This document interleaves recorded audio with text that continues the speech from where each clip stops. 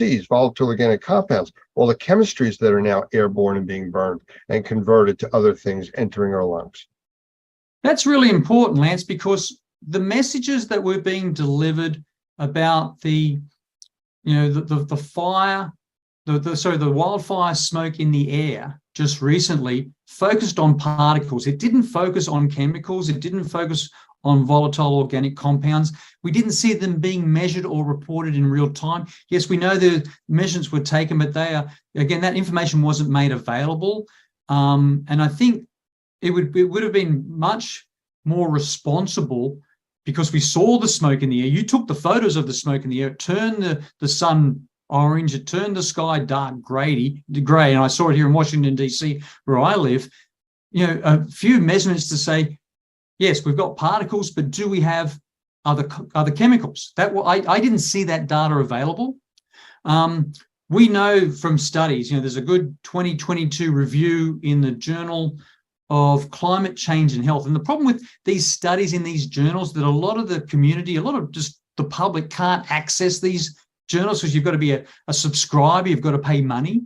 So it's really important that we do think videos like this, Lance, to take those studies and sort of translate and synthesize the information so that everyone understands what's being done. And that's not done enough. But so if we go back to a 2020 review in the Journal of Climate Change and Health that probably most people haven't seen, they found that there were long-term effects of wildfire with PM 2.5 exposure. And those long-term effects included higher risks of respiratory disease, but also cancer. And so it's really interesting that we now look at, okay, so again, the air where I am now in Washington, D.C., Lance, today is pretty clear. I don't know what the measurements are. I haven't measured it, but I don't see any smoke in the air. And what we've seen from, wildfires in Canada, Australia, California, we've seen the week after that smoke, like in your photos, we've seen an increase in emergency room visits. We've seen an increase in people visiting the physician or the doctor. We've seen an increase in prescription of medications for, say, respiratory complications or respiratory problems, difficulties. And we've also seen studies, Lance, say, I think through the, one study that I know of through the California Air Resources Board, they estimated that PM 2.5, particulate matter 2.5 from all sources, is responsible for 5,400 premature deaths and 2,800 hospitalizations for cardiovascular, heart and respiratory diseases in California every year. And they also, in the same studies reports, said that PM 2.5, particulate matter 2.5, was also associated with 6,700 asthma-related hospital emergency room visits in California every year. So it's going to be really interesting, a week after what your photos show, the week after the smoke coming from Canada, how many visits were made by people, we haven't got that data yet, to emergency rooms, how many people went to see the physician or the doctor, and what was the number of prescriptions and medications given to people that are now reporting with maybe breathing difficulties and asthma and other problems. It's interesting because we recently also did an episode on sensitized individuals with Michael Pinto, and he talks about a lot of that. But the question I have for you is, we've talked about short-term effects, and I think we're starting to teeter on, now that we're a week and a half plus out, what are the long-term effects? But before we get to that specific question, what's the difference of the group that we're not talking about with babies, children, pregnant women, and we can't forget the group of the elderly? Oh, yeah. So the elderly will have a lot of underlying conditions, that again make them prone to particulate matter PM 2.5 and less particles, smaller particles, which do exist in smoke in general. But if you focus on that real critical, you've identified that critical cohort, that critical group, Lance, of pregnant people, babies, young children, they really need to avoid smoke exposure as much as possible. And so it's really important that we get those warnings out in time.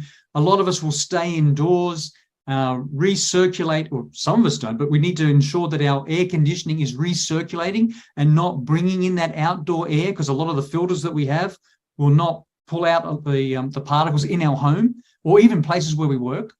So it's really important to understand babies, young kids are at high risk because their bodies aren't fully developed.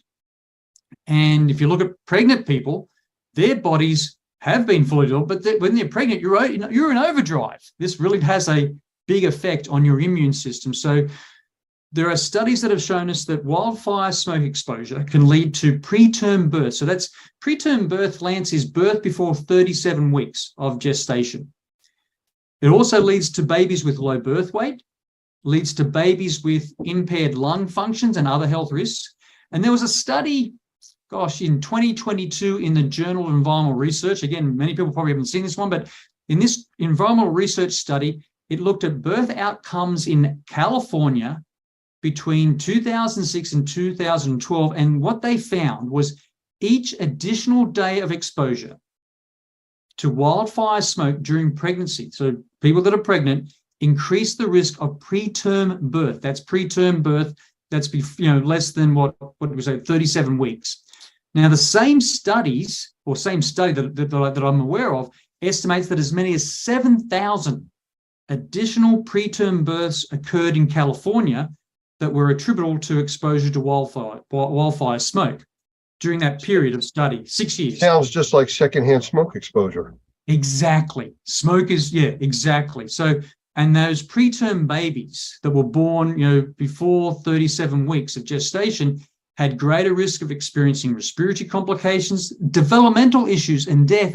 And so it's so important. We talk about children now, Lance, developmental issues. We know that wildfire exposure hurts, it impairs, decreases children's performance in school. And we know that researchers and studies have looked at that possible link between wildfire smoke exposure and school performance. We've seen those studies done in the US and also Australia. And so a study that I'm aware of in the US used standardized test scores from 2009 and 2016 for nearly 12,000 school districts. And they compared to a school year with no smoke to a school year with wildfire smoke. And they found that the cumulative smoke exposure may have reduced student test scores by roughly 0.15% of a standard deviation. That may not mean much to people. That's a lot. And that information was published in the Journal of Nature in 2022. That is a significant decrease in people's ability to learn, to understand, to think. Again, that information does exist. There's so many effects, and we're starting to touch on the long-term effects. I've noticed from people within the circle that I travel starting to report eye infections, earaches, ear infections, sinus infections. And this is all a week after. I was kind of predicting out 2 weeks for people to start to have issues. But as far as the long-term effects, just because the smoke cleared out, didn't do anything with all the debris left behind, all the ash that's dropped out of the air. I know the cars here had a grayish color to them, for days. And we haven't had rain for almost 4 weeks. We finally got some rain to wash some of it out of the atmosphere. But this is just something that is continual. And these particulates don't just vanish. Oh, no, you're right, Lance. And so we always say, dirty air leads to dirty surfaces, that those particles in the air will eventually come down and land on surfaces. So if I look at my car parked in the street over that course of the smoke in Washington, D.C. last week, I can see the particles on my car. It's a black car, and I can see how dirty the windscreen got and how dirty the surface of the car became just from that smoke. It's really interesting that when we start to talk about, it wasn't that bad, or it didn't really affect me, I only had the short-term effects of particulate matter 2.5 or less could be, a coughing, stinging eye, scratchy throat, runny nose, chest pain, headaches, fatigue, wheezing. I run with a running group here in DC, and the people that ran last week told me on the weekend, we just don't feel good enough. We don't feel well enough. We've still got a scratchy throat. We still are wheezing. We've got some breathing difficulties. We can't run with you, Gavin, on the weekend. And would they make official data, official statistics? No, they wouldn't. So that's, the information that I've collected just through the group of friends that I have here in DC. So a lot of that information would never be recorded anywhere.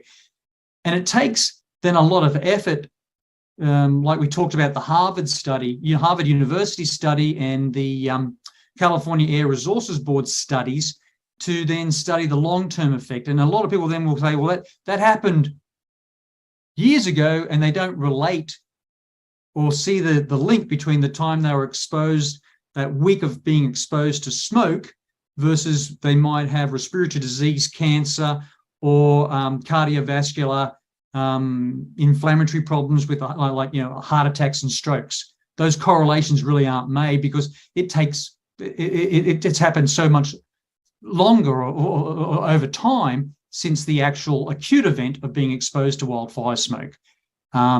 That's always a challenge for us, Lance. It's hard to tell people you've got to, there's a hazard, there's a risk, you've got to take precautions, you've got to do this, when they don't initially feel the really significant bad effects either that day or the next day. You're right. And, you had said, which is what everybody else is saying, the news media, all officials, about staying indoors. But it's the same agencies like the EPA that are saying that in normal conditions, your indoor air quality is 5 to 10 times more polluted than the outside air. So they're telling people, especially sensitized individuals, children, things like that, to be outside, especially if you're having a positive reaction to your normal home. But now we're telling people to stay inside in the polluted area that is an issue, which is still less polluted than the outside. Well, Lance, this is so important. So you actually showed real data. I think, was that data outside or inside data that you showed on that your was graph? outside. That was outside. So I have 6 indoor air quality monitors in my house, and I know the alarms went off. I know that I have friends who also have indoor air quality monitors, and we know these are affordable. So these are affordable. So it's important that you see the baseline of where your indoor air quality is, because that's what my indoor air quality monitors measure. But then you can see how the outside air coming in can influence that, and whether and we've heard this a lot of discussions, Lance. Well, maybe you can't protect all of the inside of your house or all of the inside where you work. Maybe you have to identify a room that has an air quality monitor with maybe an air quality device that cleans the air, and people should stay in there while there is a risk. And I think it's really important that we emphasize to everyone, Lance, those indoor air quality monitors as well as air quality purifiers right now, they're affordable. It used to be cost was an issue. Not anymore. You can buy those, you can use those, and I would highly recommend that if you reach out to us, and we'll provide you, with a list of those that we have done our research on, we've done our due diligence, we know that they're backed by evidence and science, and it really will change people's behavior and improve their quality of life if they start measuring more. We see measurements for outdoor air through the air quality index, but wouldn't it be great if at the same time more people could have indoor air quality monitors in their home, even their cars, for example, and be able to then see the numbers, react appropriately, change their behaviors, and actually come up with solutions that improve their air quality without waiting till they get the symptoms we just talked about. In one of the other episodes, I was in a discussion and I used the glass of drinking water as an example. People want to take a nice, clear, crystal type of look of water and drink that. If you were to make that water cloudy or brownish, people say, I'm not drinking that. Well, air is the same thing. The difference is it's not in a small container. So you don't see the pollution. You don't see anything other than if you see like a lot of pollen on your car during spring, something like that. Oh, it's the allergies are bad. That's why I'm coughing. But other than that, people can't see particulate because it's microscopic. So they take breathing for granted. And that's one of the most critical things that we do. I also use the example in another one where a person can go 20 to 40 days without eating. They can go 3 to 7 days without drinking. You can go 4 to 6 minutes without breathing. So we can't stop doing that. So like you said, a safe room, an environment where if they are struggling, they can go into that for a few hours, give their system a break, feel better, and then go back out and do what you have to do. Especially since the indoor air quality is normally so much worse than the outside air, which unfortunately, because of this pollution problem from the smoke, made the outside air so much worse. Yeah, and that's how we all work together, Lance, through NORMI, GBAC, the Global Biorisk Advisory Council, a division of ICE, to say, our subject matter experts, we sit there, we know that there's a way of making the unseen seen, be visible. We know how to identify those hazards and then calculate the risk, likelihood of something happening and the consequence if it happens. And, we all know that we use that definition of consequences, how bad can it get?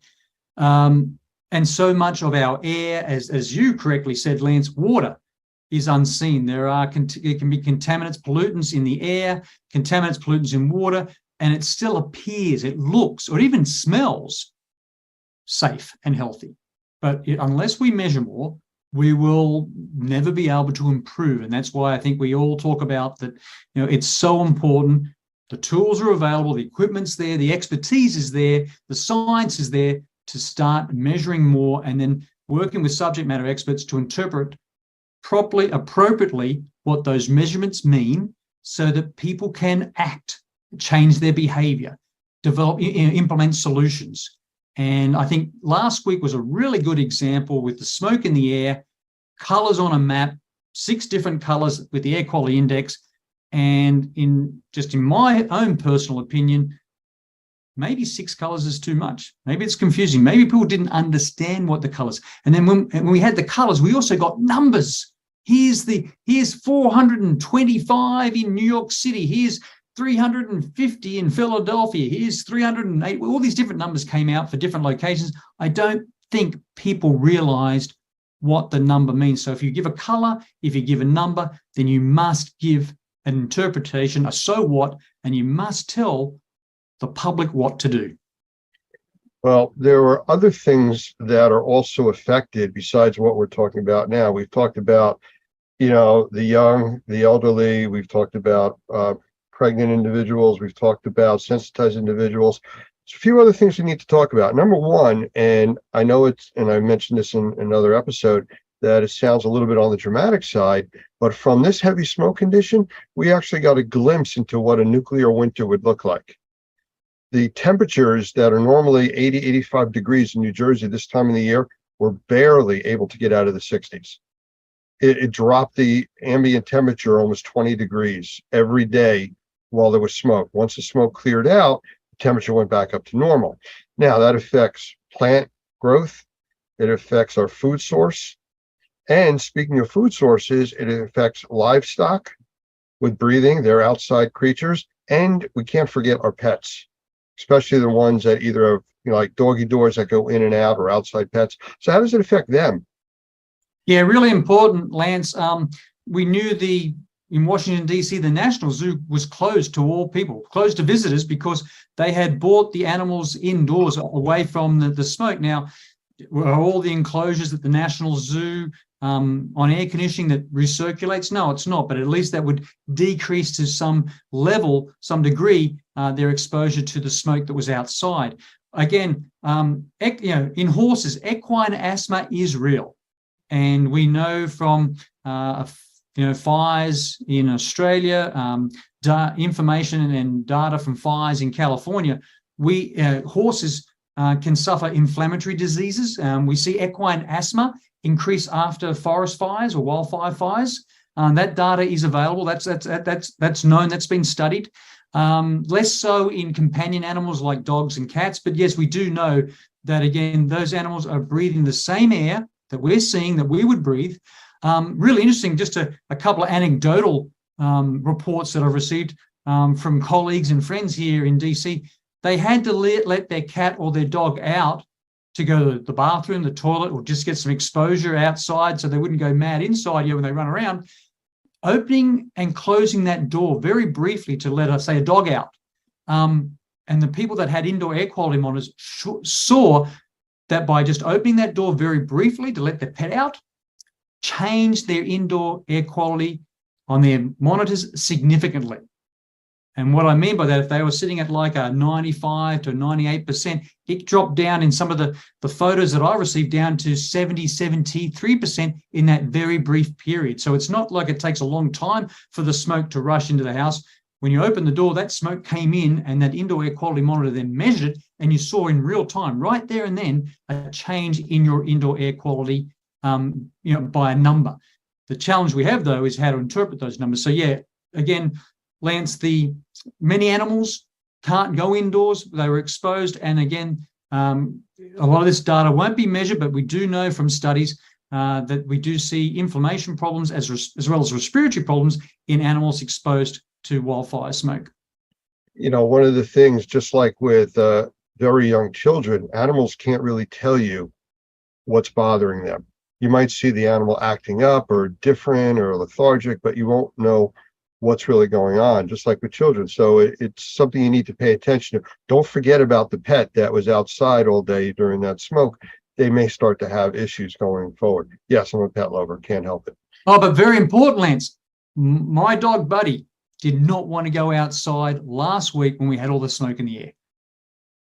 Now, he's going to go out in the rain either, so, Well, yeah, but, he loves the snow. But you could see it was really interesting that to be at the door, trying to let him out, they get some exercise, to go to the bathroom. He really had to be just pushed through it. He knew what was out there. I don't want to go out in that.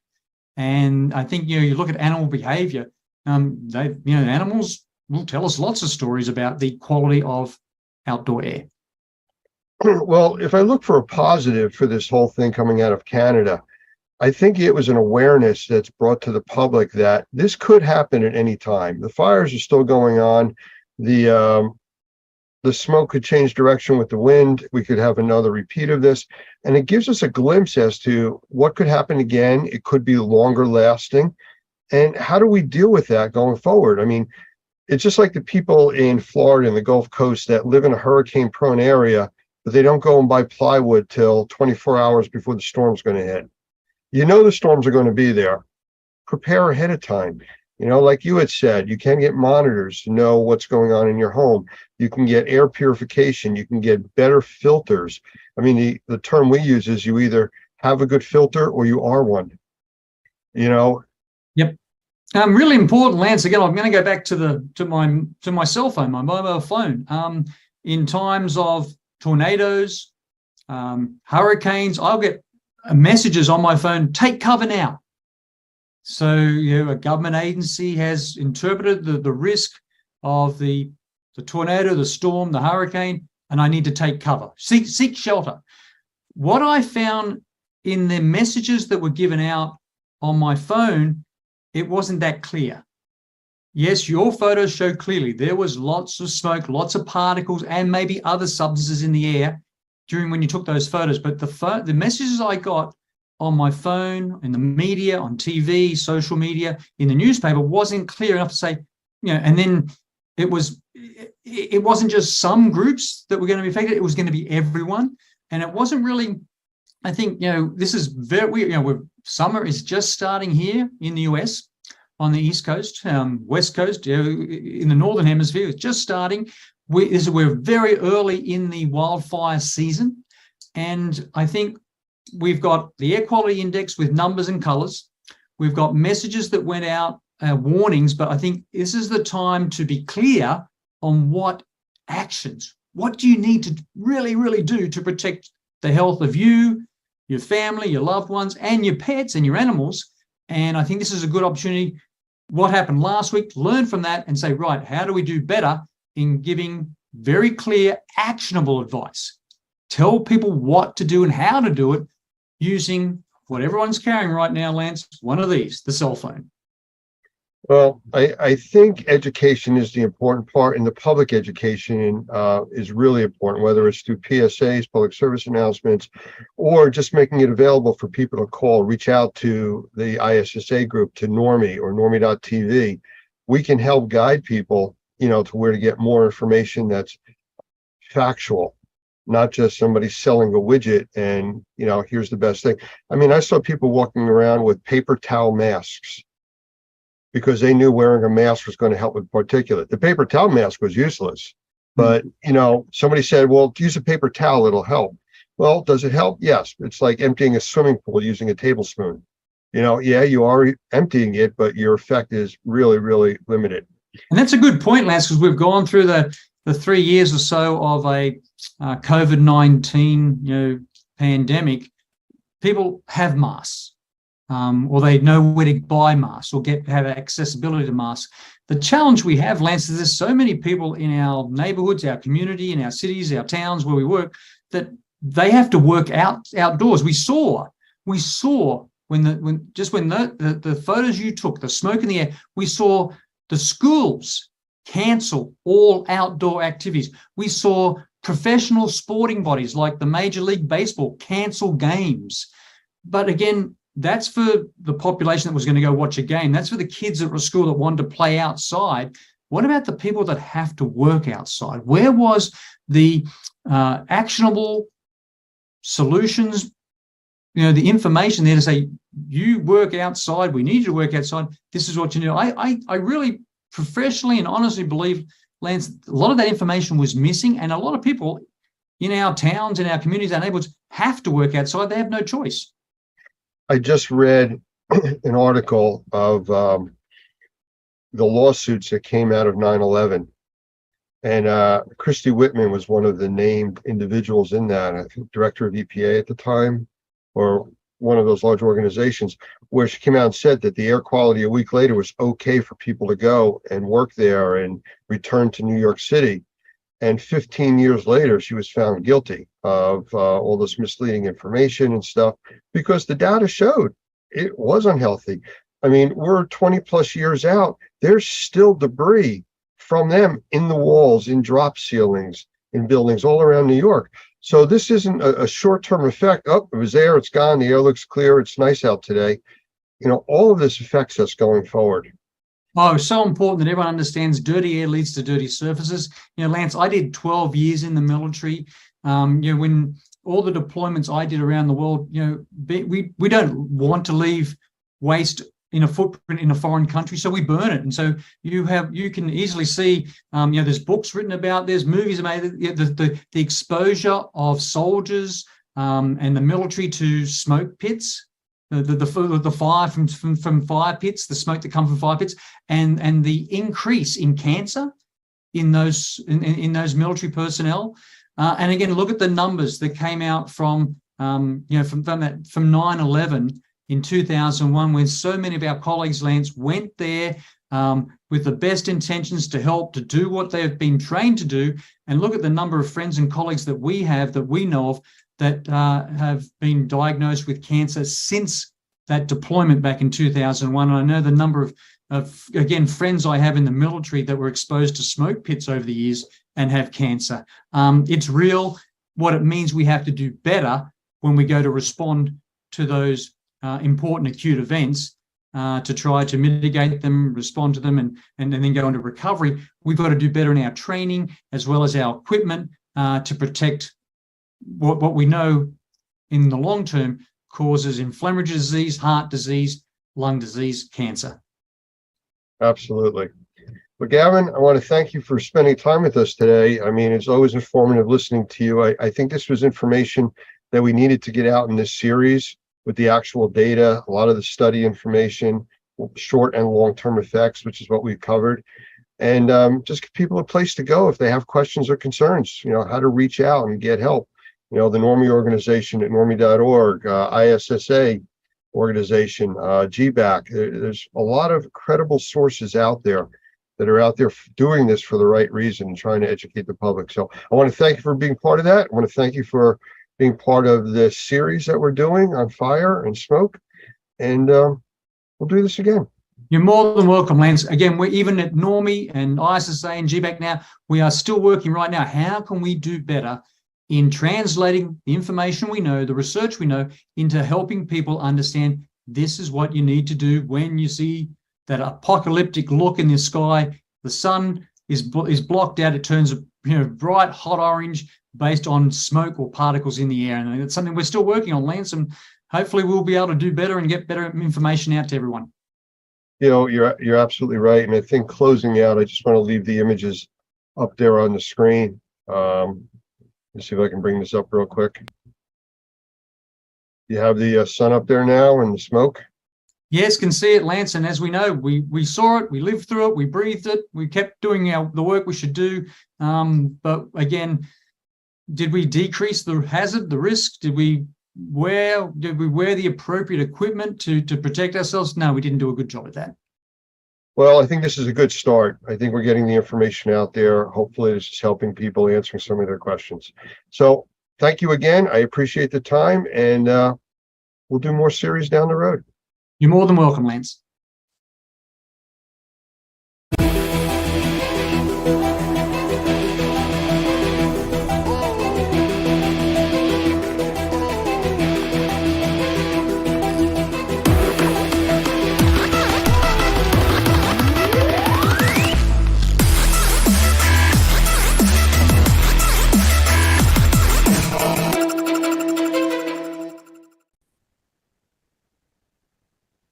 I want to welcome today's guests. We have Doug Hoffman, who's the executive director of Normie, and Mike Balzano, who is and I want to get this correct, it's the group publisher for BMP Media.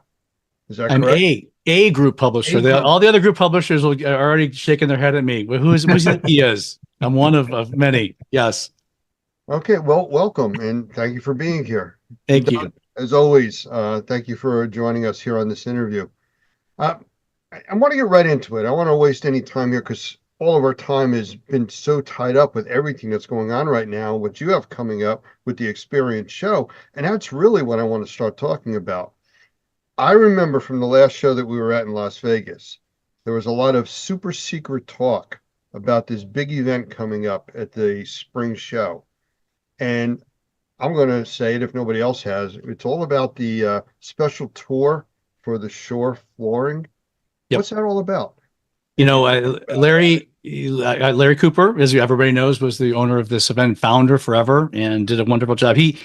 I can't put words into his mouth, but I know for sure the reason he picked Chattanooga, Tennessee was that we could have tours of the Shaw flooring plant. That's about 25 minutes away from the Chattanooga Convention Center where the event's going to be. And we're going to do just that. And it's kind of exciting. 75 seats only are available. I hate to sound like a car salesman right now. You got to get those seats. But in this case, it kind of is like that. There's only 75 seats available. We're going to see 3 different plants that day. It's going to be a whole day and a lot of fun. You're going to be able to transportation. Obviously, we're going to have lunch involved, and we'll have a tour guide with everybody, and people can spend the day really getting to the belly of the beast and what might arguably is the biggest flooring company in the world. And we're excited about it. It's a fun thing. So, wait a minute. You said there's only 73 seats available? 75 seats available. No. 73. Doug and I are here. Doug, you are, well, actually, technically there were 65 available now because there's about 10 sold already. So 63 after you two. We're getting there. You can see it's having the splash we would hope. People are really excited about this. And the easiest way to do it is to go to our website, rnrmagonline.com. Register for the experience. And once you do that, you have the option to get into the Shaw Tour. And what day is that going to be? It's going to be on Tuesday. Yeah, the day before the event, Tuesday, April 2nd. Meanwhile, back at the convention center, where the Coys are going to be doing a workshop, and Howard Partridge are going to be doing the same workshop they did last time, which was very successful. So, can't make the Shaw Tour, don't want to go to the Shaw Tour, you got something great back home too. Okay. Well, I just wanted some clarification on that. And there you go. I still say 73 seats available. 63.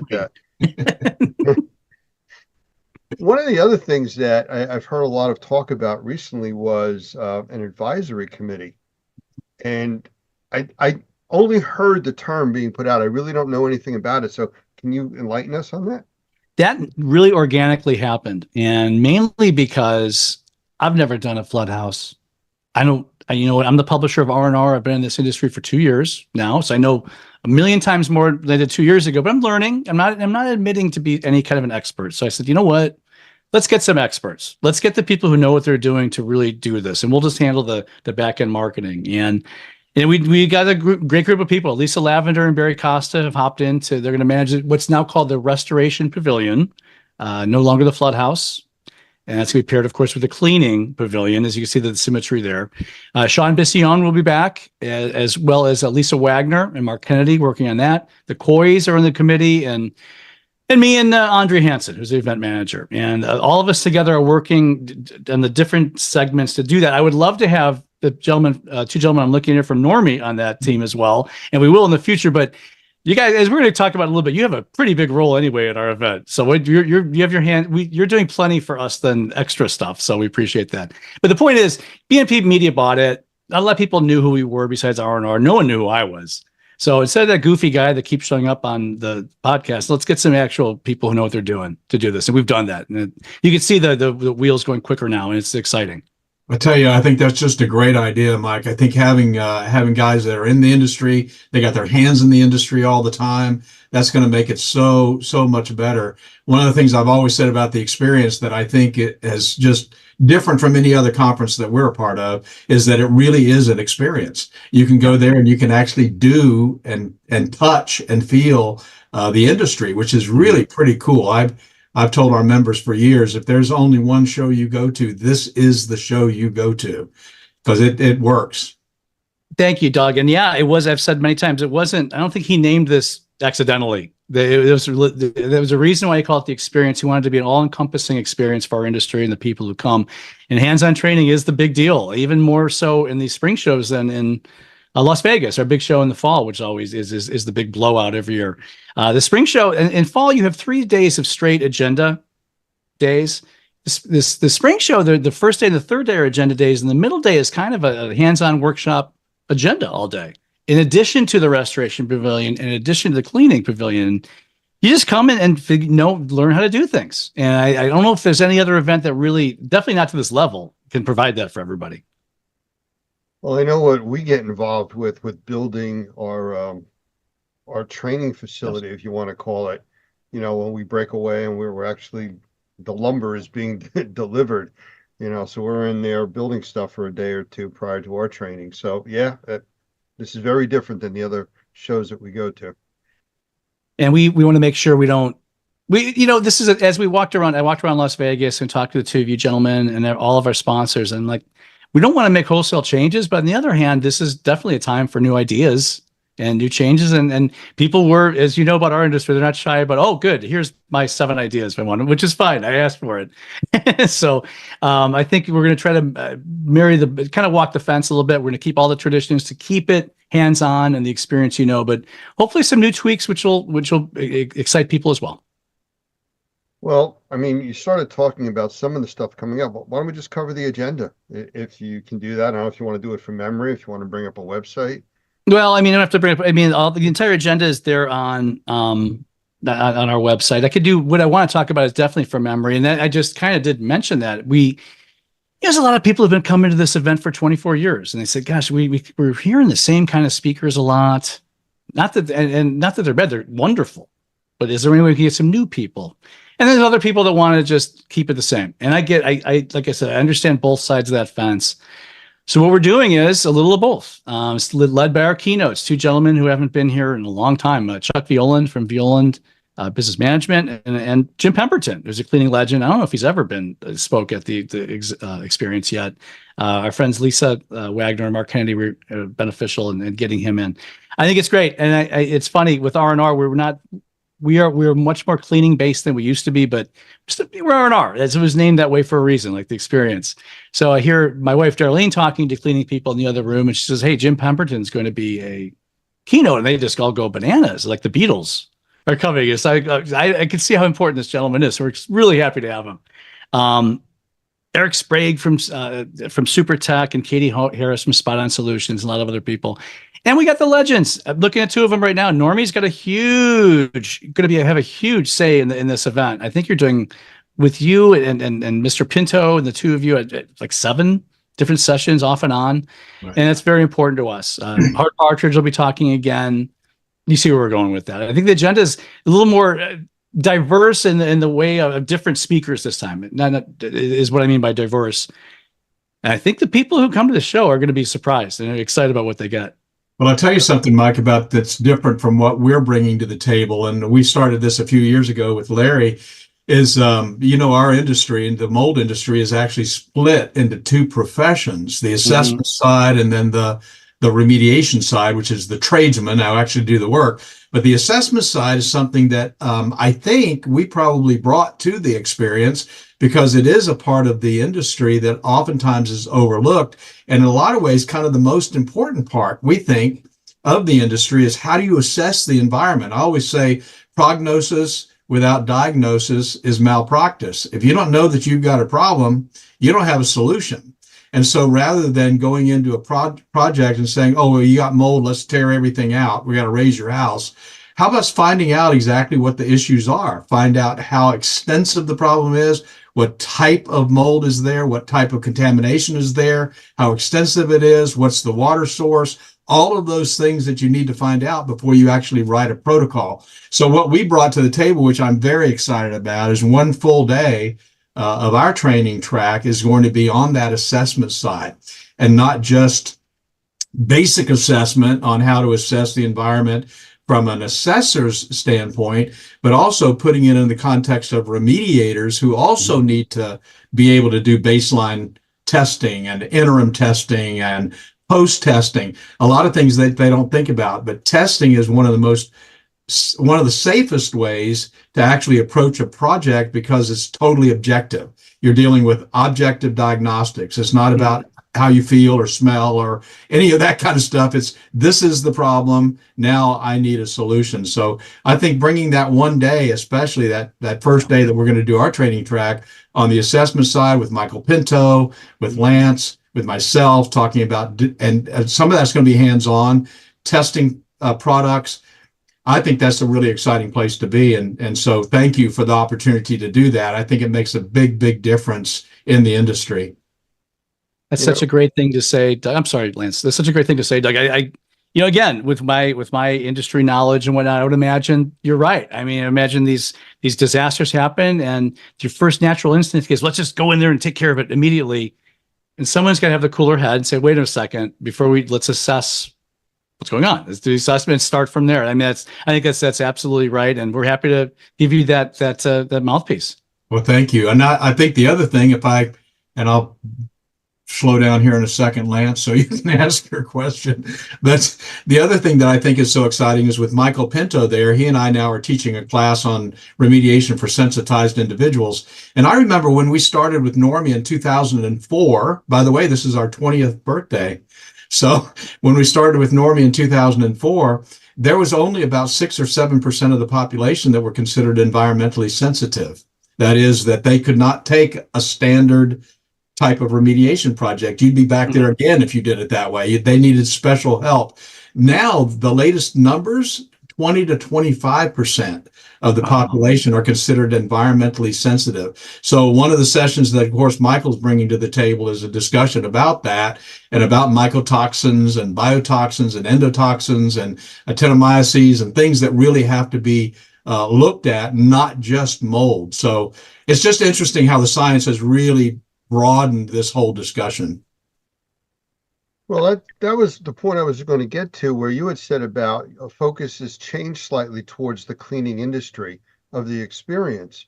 But the strange thing, or the interesting thing, strange isn't the right word, the interesting thing about it is all of these different vertical markets are all positioning themselves now under indoor air quality, which is what we're talking about. So even though you have carpet cleaners and you have regular cleaners and you have HVAC people, it all comes under indoor air quality. And that's what we're there for. It's all about the air you breathe. And every person out there is part of that niche market that has to breathe. We've talked about that a couple times, Lance. And I remember talking to Jeff Jones, the microbial warrior himself. And he said, well, in his opinion, not to speak for Jeff, but what we learned from COVID was didn't have to do with touching things or surfaces. It had to do with what's floating through the air and the IAQ. And that makes what Normie's doing and your whole side of this industry and our whole industry so much more important because that's not going to be the last time something that happens. And it doesn't necessarily have to be a big pandemic either. Just IAQ is important in so many ways. I'm preaching to the choir now. You know that. Well, So, that yeah, brings us, yeah. and that brings us to that second day that we're going to be talking about, because Right. when you start dealing with indoor air quality contaminants, things that are floating around in the air, obviously you disturb mold on a surface, it's going to become airborne. It's got to be dealt with. So we're big believers, obviously, in being able to create containment, setting up negative pressure, using an air filtration device in the correct way. Air washing, something that a lot of people don't even know what that is. And we talk a lot about that in our training on that second day. We're going to Actually, that's going to be a hands-on kind of opportunity to get guys involved in putting up some poly and putting in zip doors and connecting the AFD to the PRV 24Ks and a lot of those technical things. It's going to be fun. We always have a big crowd. I think we had a standing room only crowd last year. Yes, you did. I remember that. I'd walk by there trying to watch, but there was nowhere to sit. You had so much going on, and it's great. And that's exactly right. That's what that day 2 is all about. We're extending the hands-on, and I love you for what you're doing for this. That's gonna be perfect. Doug, is there anything else about what we're going to be doing there? I know we're a sponsor, and I know that's part of what we're doing. Anything else you can think of for the Normie presence? Yeah, we're going to give away some stuff. That's breaking news. I didn't know that. What are you doing? Yeah, absolutely. We're going to give away some stuff. I'm assuming that we're going to still do the Apple a Day thing or something where we're going to give something away every day. And that's usually, sometimes it's as much as a $1,200 class. So we're going to be giving some stuff away for sure. But I think at our booth, we've got a 20 by 20. So it's a nice little open square booth, place where people can come in and sit and do what we call huddles, where we can answer questions and deal with some specific issues that they might have. So we'll be kind of front and center toward the back, close to the food, as Mike said. So we're going to be there just talking to folks and helping them see what kind of training opportunities we've got. We've got 32 certifications now. We've got obviously training for every single state that requires licensing. And we've got great recertification and continuing education training. So pretty cool. We opened up a training facility now, of course, in Fort Lauderdale, which is where we do our Normie Pro Academy, do a lot of live online training. And so, yeah, we're going to be giving away some stuff to get people involved with what we're doing. We want folks connected to the industry. We have people, a few different booths are going to be doing hands-on training and things like that throughout the event as well. So that's great. I'm not surprised to hear that come out of your mouth, Doug. But I mean, there's going to be, again, not to beat a dead horse, that's going to be going on all over the floor. Yeah. And then in the morning, you have the great sessions, and it's just you learn and then you learn. I think it's perfect. So thank you for doing that. Well, I'm going to ask you a very specific question now. What's the super secret stuff that you can't tell us about that you're going to reveal now? I can't. Oh, come on. Did you think I wasn't paying attention? Well, there's nothing official I could talk about yet, and that's true. There's some, and that's fine. I don't want to completely put you on the spot. No, we might have some more fun. We're going to have some fun things coming up. We haven't locked down the entertainment for the big party. There might be a third pavilion in the back, which might be just silly and fun, and you might be able to adopt things that are, let's call them pets, and let's say they're not cats. That's all I'll say. It's nothing to do with the industry, just fun. So who doesn't like holding a puppy for a couple hours, right? While we're learning about IAQ. You know, Mike, last year we launched, Lance actually launched Normie TV. Yes. Normie Connect. And at the Fort Lauderdale show last year, we had 2 people that came up to us and said, I heard about this show through Normie TV, which was really kind of interesting. So I was going to ask, if you weren't going to ask this yet, Lance, but I was going to ask about special deals that they can get by calling us direct. I know we've got a coupon code for our Normie members. We also have, I think, VIP passes for the exhibition hall. So I wonder if you could talk a little bit about that. And then obviously we're going to make sure that they've got our number so they can call us. But can you talk a little bit about that? Yeah, you do have some VIP tickets to give away at your discretion. And anybody who uses Normie's code, which the 2 of you gentlemen have, you get 20% off the full admission to registration. That's a good deal. Thank we you tell so people much that. for doing that. Yeah, thank you so much for doing that, man. That's great. I mean, it just makes too much sense. You could market, you could look like, frankly, heroes to your people and your friends and your customers. We get more people to the event. Everybody wins. And if you're going to exhibit with us, we still have all kind of space left on the booth floor right now.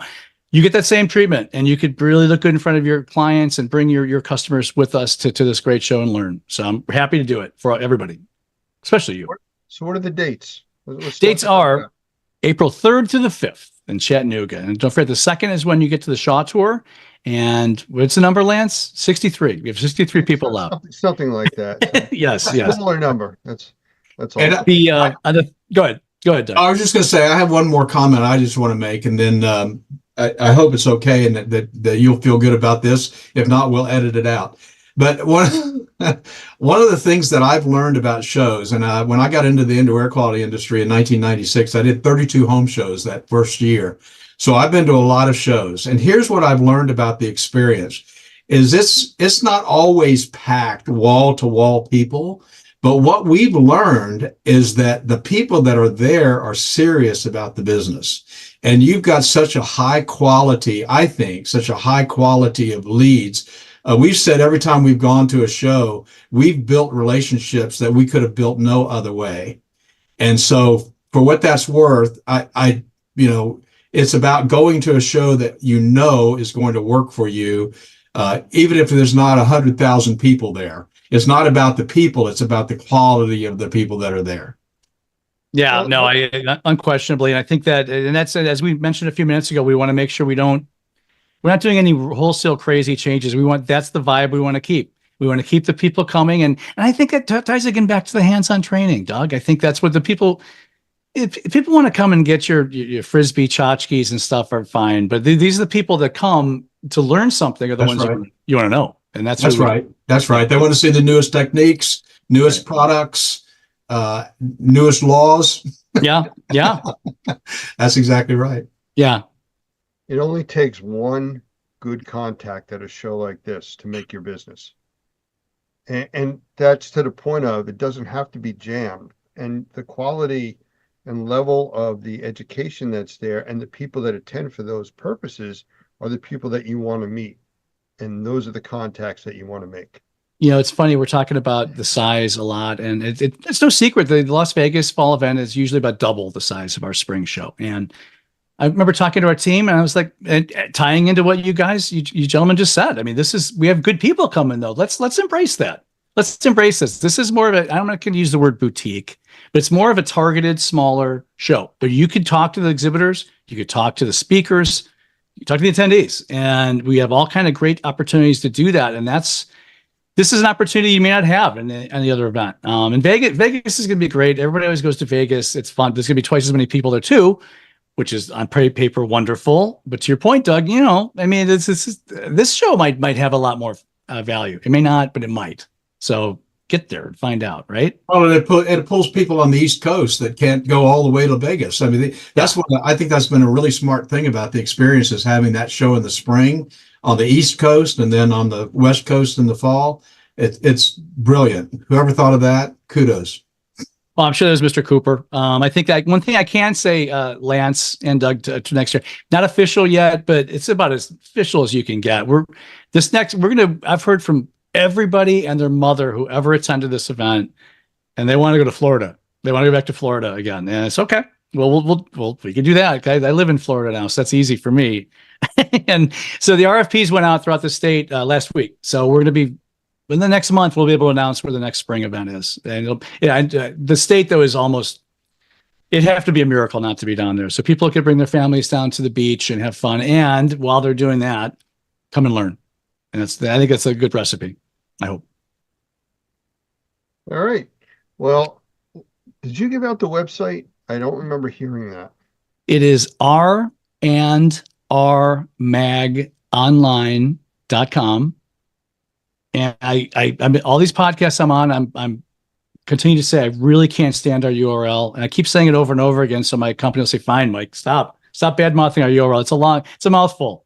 randrmagonline.com, and you go there and click through there. Go ahead. Well, I was just going to say, for those old guys like me who can't forget websites, experiencetheevents.com still gets there, right? That gets there too. If you click on our website, it pops up. The first thing you see is you'll see experience ads all over the place. Just click on any of them to get right to it. And experience the events too. That's an easy one. Is there anything else you'd like to say about the show coming up? I mean, this is it. Here's your shot.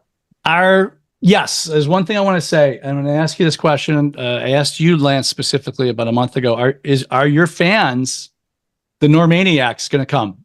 Are they coming to Chattanooga? The Normaniac. The Normaniacs. We discussed There's a this. new word. It's your fan club. This section. How many Normaniacs are coming? Yeah, we're getting the word out, and Okay. I think we're going to have a very good showing there, no doubt. Okay, I have no doubt. I just that's another silly term. Sorry. Like Well, that. you know, They it should- actually it works because it's in the center of the country, and we get to see a lot of people that we don't Yeah. normally get, that don't come to our Florida training facility or out to the west coast of Vegas. So it's a good meeting place also for a lot of our members in the center part of the country. It is, and I know that he did that in Cincinnati a few years ago with the same thought, and it went pretty well as well. So I think that there's a good chance, drivable for a lot of people. A lot of people from Detroit and Ohio are just driving down. I've talked to them already. Some of my people from Ohio. So it's easy. It's easy to get to. It's going to be. There might have to a connecting flight, but it's not that bad. It's you're not flying to Maui. You know, I mean, it's just a Chattanooga. But a lot of fun things. I was supposed to be on a site tour today. Unfortunately, our event manager got COVID, so we couldn't go. So. But we're gonna have some fun things to do outside once we break out of the learning, and we'll loudly announce that when we have that too. Doug, did you hear him say something about a trip to Maui? I think that's what I heard. Yeah. You know, my old magazine Snips used to have I shouldn't give them free publicity, but there's a association called SMACNA, very much the normie of that industry, and they every 3 or 4 years, they have their annual event in Maui. And it's a big fight to see who gets to go to work that week, you know? But it's, bless their hearts. People go, they figure it out and they get over there across the pond and do it. But this is, I don't know. I'm happy where we're going. We have a big training event coming up in Mexico, Puerto Vallarta. Yes. Same type of thing with the interest of people wanting to go there. I know a little about this. I know the people involved intimately. And besides, I think I'm sure you'll have a tremendous amount of learning there. The people who go to that, and I'll let you promote that, Lance. That one. Well, yes, we will, and Okay. that's for another time. But you know, I understand what you're saying about a Maui type event, Puerto Vallarta. Yes, there is a romanticism around those locations. Sure. Doug, Well- do you have anything else to follow up with here? I really don't. I want to thank Mike for him and his team and how hard they work to make this thing happen. I'm very excited about it. It's going to be a great few days with you guys. And if there's anything we can do to help facilitate, we're at your beck and call. Thank you very much, Doug. I know. And it's just, we love having you as partners, and we are working very hard. The whole team, I could speak for him, because told Larry last year in Vegas when we left, I don't know if I'm going to be here for 6 months or 60 years, but I'll do the best I possibly can. And we're holding that promise. And come to Chattanooga. You're going to love what you get. The agenda's good. The Normaniacs will be there. I'll hope to say that again. And you learn a lot. And I appreciate the time today, guys. Really. Thank you. Thanks for your partnership. Thank you, Mike. Doug, thanks for being here with us. And we'll have to do this again soon. Look forward to it. Take care. Hello, everyone, and welcome to the Mold Matters podcast. I'm your host, Jeremy Evans, alongside my co-host, Mike Adams. Jeremy, how are you? Great. How are you doing? I'm good, but you did the countdown and you never say 2, but you said 2 this time. Oh, really? You usually go 5, 4, 3, And then I go silent? and then you go. Yeah. Yeah. I don't know what's going on in your world right now, but No, my bad. oh, that's How are all you right. doing? No, I'm good. I'm Yeah? good. Yeah. Yeah. Yeah. Just got back from vacation.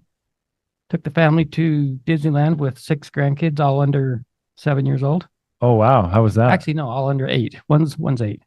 It was a lot of work, Jer. It wasn't a vacation then? No, it was fun. It was fun. But That's fun, but a it's lot of work. tiring. Yeah. Okay. Yeah. So I'm good. All right. So you're rejuvenated. Yes. I haven't had any vacation, but I feel rejuvenated because we're having a special guest today, We have a great guest. a good friend of ours that we've become friends over the last year or so, Doug Hoffman.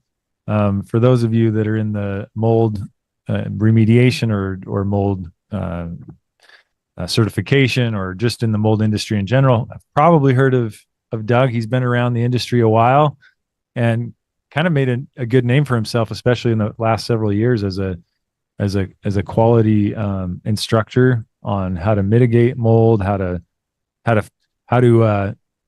build your home such that it's going to be less inclined to grow mold. He's got a book on that we might talk about here a little bit later. And so I'll give a little bit. Doug, you're already online, but we're going to give you a little introduction here. Doug is the founder and executive director of Normie. So, we've talked about Normie a time or two on here, I think, but there are a couple of organizations that do training and certification for mold remediators, and Normie is one of the top premier organizations out there. It stands for National Organization of Remediators and Mold Inspectors. Is it mold inspectors or microbial inspectors? It's microbial inspectors. Oh yeah, Ah. that was a change, right? Good catch, Mike. It was a change. Yeah, about Yeah. a year and a half ago. I forgot about Good it. Well, catch. Just when people think I'm not paying attention in the world. Yeah. yeah, I surprise them. Yeah. that is we won't go into it, but that's an important distinction, right? Right, Doug? Yes, It is. It is. So, his life passion has been helping people understand how to live healthier indoors and empowering them with the ability to have clean air. I remember you saying one time in your book, I think, that you spent part of your career building homes that made them moldy, and then now you're doing the rest of your career to reverse the effects of some of those early mistakes that you saw in the industry. Yeah, So- that's exactly right. Yeah. But anyways, Doug, we've been glad to get to know you, and we're glad you've come on the podcast. We found great synergy with Doug, and we kind of have that shared vision of trying to help people live happier, healthier lives by helping the microbial, load in their homes and things like that. So welcome, Doug. Well, thank you. I appreciate it, guys. Mike and Jeremy, great to be with you today and excited to share some information. I think one of the things that I love doing is teaching and training. And I think I've always believed that the person that's the best trainer is the one who can take complex subjects and make them easy to understand. And that's what we try to do in our training programs. And I appreciate your recognizing that. And hopefully today we're going to take a subject that's sometimes a little complex and make it simple so that we all understand how it can affect our health. Yeah. Yeah. I think, yeah. Well, I guess if you had to encapsulate the topic of what we're going to talk about under one umbrella, what would you say? Because I've read through. Well, it's definitely under the indoor air quality discussion. And we're talking about how our houses become contaminated. We don't often think about air infiltration and moisture intrusion problems, but that's one of the most common ways that houses get contaminated indoors. And then because we don't deal with it correctly, we build little toxic soups that we live in. So yeah. I think if that helps kind of focus on what we're going to be talking about, that's the idea. Yeah, I like it. And let's jump right in there. We've talked about this on the podcast before, but the construction, because that's kind of your background, construction background. Let's talk about some of the changes that you've seen in that construction industry that have either contributed to or possibly helped with, microbial growth indoors. But what have you seen?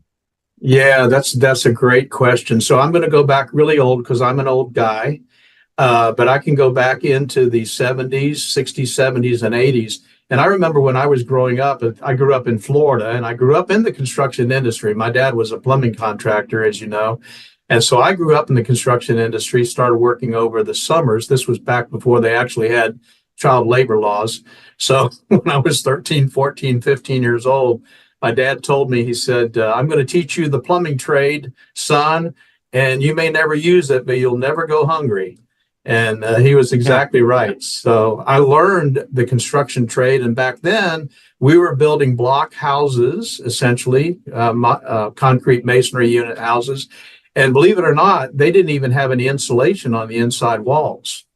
they would put up furring strips and then drywall right over the top of it. So I remember in the 60s and 70s when they started insulating houses, well, so they were moving toward tightening them up.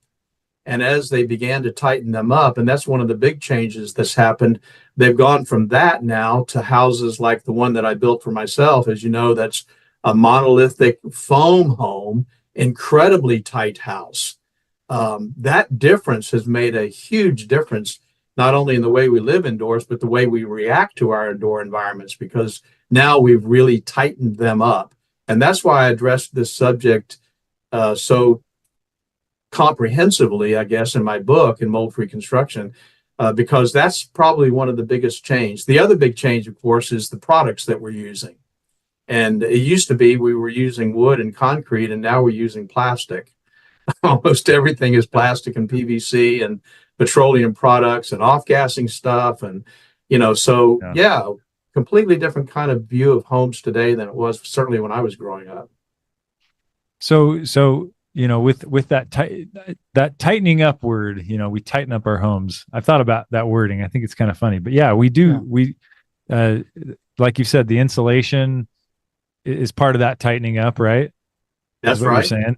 And then, that's right. And the weather stripping, weather stripping, the whole wrap that we do around the homes that came about. The Tyvek wrapping that they do. When did that start? That started in the late 80s, early 90s. So this was all as a result of the Jimmy Carter days when we started. There was an oil embargo and everybody was concerned. I remember getting gas and it being rationed, Yeah, we waited gas, for hours for gas. Yeah. Yeah, exactly. Mm. Get gas every other day, based on your license plate or whatever it was. Yeah. My point is that the Carter days is when they really started tightening things up. Weather stripping was hard to buy. I'll tell you a funny story, Jeremy. I don't know if you know what a jalousie window is, but when I was growing up, my house had jalousie windows. And what that was essentially strips of glass that are 4 inches wide, and they just kind of sit against each other. It's like they're layered, almost like a cabana shutter. Oh, And yeah. so I know exactly what you mean. Yeah. Oh, Yeah, so you open it up or you close it, and there's this huge gap between each layer of glass. Yeah. Well, I remember at our house in the late 70s going through and putting weather stripping between every single one of those panes of glass. Yeah. wow. All the way around the house. We did a Well, a church house in Kauai that had those windows around the entire church house. Yeah, Hawaii, exactly. Yeah, which So was they're still great for around. ventilation, but Yeah, but yeah. Well, and isn't that how it goes? As you see innovation, even still, I mean, they're innovating in the construction industry, in the plumbing, in all the industries, there's innovation.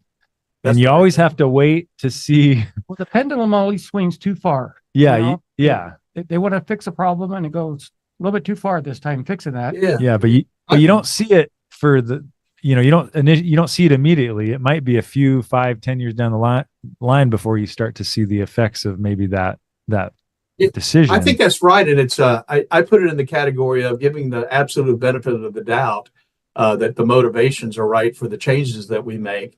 It's the unintended consequences. It's the things we don't know are going to happen when we make this choice. And I think that's what happened then, because there was this conflicting interests, basically, between energy savings and how is it affecting our indoor air quality. And there wasn't ever a consideration about both. Yeah, so let's launch into that. Tell us about the unintended consequences. Yeah, because our homes are definitely much more energy efficient. I can attest to that. I live in an older home right now that was built in the 60s, and it feels drafty.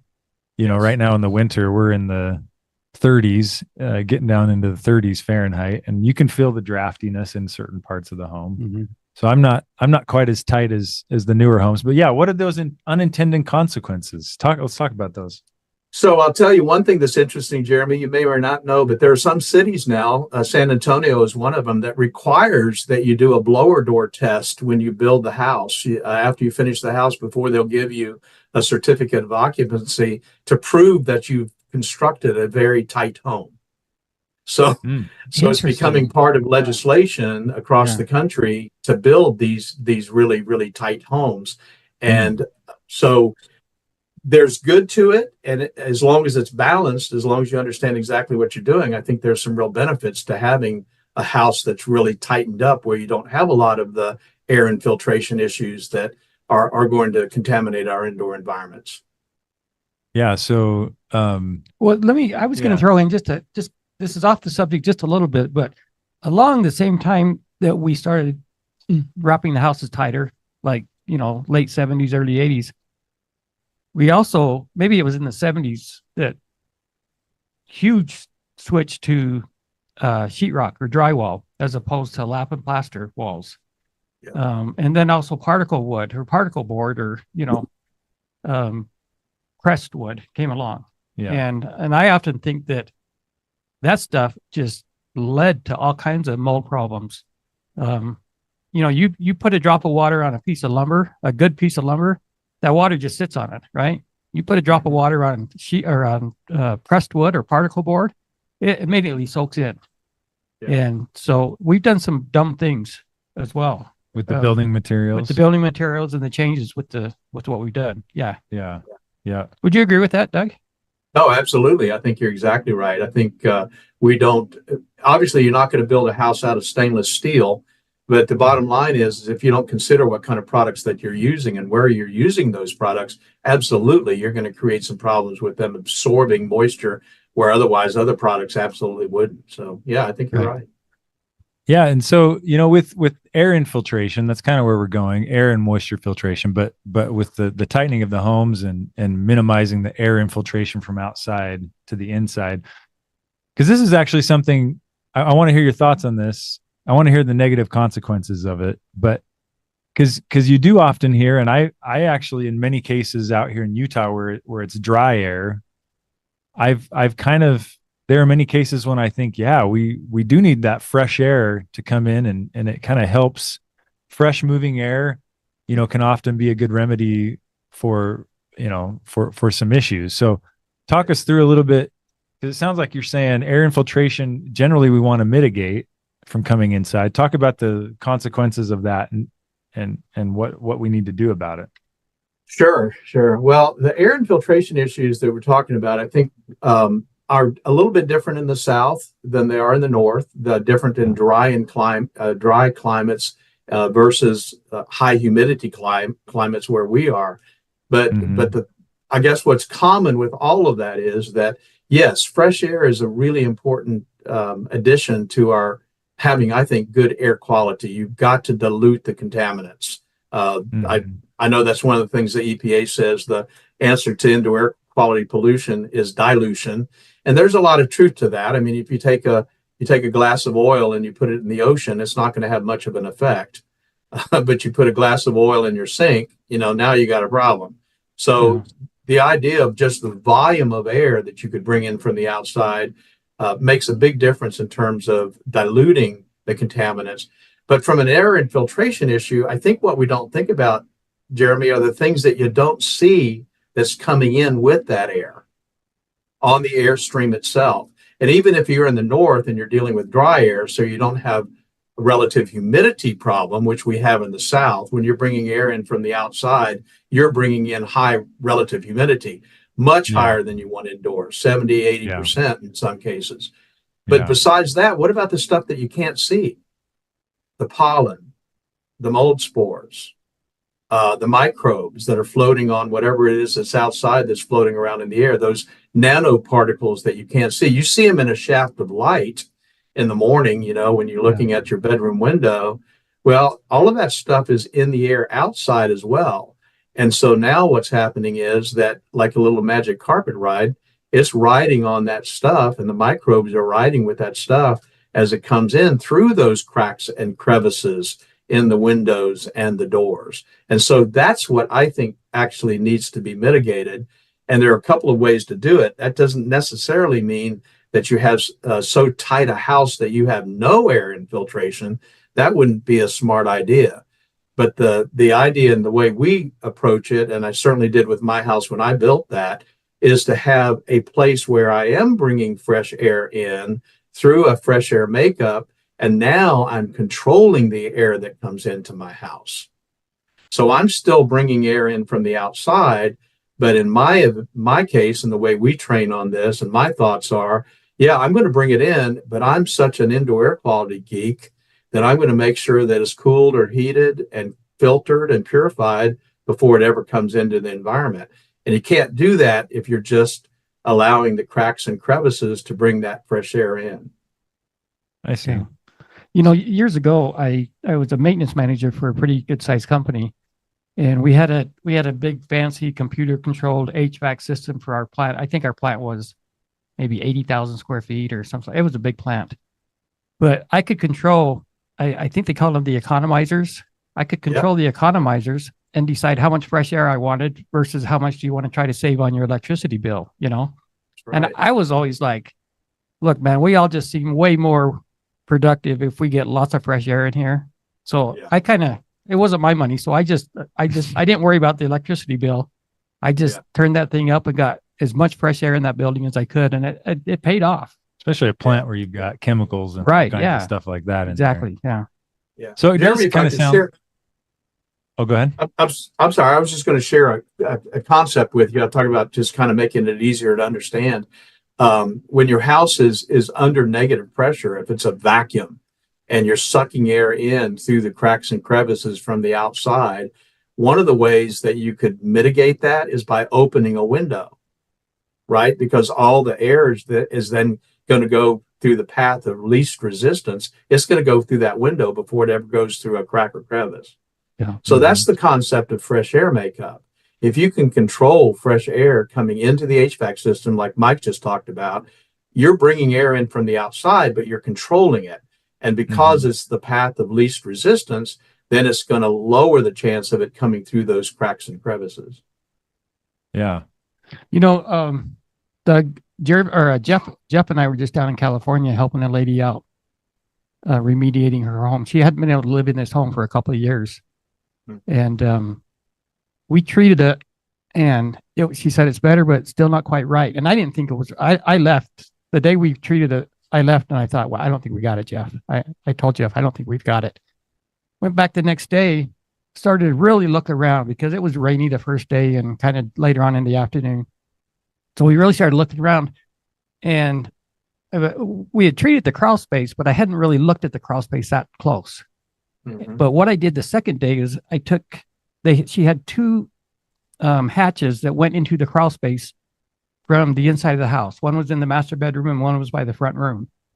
I took both of those covers off and just put clear plastic over the covers and taped them tight. Mhm. That plastic blew up like a balloon. I mean, Yeah. so it told me all of her crawl space air is ending up in that house. It was incredible. Yeah. Yeah. It's so- amazing. Yeah. You know, that the pressure, negative or positive air pressure on a home. So you talked about, obviously, if it's negative, that means it's kind of It's a vacuum. your inside is the vacuum, right? It's pulling in from the outside. Your right. door's going to slam shut when you open it. Yeah. Yeah. Now, is there an ideal pressure you want on your home, and what is that? There is. The ideal pressure would, and some of this depends on where you live in the country, but ideal is either balanced, where it's zero, or it's a little bit positive. And if you go into a hospital, almost all of their surgical centers in that hospital is under positive pressure. And the reason is because they want to blow the microbes out, believe it or not suck Yeah. them in. Right. Yeah. So Just all positive about pressure. the waiting room. That's right. That's right. Where we're sitting waiting on our Right. sick patients. Yeah, I think a little bit under positive pressure is a good idea. That's not always easy to accomplish, and it's got to be done right from the beginning. But balanced is what my goal has always been, and that's what I did in my house, was to make sure that it was absolutely zero balanced. And so Yeah. then if it does go under negative pressure, when you turn on a bathroom fan, or you turn on the range hood, or you turn on the dryer, anything that's going to suck air out of the house, now is pulling fresh air in through that fresh air makeup. So that's what I think, from my humble opinion, is what we really want, is just a balance of not negative or positive.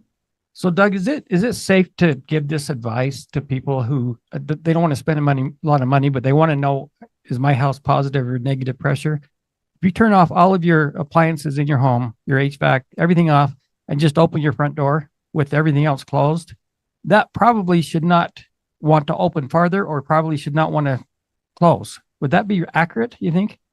I think that is accurate. Unfortunately, though, Mike, I think a lot of the times a negative pressure or positive pressure is as a result of the HVAC system. Yeah. And it actually running. And so if it's sized improperly, then it can put the house under negative pressure or under positive pressure, where if it were turned off, you might end up with just a balance, zero. Right. Yeah. So sometimes it's the biggest contributor, especially if it's sized improperly, the biggest contributor to creating that pressure differential. So is it it's the size of the HVAC unit that contributes to the positive or negative pressure? Is it also the amount of returns versus supply registers? Does that play into it? So it's kind of an equation of those things combined. Yes. I can see how that could get kind of complex. I don't know how to, I wouldn't be the one you'd call to say, help me fix my pressure per se. Come balance my house, Jared. Come balance please, if my you house. could. Yeah. But I can imagine it being complicated. Like I need to figure out if you got the right size first. Yes. And then, okay, maybe you only have one return, and I don't know. And where is the return located? And Yeah. It is a complicated process, but fortunately, there's a lot of science behind it. And unfortunately, a lot of HVAC guys don't know that this exists. But you probably remember in my book, what I did for my house was I hired a mechanical engineer, and it only cost me a couple of $100, but he ran what's called a manual J and a manual D. The manual J calculates the load calculation on exactly what size air conditioning system you need based on that house, that specific house sitting on that specific lot. That's the manual J. And then the manual D designs the ductwork. So when you do that, now you're kind of in the commercial arena. They always do that for commercial environments. Yeah. They just don't typically do it for residential environments, but that's how you solve the problem that you're talking about. Retrofitting is not easy. If you have a house that's under positive pressure or under negative pressure, it can be done. It's just not easy. It's not nearly as easy as to do it from the start, which is another one of those unintended consequences. I saved a few $100 because I didn't hire a mechanical engineer. Now I got to deal with the consequences for the rest of my life, Yeah. Yeah, that makes sense. So let's Hey, move. let me ask one more thing that keeps sticking out in my mind. On this house I talked about in California, it was a fairly modest, just a Rambler house, one level, but they had just a ginormous air conditioning unit on the outside. Yeah. Is that as big an issue as an undersized or oversized furnace itself, or how does that play in? Is it the furnace you're looking at, or is it the air conditioner, or both? Yeah, it's actually the air conditioning, the sizing of the air conditioning system itself, I think is probably one of the most neglected areas addressing indoor air quality. And the way I think about it is this way. If it's oversized, an air conditioning system is primarily designed to dehumidify, to take moisture out of the air. That's what it's primarily designed to do. If it's oversized, then it's going to short cycle, and it's not going to run long enough to get the moisture out of the air. So you got a moisture problem. Yeah. On the other side, if it's too small, it's going to run and run and run and run and run and never get the moisture out of the air. So you've got the same result, which is what you and I deal with all the time, mold. You've got the same problem on either side. If it's undersized or oversized, you're going to have a moisture problem. Yeah. So in that crawl space example that Mike gave, because that's technically not, a living space usually. And so, that's almost a whole nother deal, right? Because the HVAC system, if it's not plumbed, down into the HVA or down into the crawl space, you've got the living space that, say you get that under a neutral or positive pressure, that crawl space could have its own dynamic in and of itself, right? Absolutely. Yeah, And- absolutely. It's an artificial environment. Yeah, it's an artificial environment, Jeremy, almost like your attic, you know? Yeah. It's Yeah. your attics are typically much hotter than it is outside, right? Yeah. It's like Yeah. your crawl space is much much wetter than it is outside. So it's an artificial environment that's creating problems. And now if that's not sealed off and isolated from the conditioned space, from the living space, then yeah, you're going to have all kinds of issues inside. Yeah, I'm just thinking, if is there any way? Because we've talked about this in the podcast, how often that moldy crawl space, causes issues inside the living space, right above it. I mean, it's just impossible to keep the mold and contaminants from coming up. Stack effect, or maybe it's pressure issues. I'm not sure what it always is, but is there any way to mitigate that? From Yes. pushing up into the house? And what do you Yeah. suggest there? Yeah. Well, absolutely. I think so. Here's a concept. I know you'll really like this. You'll grab onto this, but we always tell our guys when we're training them that, especially on the assessment side, if they're doing mold assessment, they need to go to a subdivision somewhere where they're building houses and look at those houses and the crawl spaces under construction and see how many holes there are in the floor. Holes for plumbing, holes for electrical, holes for the tub, Yeah. And if you don't seal those up, what's going to happen? All that stuff in the crawl space is going to come up into the environment. Yeah. So yes, it's not an easy task retrofitting, but what we think in terms is you really only have two choices with a crawl space. You either isolate it from the conditioned space, which means sealing off that floor and subfloor in some way so that crawl space is truly outside air and not contaminating the inside, or you incorporate the crawl space with the living space and make it conditioned space so that now you've sealed it from the outside and it becomes part of the air that you breathe. And that's the concept of a conditioned crawl space, where you've got the floor sealed, you've got the perimeter wall sealed, and now what you're doing is you're essentially air conditioning the crawl space.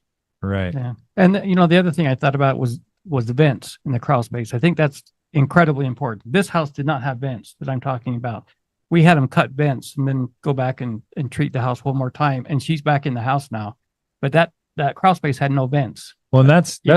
something we talked about too, because here in Utah where we're dry, it really in most cases is a great idea just to get ventilation in that crawl space because it's dry air. Right. Yeah. But we talked to some of our guys in the South, and they're like, Well, that makes it worse. Yeah. that makes it work. You're just inviting all this humid air into the house. Yeah.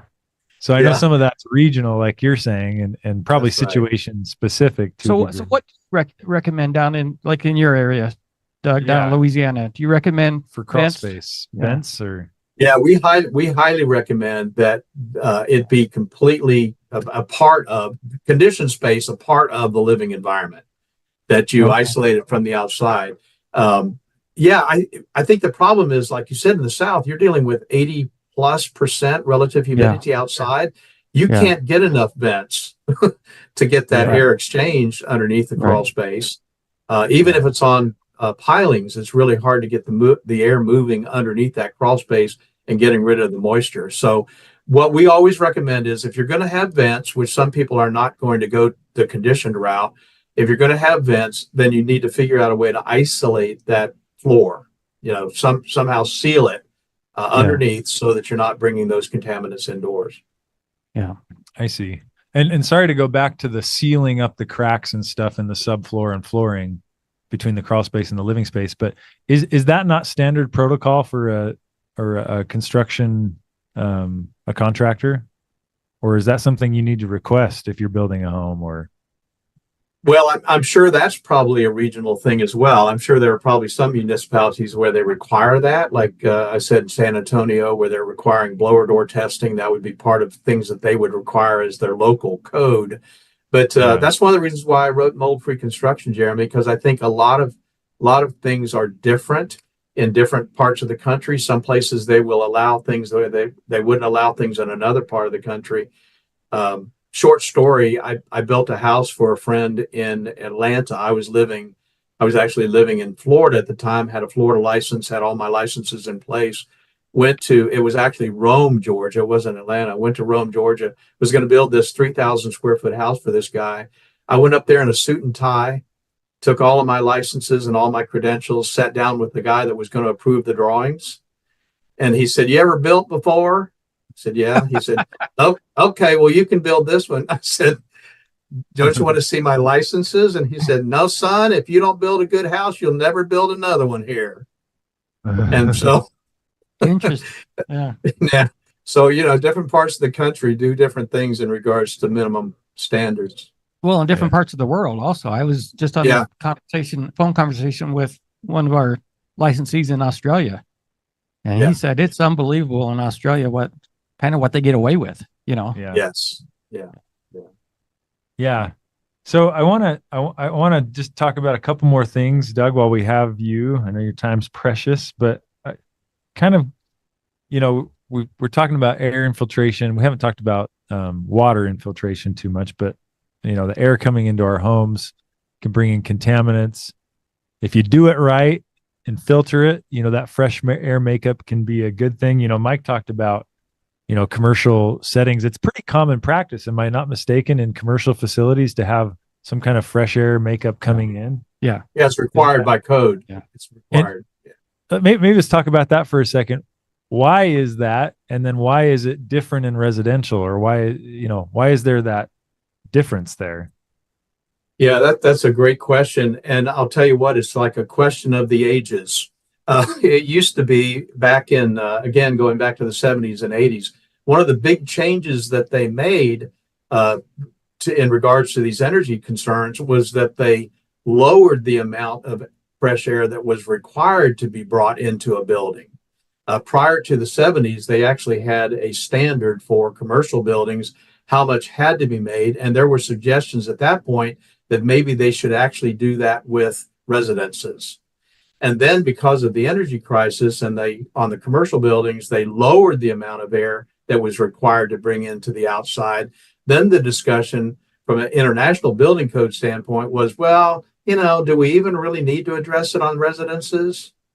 And so it never really got addressed. And it's a little frustrating to me because even though now it's required on commercial, it's not required on residential. On commercial, the manual J, the manual D I was talking about, that's required, but it's not required on residential. Interesting. So I don't know all the politics. I hate to use that word, but I don't know all of what went into those kinds of decisions, but it's certainly not the way I think that houses should be built, because you can, again, mitigate a lot of problems by doing some pretty simple things. Yeah. So you'd be a proponent of getting that more in the residential setting where you can get more fresh air in there, as long as you can filter it, right? Absolutely. Make sure it's good. Absolutely. Yeah. I think, of course, my view of this whole thing from my book and the standpoint of the construction side of the industry, my whole view of this is looking at the house holistically. It's a living, breathing organism, and you can do one thing and screw something else up. Yeah. So what you need to do is you need to think in terms of, how does this whole thing work together as a system? And I think that's the really important steps that need to be taken when somebody is either building or retrofitting. So let me I know this next question could be a whole nother podcast. In fact, we're planning a podcast. I know where you're going with this already. Okay. Yeah. You're going ERV, HRV? Yeah. ERV, HRV. What are your thoughts on that? I'm a believer in certain situations. Again, I think it's kind of you have to look at the holistic view of that particular environment and find out whether or not that actually works. If you're retrofitting, they absolutely, I think, have a place. If you're wanting to go to a positive pressure environment, or you want to go to neutral pressure, those kinds of things really work. I think that, again, it's almost, I don't want to say case by case, but it's almost, that's kind of the way I view it. So in the HVAC industry, they call those appurtenances. They're things that you add on to the air conditioning system, just like a dehumidifier. I'm not a big believer in adding dehumidifiers to the HVAC system. I think if the house is designed properly and you have a manual J and a manual D run on the house and is sized properly, you should never need a dehumidifier. A That's a good point. dehumidifier is kind of a Band-Aid, you know? Yeah. And I that's a kind good of point. feel that way about ERVs. It's like, yeah, I can see a place for them, but it would be under certain conditions. You know, Yeah. just and we don't have anything but just a little bit of anecdotal experience with these. My personal opinion is I think you need to be careful with these things because I think Yeah. you can build up a mold load within those The core. the core of that thing. Yeah. Absolutely. Yeah, we have a house we're Absolutely. dealing with right now, and it's very moldy, or it feels moldy. We're picking up mold on tests, and there's no sign of it in there. And then we kind of dissected the ERV the other day, and it just felt Awful. awful in there. Yeah. And Once so we opened it, in fact, once we opened it, I started getting physical symptoms.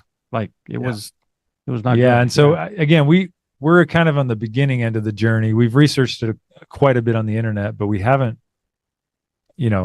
all we have, like we said, is just a couple experiences with some customers. And so we're trying to figure out, but I like what you said. I mean, if you figure out the right, system and size for the house, maybe that's the better way to go than trying to get, and every case is its own deal. yeah. You can't. Can I give you? Can I give you? statement. Tell you a quick story about an interesting HVAC system that I saw. I'd never seen this before. I went out to an oil rig, BP oil rig, and it's about 6,000 square feet, and one air conditioning system cools the entire rig, 320 rooms, individual rooms, and at the end of every run, every single duct run to that room, at the grill going into the room was a VAV to control the volume of air going into that room and the temperature. So every single room had its own thermostat. Now they had a computer running this thing that took up a whole room. But the point is that when somebody went into their room to sleep and they wanted it 65 degrees, they could have it 65 degrees and the person next to them have it at 72 degrees. So that particular appurtenance, that piece of equipment, you can imagine throughout that entire rig, every single one of those was unbelievably contaminated with mold problems because they all have a coil, they all have fins to direct the air, and it was just a massive cleanup job. And so you're exactly right. I think that's the kind of thing you're looking at. Now in that environment, they didn't have a choice. They had to do that because of the way the thing was constructed and what they wanted to accomplish in terms of keeping the rooms separated. But my goodness, what a major problem, mold issue. Yeah. So kind of our last question then, Doug, let's maybe talk. I know you're in the, you're the founder and CEO of Normie. You also have gotten into the air filtration industry, because obviously that fits really well with what you do with air quality. So maybe let's kind of conclude with talking about what can you do to mitigate your air quality infiltration issues. You could, I don't know if you want to mention air filtration or any other ideas you have for people that we haven't mentioned. Yeah, I would. Thank you very much. I appreciate that. I'm going to put the chicken before the egg here. Actually, I got into the indoor air quality air purification equipment business prior to Normie. I got involved in that actually in 1996. And that's when I wrote my book, in the late 90s. And so I was actually selling and designing air purification and air filtration equipment before the turn of the century, as they say. And then Normie was created in 2004. And so it obviously only made sense as we were doing training on mold remediation for our guys. They would say, well, what kind of air purifiers should we use?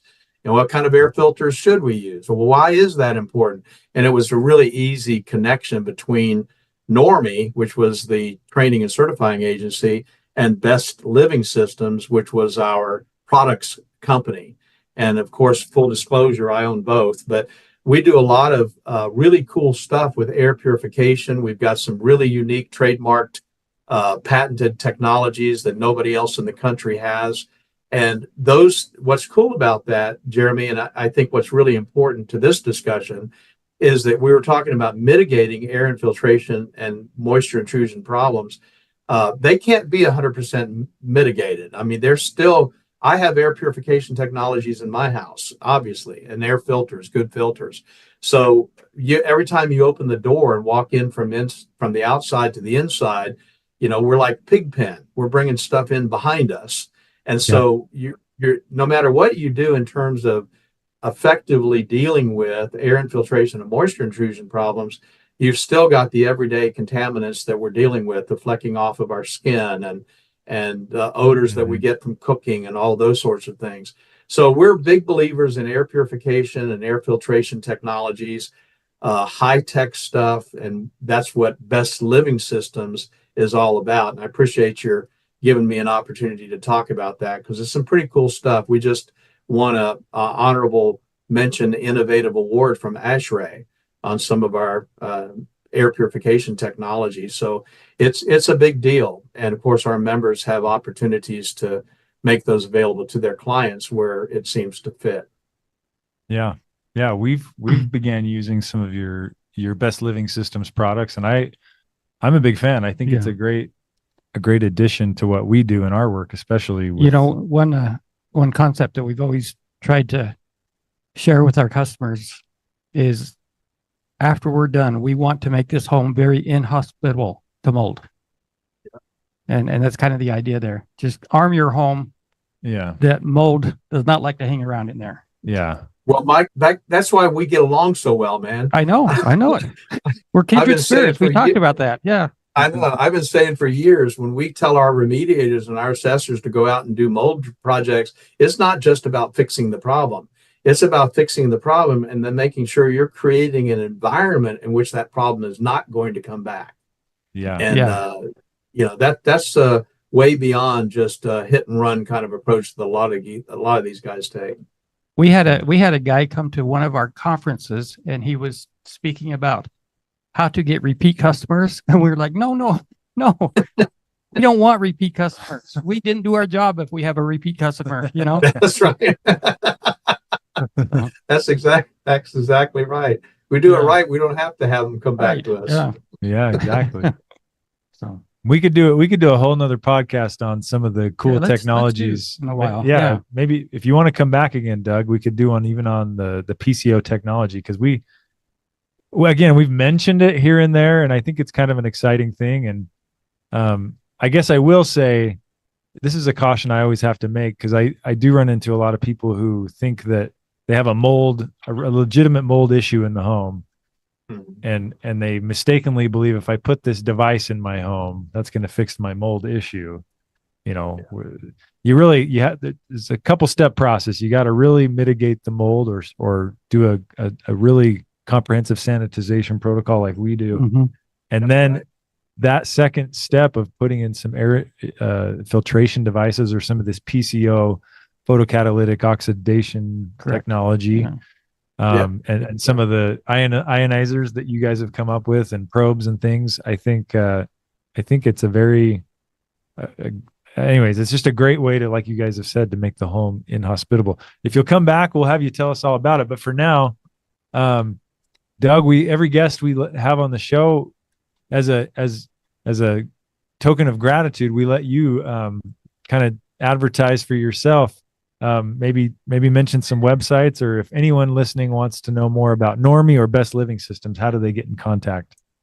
Well, thank you very much, guys. Love working with you, and look forward to many years of fixing people's unhealthy homes, which is kind of exciting to do. So Normie, our simple website is www.normie.org. Normie.org. Very simple. We've got a great staff of people that can answer your questions if you email us or call us directly. That's pretty easy to do. Best Living Systems' new website is blsproducts.com. blsproducts.com. And we just put in place, in fact, introduced last week, a new affiliate program for guys who want to build a team of people to sell some of these products and represent that company, some of the neat stuff that we're doing there. But that's where it is, and we're just happy to help. Thank you for the opportunity to kind of blow our horn. We think we've got something that's unique and something that is definitely needed. We always say that we're all about helping people have cleaner, safer, and healthier environments. And I think when you look at these multifaceted problems and you've got a multi-strategic solution, you're on the right track. And that's what we're trying to do. And let me just say in conclusion, because parts of the mold remediation and sanitization industry have a reputation as being quite closed-minded. I wouldn't say all of it, but it's been very refreshing getting to know you, Doug, because you do have kind of this expansive vision and you're pushing innovation, I think, which is very much needed. There are so many gaps and holes in some of the current protocols out there that we're, and I wouldn't even say we have all the answers completely yet ourselves. We're all figuring it out, but it's been good to get to know someone like you where you're great. Yeah. Where you're open-minded, you're pushing the innovation, trying to figure out, better ways each day to improve the mold remediation protocols out there. So hats off to you, and to many more years as we try and navigate this world and figure out how to make homes healthier. So thanks for your time. Thanks, Jeremy. I think we got a big market out there. I always tell people the only people who need what we have to offer are people who breathe. And so I think that is true. I think we're going to have a big market for a very, very long time. I agree. Yeah. Well, thanks, Doug. Thanks for joining and for you. your expertise. I learned some good stuff today. I do need to learn more about HVACs, and that's something I should put on my to-do list. So thanks for your time, Doug. Guys. Okay. We'll be in touch. We'll catch up down the road. All right. Thanks. All right. Thank you. So I have a friend of mine here, Barry Menken, who's been around for quite some time with the Normie organization. And I wanted to talk to you, Barry, about a few things that have recently happened, especially the NCRSI class, which I know you went to. So could you kind of just give us a quick overview as to who you are and where you're located and your company? Absolutely, yeah. So again, my name is Barry Mankin. I'm with Four Corners Environmental out of Nashville, Tennessee. And we do, all things environmental as it relates to testing and inspections. And so we attended the most recent class down in Florida and had a wonderful experience. And I am already applying it to my business as we speak. So, well, excuse me, it sounds like you've changed your business model. Has it had that kind of an impact? Yeah. So we've had in the past, I don't know, maybe a couple years, the sensitized individuals have been a larger part of our clientele. At least they've taken some of that market share as it relates to the business side. But we've also gone after trying to get some exposure into these functional medicine clinics, and just to let them know, hey, we can build a bridge between what you're seeing with your patients and our patients, if you will, with my patient being the house. And so we just treat the house like a person, which is lockstep with, what we were talking about in the class. And so getting that bridge built and being a little bit more detailed and more comprehensive through the class as far as definitions and protocols and that sort of thing was more beneficial for us for sure. But that's kind of how we've taken our clients, and now we have a better process to walk them through that's repeatable. Well, it sounds like you've been dealing with the sensitized individual group for a while. I mean, it was like 5% of the population like 15 years ago, and now they're looking at up to almost 25% that could be affected as a sensitized individual. So from the NCRSI class that you took, did you get anything new out of it that's helping you move forward with this group? Yeah, I'll just mention one term that was talked about in class. I love the HEPA pizza concept. So, but yeah, it's other than just it's kind of like a think tank. The type of people that are in this class are usually the guys that have been around and that have been dealing with this for a while, and they all have different approaches. They're from different parts of the country. and they have their own set of sensitized clients for different reasons. Where, you know, I'm in the South and we have a lot of high relative humidity down here, but, you know, guys out in Colorado, it's going to be a whole different ball game, you know. So seeing how their approach is for their people, you know, when we're dealing with maybe more particulates as opposed to more mold counts, or somebody's got an asbestos thing or whatever, cleaning is still applicable across all different platforms. And we're trying to take those same cleaning concepts and make them applicable across the country, right? And so that process has been really good to get nuggets from guys in other parts of the country. And that part I really, really enjoyed, and it was very, very helpful. The other part is just the level of detail and having the process and talking about a process that, again, is repeatable. That just learning how to formulate that and say, okay, once we identify that this is a sensitized individual at whatever pain point that they have, now let's bring them up to here and say, this is more of a, you're going to need this protocol instead of like the standard. And just defining that for somebody and categorizing that, getting them on that path. That whole part was wonderful. You know, I've gone through the class several times and monitored it for different presentations of it also. And one of the things that stands out to me is all the resources that are kind of made available to the guys taking the class. Did you get anything from that? Any new resources that you didn't have in the past? Yeah, well, you know, expanding on that through, you know, Wonder Makers and what he has done there through his organization, of course, and how that all of those concepts that he has had as his kind of woven into the program, and getting that slice of it, you know, adapted into the class. All those different concepts. Again, it's detail, and once we're dealing with these type of people. And this level of care, if you will, we have to be in the detail business now. It's more than just following the standards and having a protocol. And, you know, as important as all of that is, we're dealing with now such a level of detail that every little thing matters. And I think just having those specifics as it relates to the cleaning process and extra steps in that process, and how those steps actually have value for somebody, and how that's quantifiable on the back end or throughout the process, so that you can make sure that it's working. All of that was very beneficial, and it's just, again, how good do you want to be? And this isn't that class for the guys that just want to get by and get started. This is that class for those guys that want to be. I was going to say, who's the class for? Who should take this class? Yeah. So, I mean, if you've been in the business at any level, of course, I don't do the remediation myself. That's not my business model, and other companies do. So, but with what I do, I'm lockstep with some of the remediators here in town.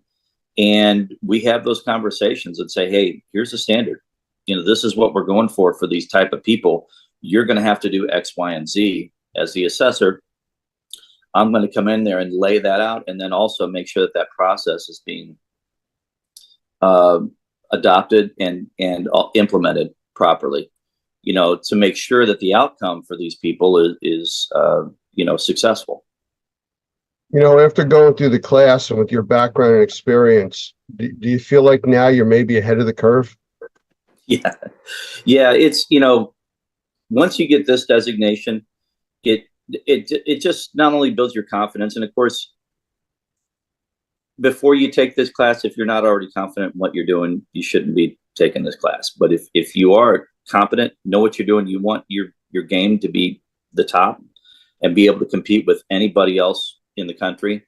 And not that it's a competition, it's about health. It's about changing the landscape of what health is in a home, in my opinion. To me, this is the best path to be able to say, all right, here's the new standard, guys, for these people. And Normie's handle on that is top notch, so I've benefited from it. My whole business model is based off of, my training through Normie through the years. And, it's obviously, helped me quite a bit. I'm pretty slammed. So, and thankful. So, Well, I know we talked a few minutes before we started talking here today, and you said how busy you were, and I do appreciate you taking the time to meet with me. But maybe in the future, we can get back to this and see how it's been working out for you. absolutely. There's actually, two different clients right now that they're having remediation happen as we speak. I have a PRV this week that I have to do. We're implementing some of Normie's technology as part of that process, and with Best Living Systems, and we're trying to get all that implemented as part of that final process for some of these people to give them some prevention and to help buffer them after we get these protocols out of the way. And kind of that final step is to say, okay, let's see how good we can get it in this house. And so all of that's being implemented this week on a couple of different jobs. I have a PRV that I've got to do today for a highly sensitized individual, where same situation. We already had technology put in there. And so, these people come to us and they are so sick and they are so, I guess, at the end of the rope so many times. When you can hold their hand through a process, build that trust, and give them some hope to say, hey, it's not that I know what I'm doing necessarily, even though you should know what you're doing. It's just collective to say, hey, we have a handle on this in the industry and we're going to follow these protocols. That's what gives you that confidence. And then you can just hand that over to these people and help their homes, give them a place of that's safe to heal in their own home. So that's the idea. Well, I'm curious in a future interview to find out how you made out with those people. Thank you. I appreciate that. All right. Well, thank you for your time. I appreciate it. And we will talk again soon. You got it.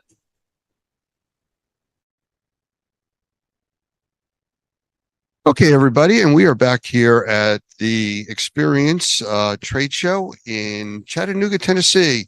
And I am happy and privileged, actually, to be sitting next to an award winner from R&R Magazine, Lori Jones. So, Lori, I want to say hello and tell us about this award, because I was trying to read about it, and it's just more than I can explain it correctly.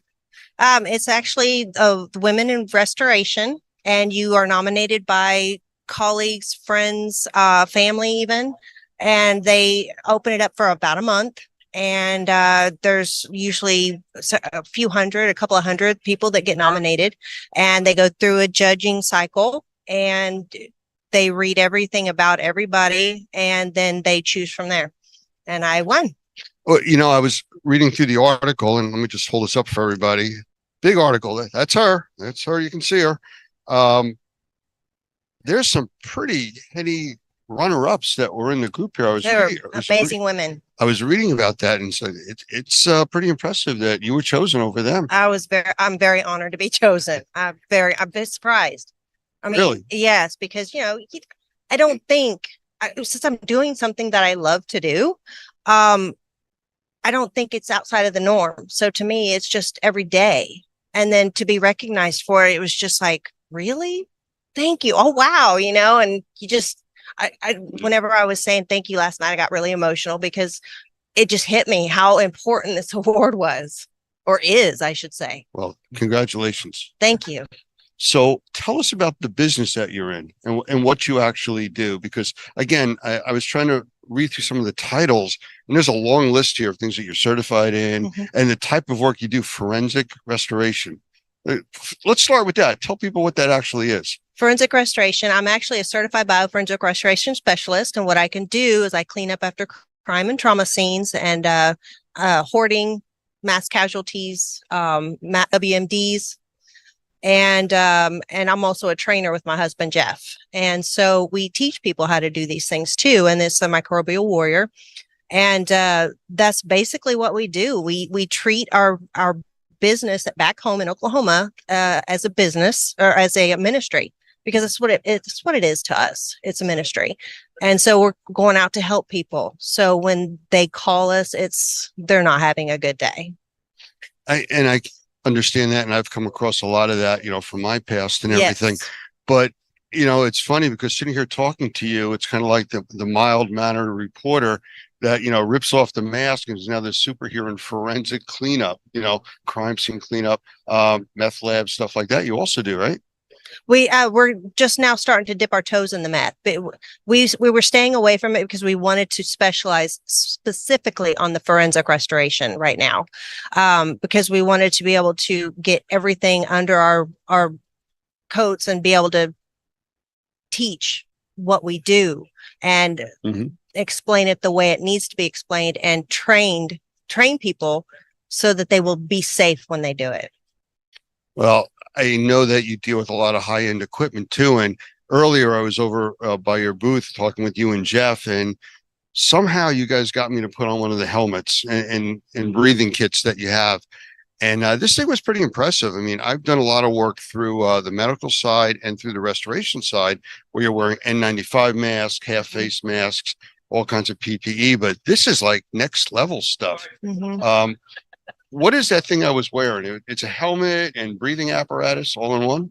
It is a Max Air unit, and what it is, it's a PAPR, and it's powered air PR purifying apparatus. Resuscitator or something? Yeah, something like that. Something like My that. brain's not working right now, but it literally takes air and puts it in through the filter, and it goes over your face, so it's positive air. So you don't have to have a fit test. You can wear your glasses and you can have facial hair. So the men love it. And I understand that because it's positive pressure, you can be in fairly contaminated environments, actually more contaminated than wearing just a regular N95 mask or even a half face mask, Correct. because it's protecting your eyes and everything else. Correct. This is stuff that when we're talking, you said is also used in the medical community. Yes. See, I've never seen that, but how do they use it there? Same way. They put them on, and if anybody were to sneeze at them, it wouldn't matter because they have a cuff over their face, and so that would protect their three holes: their eyes, ears, or eyes, nose, and mouth. So it protects your three orifices, and so you're protected. And like I said, it goes through a high efficiency filter, so it won't go through that filter. So medical grade type filtration for all the nasty stuff that's out, even like when COVID was Correct. really a thing, it would be Yes. protective for that. Yes. Well, that's interesting because I know that a lot of our people through emergency services, medical services, I mean, they were wearing 2 and 3 masks at a time, trying to protect themselves. And it sounds like this is something that does it all by itself. Yes. And plus with those masks, people were getting rashes around their faces because it would irritate their skin. You don't have to worry about that with this. Okay. Well, again, I was wearing it. I know Doug took some pictures of me. I'm afraid to see what he did with those, but I'm sure we'll find out in the near time. So what do you have planned next? You already won the Woman of the Year in Restoration Award here. What's next? Just get more and more people trained to do their job safely. That's our goal. And where are you located? Oklahoma City, Oklahoma. Is that where you teach, or do you guys teach No, all we over? teach pretty much everywhere that has a facility that can actually accommodate what we do, because there's some facilities we use real blood and real brains from the people that the butchers, not butchers, but the places. Talking about where- animals, Yes, Yeah. animals. not people. You're not No, digging no, graves. right. Okay. Take it to So- a whole new level. That Right. Yeah. So what we'll do is we'll put it on walls, and that's how we train. So you're actually getting in there and you're cleaning up these substances off the walls and floors or wherever we had put it, and then we test you. So Okay. it's real live Is stuff. there a special certification for this? For For forensic type of cleaning and stuff? because there's a certified forensic operator, then there's bioforensic or certified forensic restoration specialist, and then a certified bioforensic restoration specialist after that. And we are also doing high risk, high level decontamination specialists, where we are training how to deactivate or where you take fentanyl and just destroy it, where it Oh, will not Well, hurt fentanyl is such a anybody. big problem right It is. now. It's a really big problem. I know that's in crime scene cleanup and meth labs, fentanyl production and distribution, but also in the medical field. We were talking earlier about, patients wearing, 10, 12 fentanyl patches, Yeah. and just throwing them around, and now the contamination is everywhere. Yep. Yeah. And I was talking to a relative of mine, and they were telling me that the way they get rid of their fentanyl patch, because they have issues, and we of course won't go into that. But there's a way you're supposed to fold them up and get rid of them. Of course, I didn't ask them how they did it, but if they're not disposed properly, yes, very big problem. Yeah. And there's people that are just going to throw them off and throw them off. oh, absolutely. And it's absorbed through your skin. So Yes. just accidentally coming in contact with it, picking it up, you can affect a lot of people. Yes. Interesting. Well, it sounds like you got some work cut out for you with We training like the do. rest of And everybody. everything that we do is scientific based. Mhm. So it's not just like, we think it's going to work. We've actually talked to scientists and figured everything out with their help. So is there a filtering program, going back to what you said earlier about who can take your classes because of the way that you teach your classes, with real blood, real debris from animals and stuff like that? Not really. You'll learn pretty quickly whether you're going to be able to do it or not, because during presentations, we do show very graphic photographs, and we've had some people that actually got up out of the room and walked out because they couldn't handle it. But usually is the people that come are the ones that they think pretty much that they're secure that they can do They it, can do it. or if they've already done a couple of jobs and they just want to learn how to do it correctly. Okay. Anything else you want to talk to about, or anybody online? Send them a message, say hello, anything like that? No, just I love my family. All right. Well, congratulations. Thank you. Thank I you. appreciate it. Thank I you for appreciate being here with us. And we'll have to chat some more. I would love to take one of the classes one day. Okay, So we'll that'd be talk. awesome. Okay, sounds good. Okay, thank you. Thank you.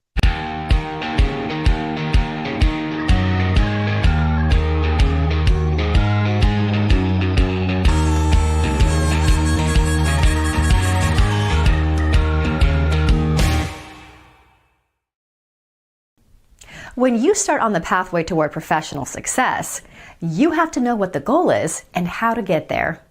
Normie exists to help in that process. It's not just about taking a class to get a license, but also about starting on a pathway to professional success. Whether you want to work for yourself or be the best qualified employee on the team, this path will take you there and help you succeed. Pick a track, click on the class, and get your journey started. Normie is here to support you all the way to become the Normie Pro professional you want to be.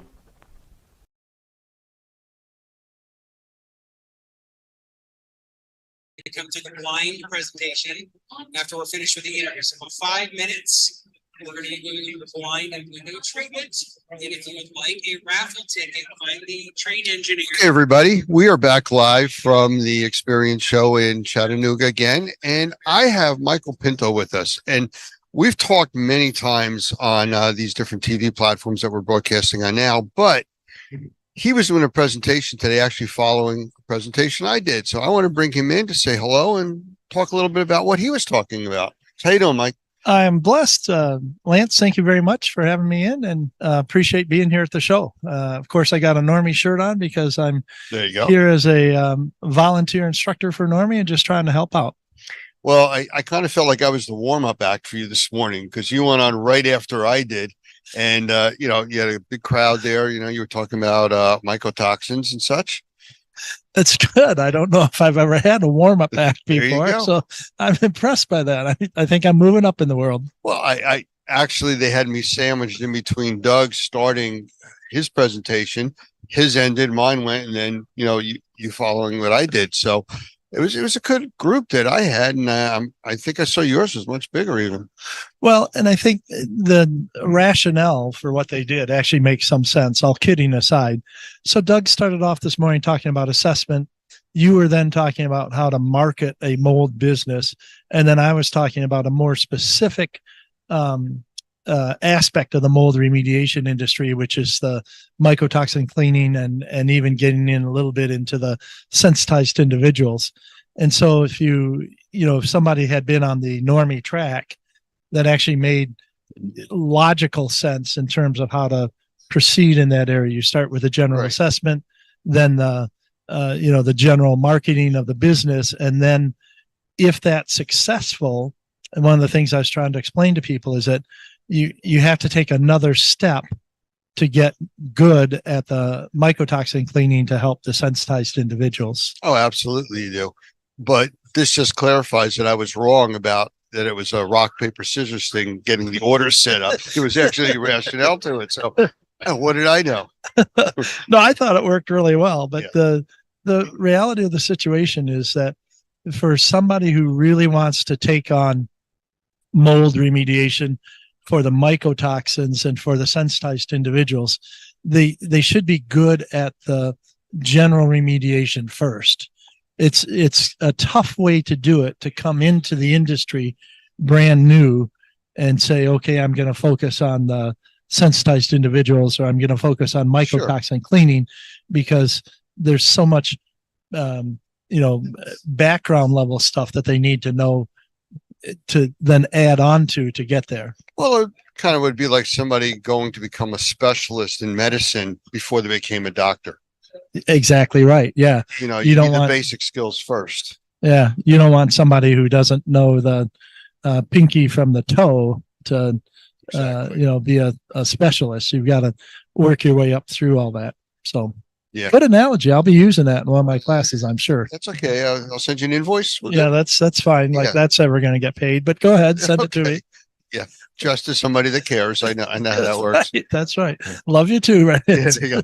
So another experience show, you've been to many of them. We have, this is their smaller event, but we know that the one coming up in the fall, late summer, early fall, that's their big event out in Las Vegas, Correct. which they're already selling. And I think they told me more than a third of it's already sold. So it's going to be a big show. Well, and it's interesting. I've been at enough of these things. I don't necessarily ever downgrade just because it's a smaller number of attendees. What that means sometimes is that you've got a little bit more time to talk to people, and you can do a bit more education, whether it's here in the booth or whether it's in the sessions. I was blessed this morning because my session ran right up until lunchtime, and that allowed people to stay another 20-25 minutes and ask questions. Yeah. And you know what? My feeling was, if the experience thinks I'm an expert enough to be there as a speaker, I'm going to stay there as long as people want to ask me questions. Absolutely. The one thing I noticed here, and like this is they're smaller of the two shows, is you get a show like this, you have more time to talk to people, like you said, and the people that are here are the ones that are truly the followers of the industry. Not just somebody that because it was a show and a bunch of people are going, they're going to go. These are the people that are at all the shows. Well, and I'm certainly not knocking Chattanooga or anything like that, but there isn't the hole away from the convention hall like there is in Las Vegas, where people can Right. immediately walk over to the casinos or whatever it is. And there's just so much more bright lights and attraction. Here, you have to kind of dig for a little bit for the local attractions. And so as a consequence, I think you get people that stay in the show longer. And I thought it was really good attendance at the educational sessions this morning. I thought that, Oh, there was. even at Doug's at 8:30 in the morning had a lot of people in it. Yes.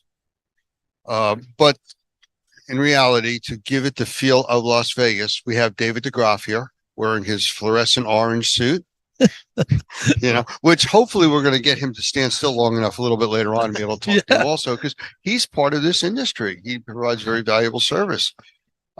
He's not on the educational side, but he provides the manpower.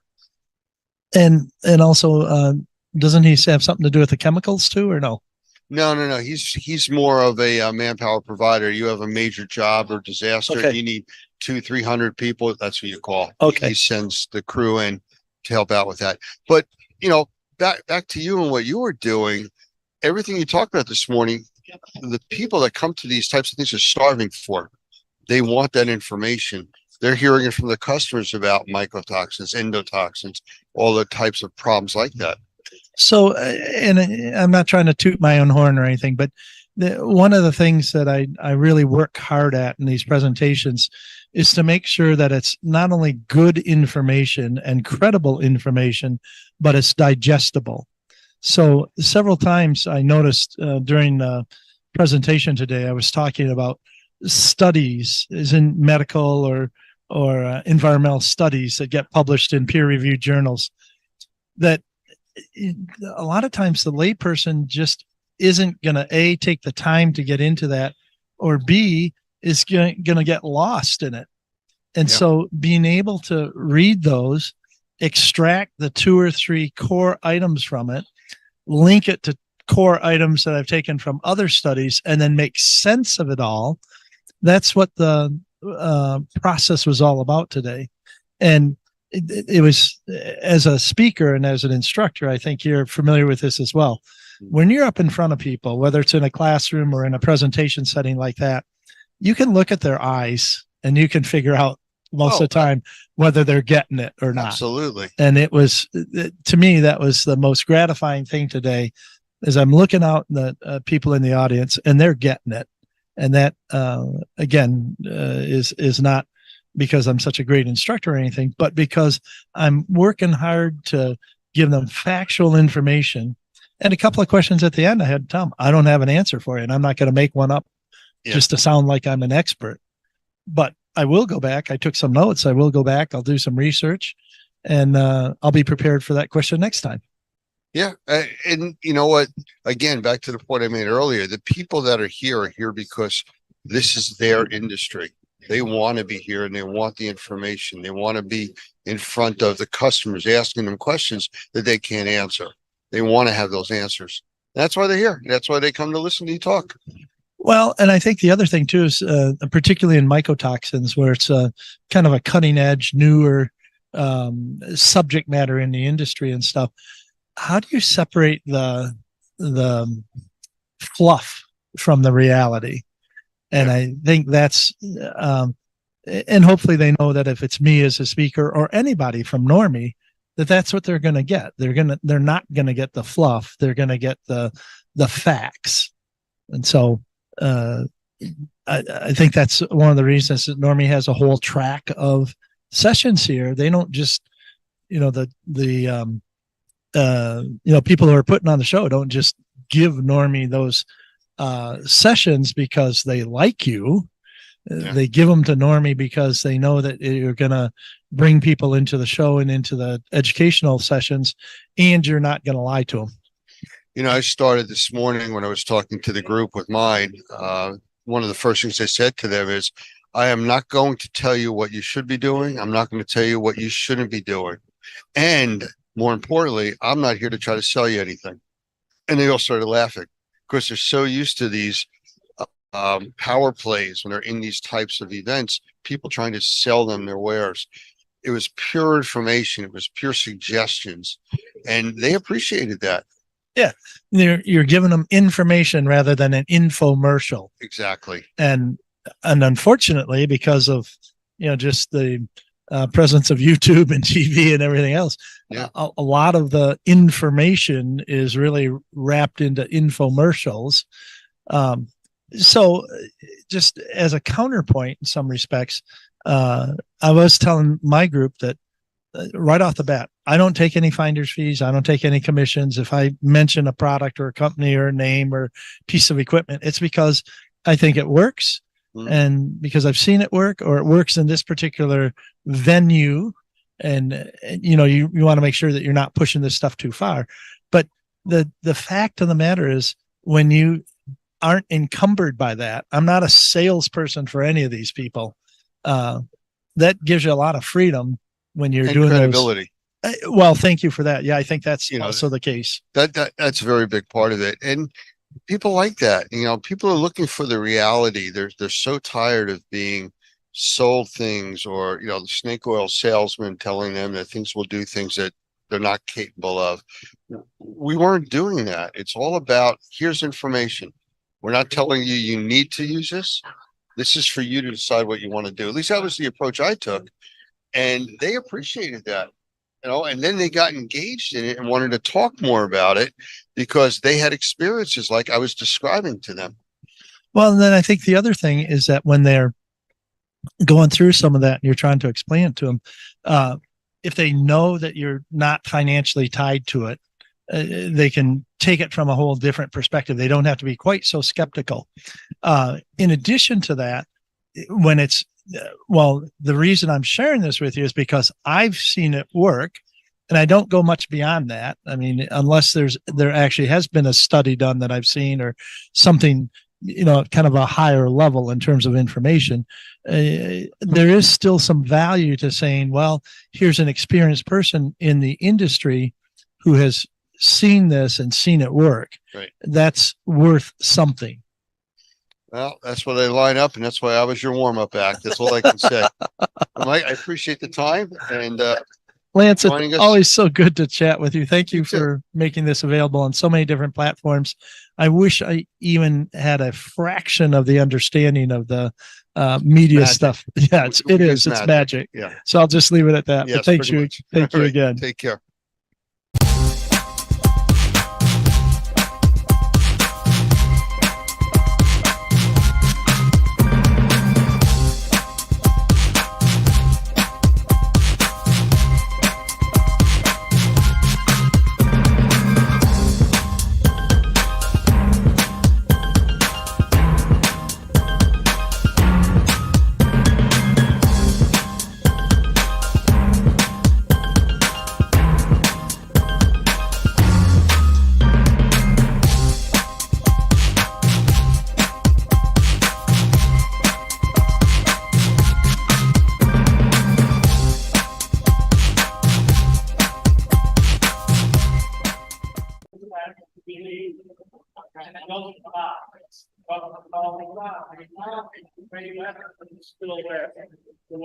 Everybody, we are back again in Chattanooga at the Experience Freight Show, and I have one of our Normie members with us, Barry Menken, and he's been around for quite some time, and he's always interesting to talk to, and he has some definite insights into this industry. So, Barry, welcome. Thank you. Thank you so much. I'm really excited to be here.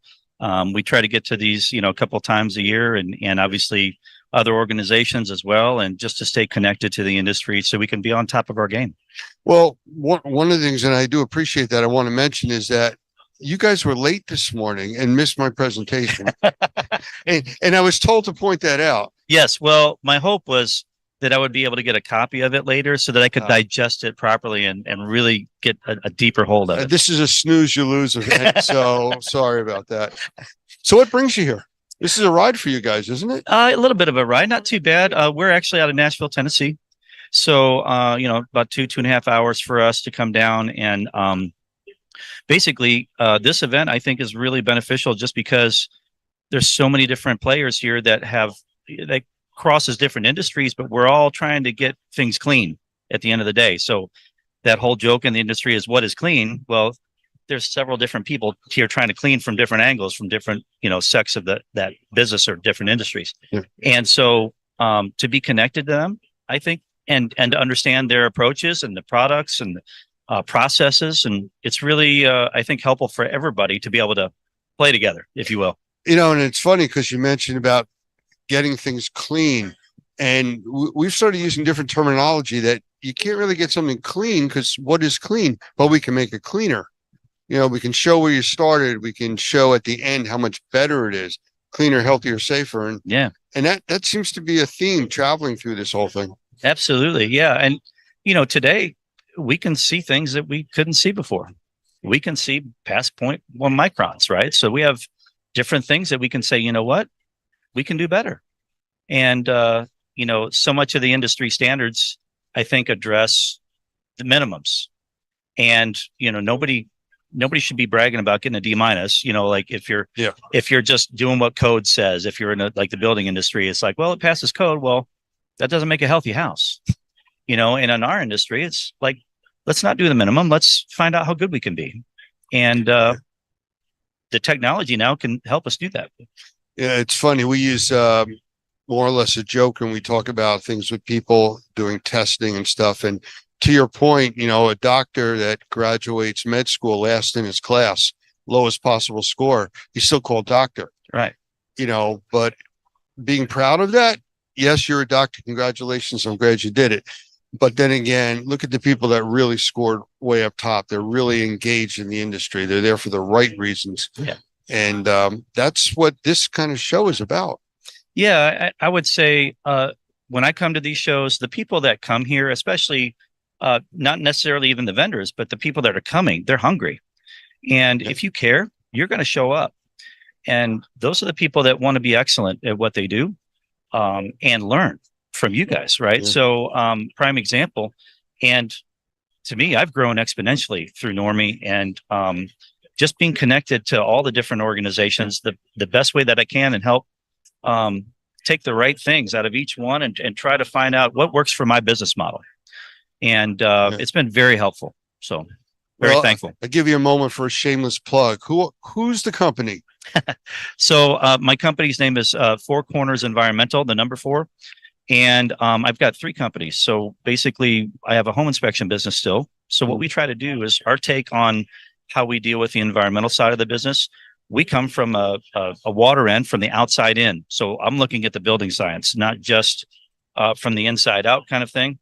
I want to look at the grading. I'm going to look at the gutters. I'm going to look at foundational issues. Then we get into HVAC issues. We dive into all of that.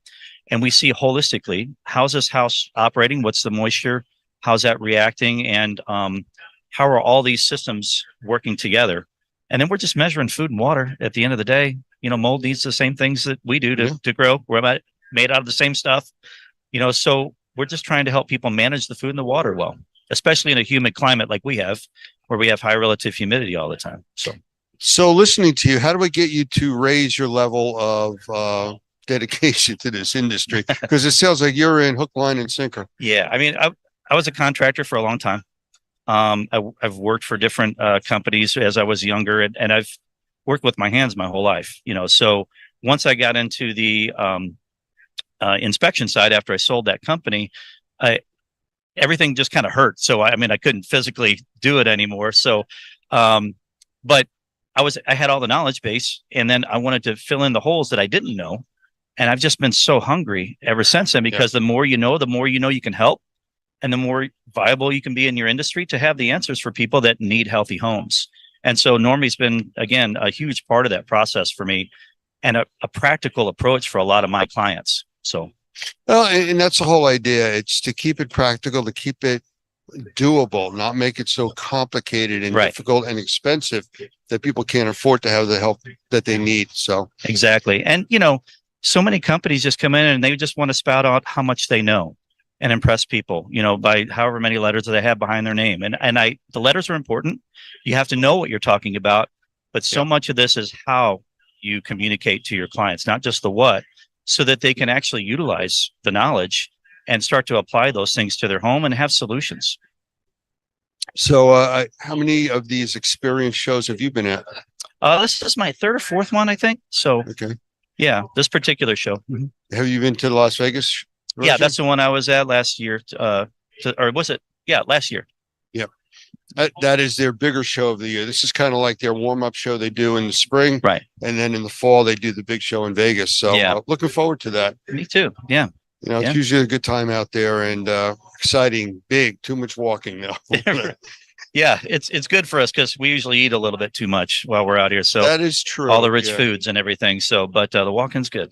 So, all right. Well, I appreciate you stopping by. I know you're here with a few other people. You're wandering and looking at everything. So we're enjoy. I appreciate you coming by. Appreciate it. Thanks for having me. Thanks for stopping.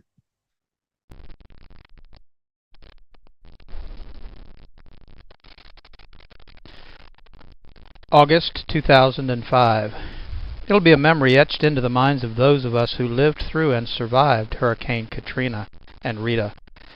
As devastating as the 150 miles per hour winds were, no one could imagine the inconceivable costs in terms of loss of human life and property that the failure of the levees caused when it flooded nearly 1/3 of the city of New Orleans.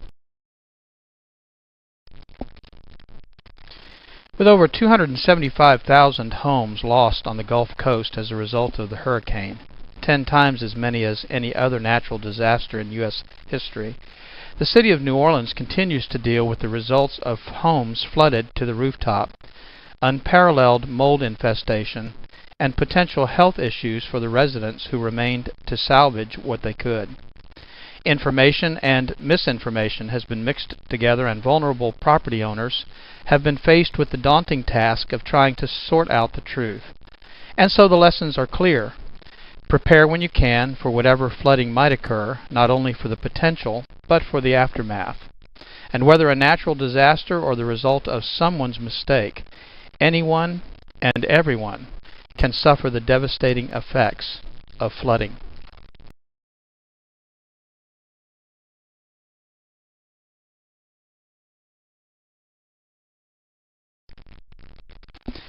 My name's Doug Hoffman, and I'm the Executive Director of NORMI, the National Organization of Remediators and Mold Inspectors. The information you're about to hear is designed to provide steps, guidance, and assistance for reacting to flood conditions in your structure. In most situations, a common reaction to a water flood event is to simply react and plan afterwards. Tunnel vision or over-focusing on the emergency can, at times, distract or omit safety concerns, and poor planning can leave you to fend for yourself after the storm is over. Caution and common sense should always be employed before any action takes place, and I hope this presentation will help you focus on the real issues both before the potential flood and consider the solutions available to you in the aftermath. Without a plan, the results of a water flood event will be worse than you've imagined, so there are several things I'm going to ask you to consider during these first few minutes we have together.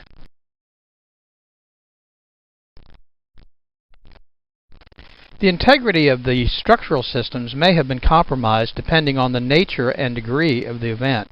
In all cases, if you are unsure of how to proceed or to create a safe environment to work in, contact a professional to assist you. A major concern in flooding situations are the utility services. Wet or submerged electrical devices, outlets, and wires can energize the area you're working in. The risk of electrical shock, burns, or even death must be eliminated before proceeding. This may require the power company to deactivate your service. And of course, natural gas and propane sources should also be protected, secured, or deactivated. This would include pilot lights, heat sources, and gas storage tanks.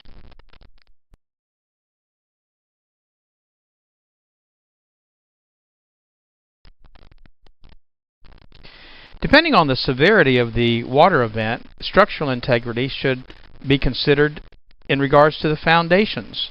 Foundation support could be weakened or damaged, allowing structural collapse. And with the utility and structural concerns addressed, the next major concern is the source of the water. Common sources of a water loss are as follows: a broken or leaking pipe from a drinkable water source, sewage or septic lines, groundwater, or a combination of those sources. And of course, you have to be concerned about the sewage and septic lines when you consider some of not only the sources, but the problems that could result after a flood. A general rule of thumb would be to consider any water that you would not drink as being contaminated. This would include water coming in contact with chemicals, human and animal waste, debris, and other unknowns.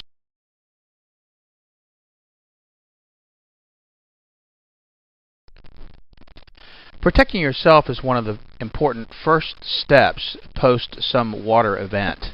Exposing your skin, your eyes, your lungs, your nose, even your throat to contaminated water can create a wide range of health issues that may not appear for days after the exposure. I want to talk about personal protection equipment because that should be used while you're in the contaminated environment.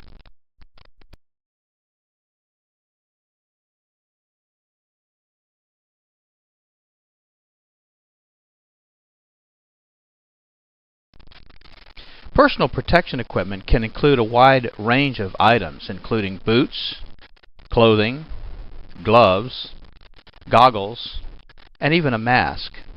We recommend, under normal conditions, a N95 or dust mask that you can find pretty much anywhere. In some situations, the contamination levels are so high that you might even require a respirator. But each situation would require different types or combination of these types of protection. With safety and health concerns addressed, corrective action can then be taken.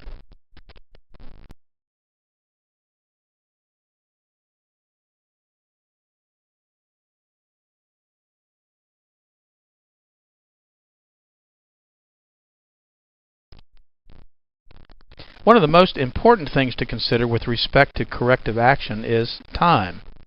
Time is your enemy. Once materials get wet or contaminated, damage and additional contamination growth is exponential.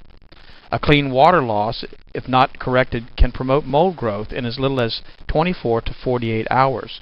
And contaminations due to sewage or unknown water sources will simply exacerbate the problem.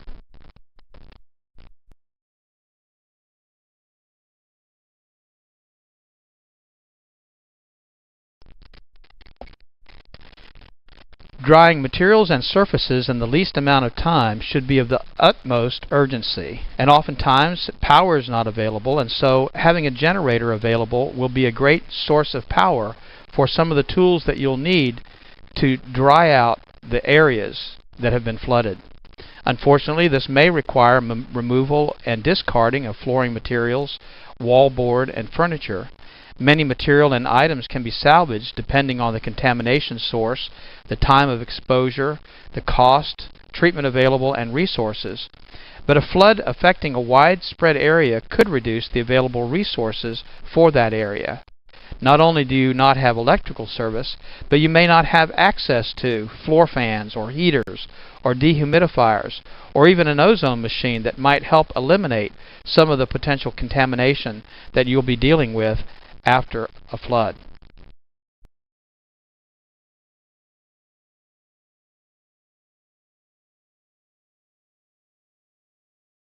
The following suggestions may not be appropriate in all situations. However, in all situations, safety must be the primary concern.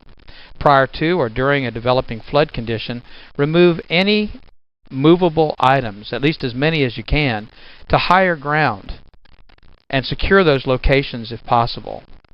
Of course, the order in which those items should be removed is a personal decision, but things to consider are the cost of that item, the sentimental value, proximity to the flood, maybe the ability for it to be moved and the practicality of it.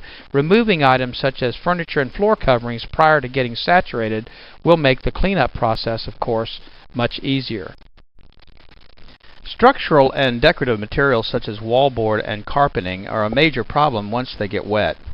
Most of these materials absorb moisture and can expand the damage beyond the water level. Wallboard and other materials such as pressboard or OSB-oriented strand board allow water to travel in an upward direction well above the water line. An example would be wallboard in as little as 1 inch of water can wick or draw moisture upward several feet. This also creates a problem inside the wall cavity which cannot be reached or cleaned. The rule of thumb is to remove the wallboard a foot to a foot and a half above the highest identified wet area of the wall. This will allow access for drying and cleaning building materials in the wall cavities. Up to this point, we've described different conditions, causes, and precautions. In the next section, we want to describe pre-planning and corrective measures.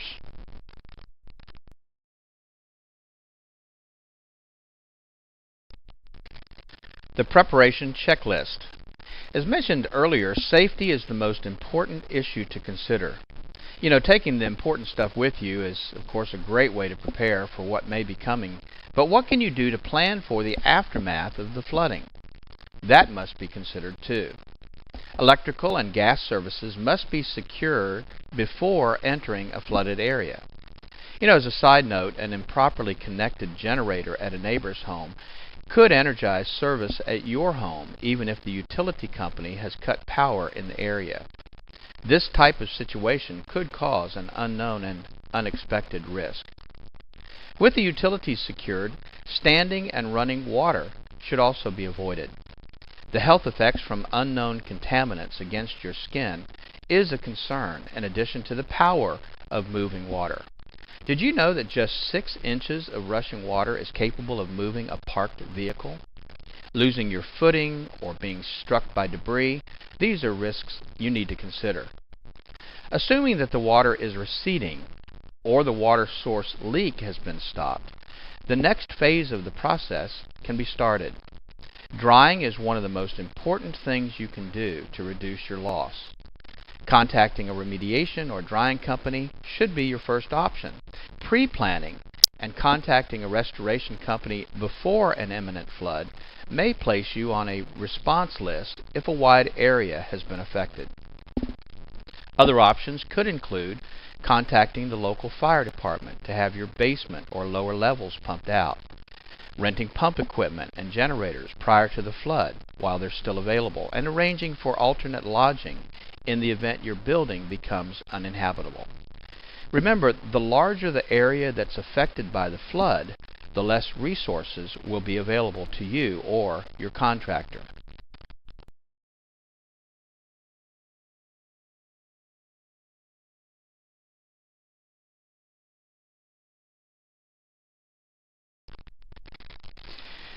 Here are a few internet resources for finding qualified contractors and some definitions we think you should know to protect yourself. NormiePro.com is a great resource for you to find certified mold assessors, inspectors, remediators, and other indoor air quality specialists, and you can find those certified contractors by your zip code. ServiceMagic.com is another great resource for construction contractors throughout the United States, and you can find them by the type of work they do and by your zip code. And then, of course, EnvironmentalExpert.com.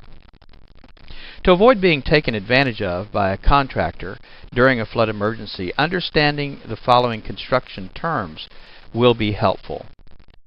Licensed. In many parts of the country, having a license to do certain types of work is not necessarily a measure of that contractor's competency. Sometimes it simply means that they have government approval to work for a fee. Certified. Certification is often offered by certifying agencies, a specific organization that recognizes the skills, training, and the ability of the contractor who is certified. Being certified does not necessarily imply that the person certified is actually licensed to do the work. Insured. A contractor stating that they are insured is a pretty general term and could simply mean that they have auto insurance. Special types of insurance are required for specific types of work. For example, general liability insurance is not appropriate as coverage for mold remediation work. Qualified. A qualified contractor has been trained to perform certain types of work. However, they may not have the required insurances or licenses, or may not even be certified to do that work.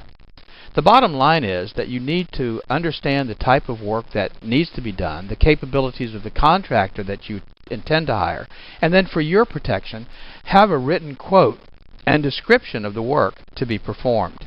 Make sure that the contractor that does the work is licensed by the municipality in which he's working, that he has the proper type of insurance, and request a certificate of insurance evidencing that specific type of insurance for the work he intends to do, and make sure that he's trained, either qualified or certified, to do the work for which you're hiring him. Keep in mind, using a contractor that's not appropriate for the work being performed may preclude you from any insurance claim, and you may give up your legal protection. If you cannot obtain a contractor, your only option may be to do the work yourself. With the decision to do the work on your own, we must stress that safety must be the main focus of your efforts to clean up after a flood.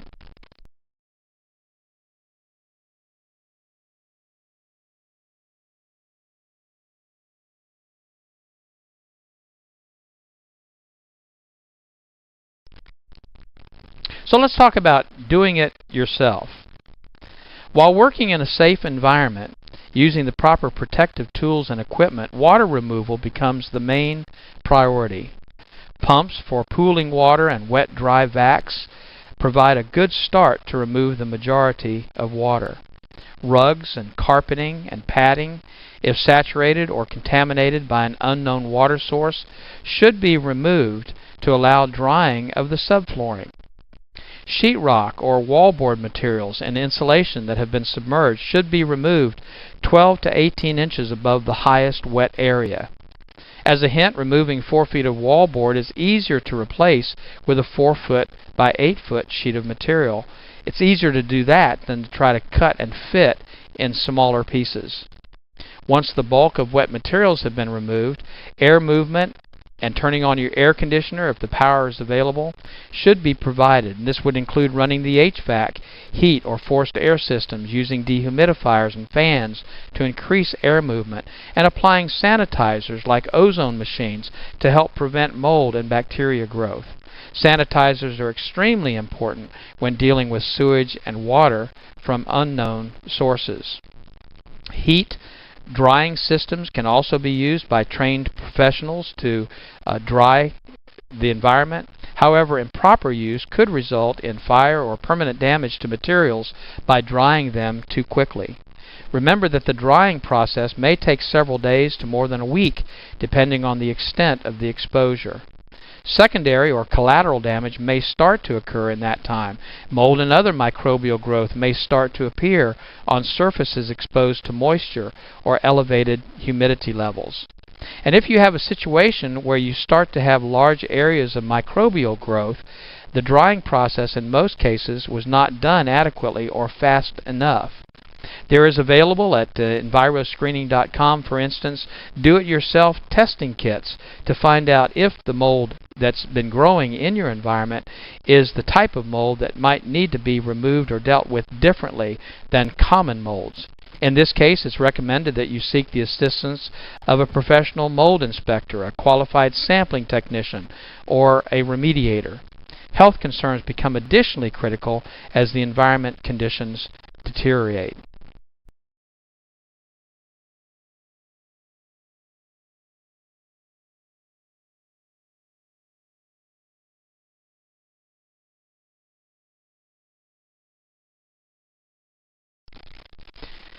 In regards to mold licensing laws, there are currently only 4 states that have mold licensing laws in place.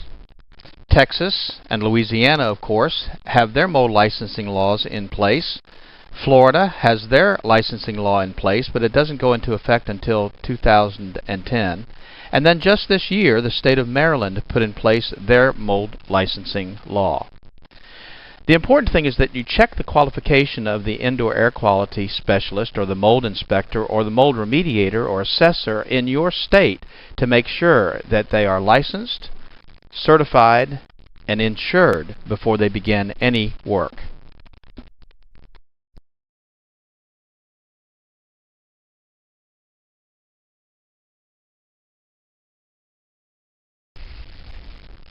Let's talk about some common misconceptions and myths pertaining to flood and mold and indoor air quality. Oh, bleach kills mold. How many times have you heard that? Well, bleach is an effective sanitizer, but in many cases it will not sanitize or remove mold at its root. It will bleach out the color, of course, so that it goes clear, giving the appearance that the problem's been removed, but it cannot, in many cases, get down into the microflora and destroy the mold at its root. Oh, just get rid of the water. Everything will be fine. Well, that's not always enough to protect your property. Most of the affected materials do have the ability to retain moisture, and elevated moisture levels are the main cause of much of the residual damage from flooding. Well, lots of air fresheners, that'll help. Well, that's not true.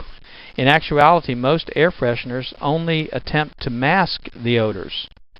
The odors are an indication that moisture, contamination, or growth still exist. And the chemicals in those fresheners can also be a source of indoor air quality contamination. Well, your insurance company is going to take care of the problem. Don't worry about it. Well, of course, insurance companies are not always quick to respond because of the heavy workloads, the emergency claims that bog things down and delay payments. Many homeowner insurance policies have exclusions that limit or exempt the insurance company from paying a claim. An example would be a claim to an insurance company for water damage from, say, groundwater intrusion. In most cases, the claim could not be covered unless you had flood insurance and the area that you're in was declared a disaster area by some government agency. A similar situation may occur with mold damage, and the water damage in the home may be covered by the insurance company, but the mold damage as the result of the water would not be covered.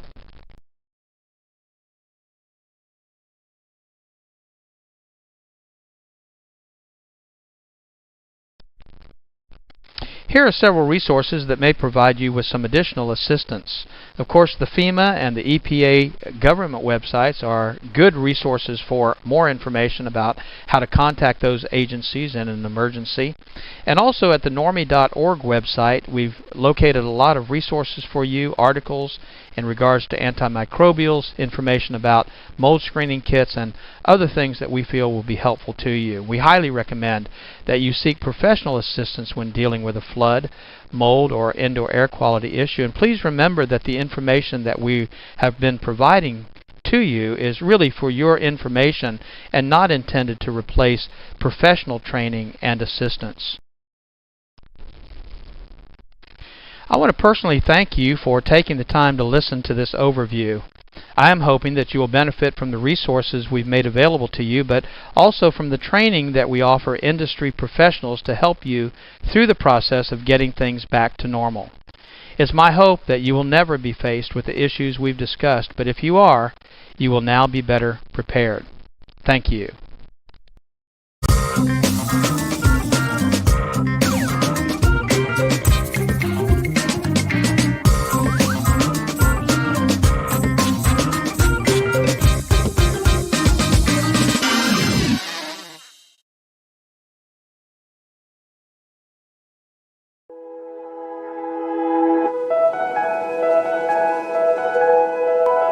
Good afternoon, or morning, I guess. Good morning.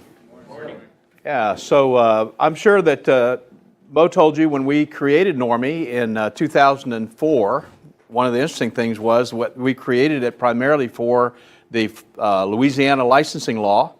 And the Louisiana licensing law was the first law to go into effect for mold remediators in the country. So it was the first licensing law, and then what happened in 2005? Katrina. And so we were right there able to help, I think, a lot of people with some of the issues that were of a concern to us. I'm not sure if he talked about the difference between the IICRC and us, but they come from the business more from we're not competitors, by the way. As you know, if you're an IICRC person, you get continuing education credits off of this class. So we work together. We just look at the industry differently. They come from the water restoration side of the business. We come from the building side of the business. And one of the reasons why we do that is not just my background with my licensing, but the main reason we do that is because we try to look at the house and the problem that they're experiencing in terms of a mold issue as a holistic kind of problem, not just fix this problem and everything is great, but think in terms of how we can actually improve their indoor air quality. So when I was moved to New Orleans in 2002, I was actually doing some of the things that you guys are doing now and some of the things that we would recommend that you do in terms of ongoing IAQ management, which is what we call our sanitization protocol. How you create an environment in which mold won't grow. And that was really based on my book, Mold-Free Construction, which you have access to if you have the Normie app. We do have an audio version there, so you can just listen to it. Might put you to sleep, but you can listen to it if you like, because it's on iTunes and on Audible as an audio book.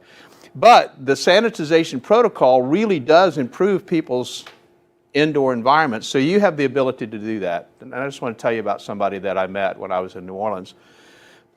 I was doing some trade shows, and a radio program, and I got a call from a lady. Her name was Laura DeRocher, and she had 4 children. And her youngest child, who was 8, had some very severe sinus issues. In fact, as she was talking to me, she had, of all 4 of her children, the other 3 had constantly been to the allergist every month. Now think about that for a second. Every month, for years, they had been to this allergy doctor. And she had found some mold up in the kitchen area over one of the cabinets, and she was concerned about how that might be affecting their kids, because she heard me on the radio and she knew that mold was an indoor air quality problem. She'd never really thought about that before. It's mold, you know, how could it affect my children's health? But she was putting 2 and 2 together. She was saying, maybe there is a problem here with this mold that I'm seeing. So I went out there and I did the assessment.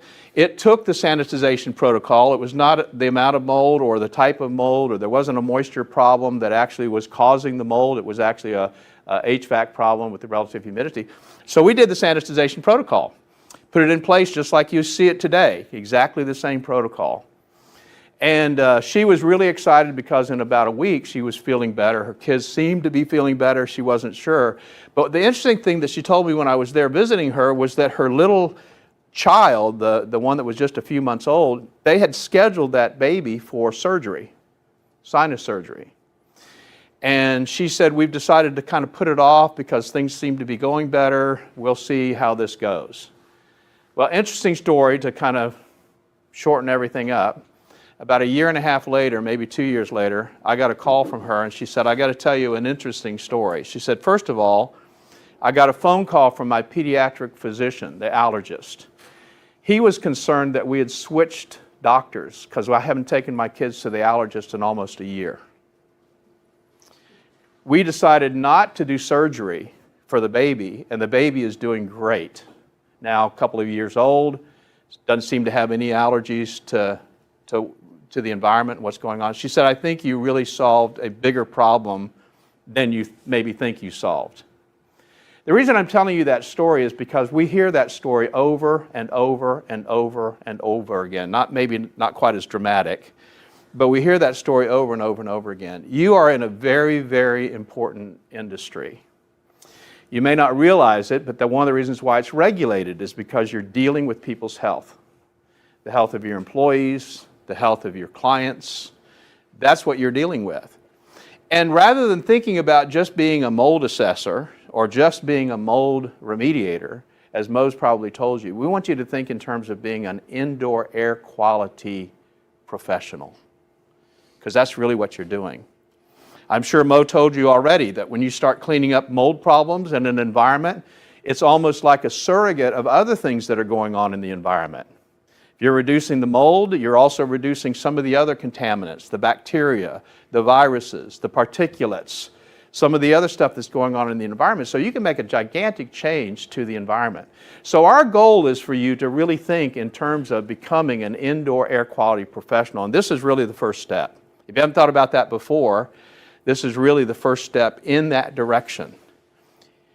And I'll tell you the other thing it'll do for you. I've been in business a very long time. I used to tell people I was unemployed in the construction industry. Been in business a really long time. And what you want is you want an edge in the market that makes you different from everybody else. And it's not about price, let me tell you.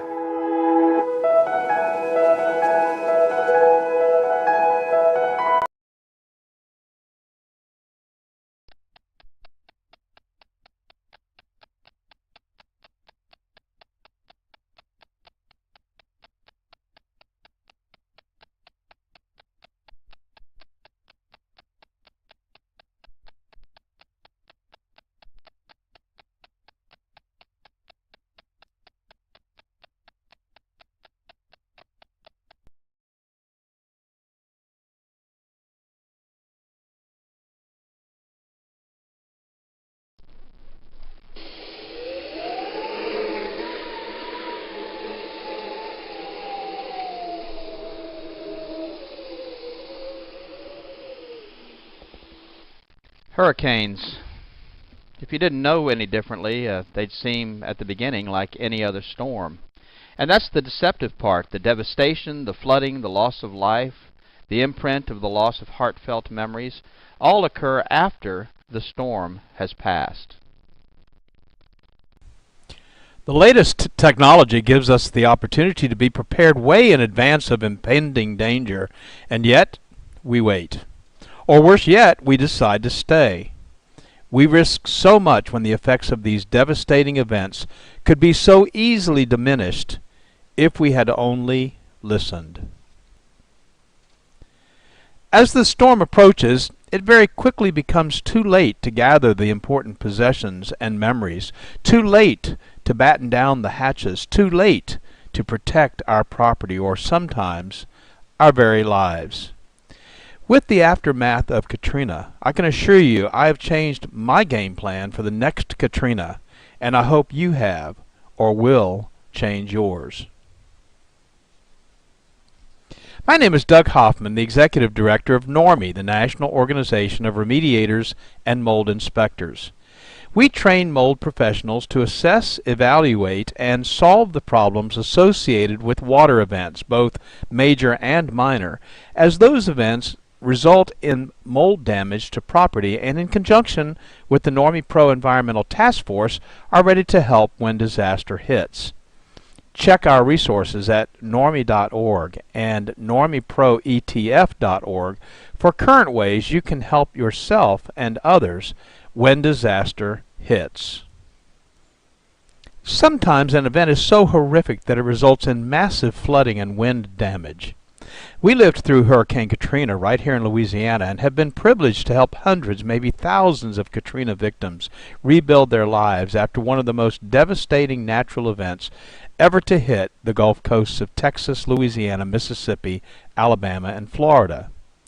We learned some very important lessons, and we're hoping this short video will help you prepare for the next major event that may hit your community. With thermal imaging and from a satellite, the images are staggeringly beautiful, but closer to Earth, in the midst of the rampage, frightening doesn't begin to tell the story. Being prepared for what might be coming and then managing the recovery will help you keep your mind on the important task ahead. The unpredictable nature of the season simply requires it. The dates of the North American hurricane season span from June 1st to November 30th. By no means will these dates prevent the forming or sustaining of a tropical event in the Gulf of Mexico, the Atlantic Ocean, the Caribbean Sea, or the Pacific, but these dates are a guide or a timeline based on previous storms over the last century. Dropping your guard or dismissing weather events outside of these dates could result in being caught off guard for an approaching storm. But these dates, in particular, are a time to be specially aware of the news and weather reports. 26 named storms churned in the Atlantic in 2005, and many of them hit land. Following their paths shows the unpredictable nature of nature. Because of the fickle nature and path of many tropical storms, a large part of the general population hesitates or fails to take precautions until the last minute. In the year 2005, an unprecedented number of named storms developed in the eastern and Gulf Coast, exceeding even the English alphabet, and many of those storms made landfall. And when that occurs, especially in densely populated areas, the results are mass evacuations, highway gridlock, and supply shortages. In simple terms, everyone that waited until the last minute is scrambling to prepare or leave. The following information is provided as part of the Community Awareness Program, CAP, from NORMI, the National Organization of Remediators and Mold Inspectors. Additional CAP programs can be found at normi.org or at flood.normi.org and include realtors awareness, first responders awareness, and other information targeted to specific groups. These are presented in an effort to fulfill our mission and fill a void in accurate and timely trainings. How often have you seen news reports about the long lines at hardware stores where residents of areas prone to tropical events are waiting in lines for hours to purchase plywood or other needed supplies? The general rule of thumb is if you find yourself in this situation, waiting in line to take your turn, you may have waited too long. Our goal at Normie is to provide you with general preparation and safety information for your time before, during, and after the event. Let's get started, and please feel free to take notes or revisit this video often. Sometimes a reminder can be very timely. So let's get started. Plan to be prepared before the event. Know how and where to get emergency information from your local emergency management offices. Follow instructions for evacuations if you are advised to leave, and leave.